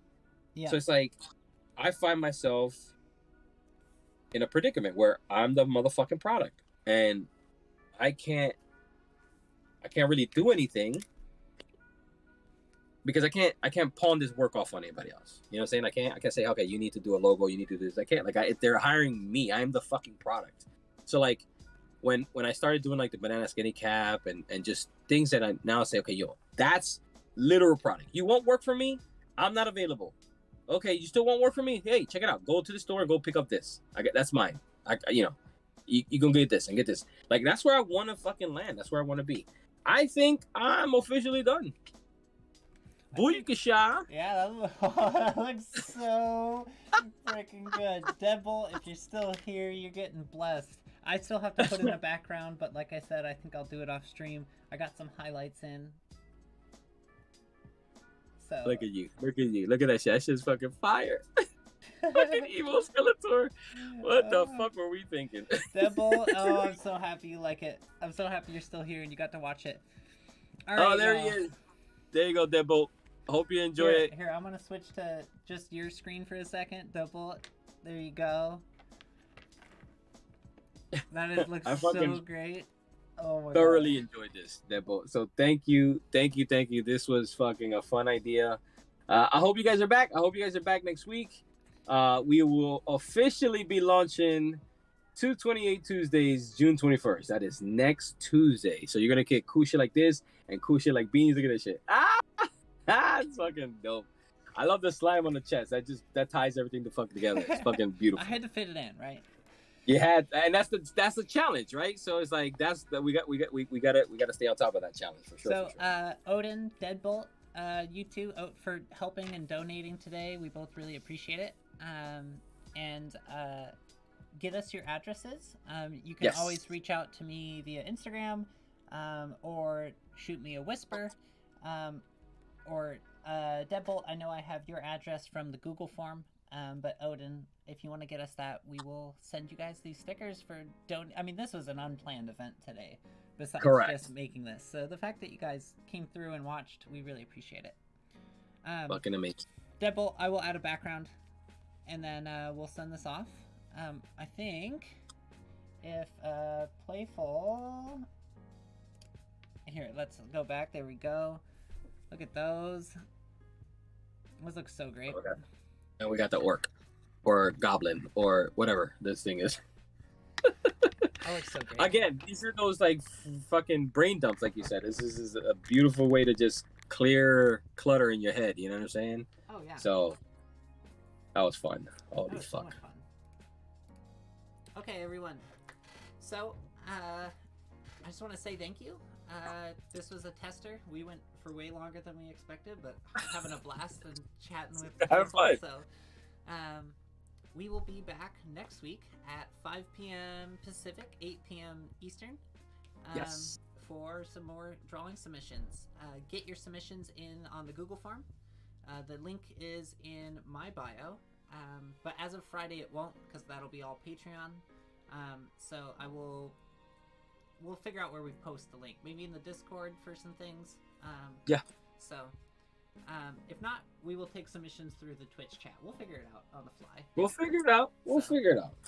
But We already have 2 submissions for next week, so realistically, we just need 1 more, and hopefully get 2 more in, and we'll be all set up to go for next week. So, alrighty, everyone, I am gonna end this stream as of now because we've been going for a while and been doing some awesome artwork and chatting some, I think, really important chats. I think. Listen, I'm not gonna lie to you. I might have to send you some money because you're gonna be my new therapist on Tuesday. Well, no, here, what you can do is you just keep being your fun self, and I'll keep the donation money. There it is. I love it. That's a deal. I love Perfect. it. There it is. You heard it here first. Awesome. Well, all right, everyone, have a great day, and we will see you next Tuesday. Bye, guys. We'll see you next Tuesday. See you later. Peace.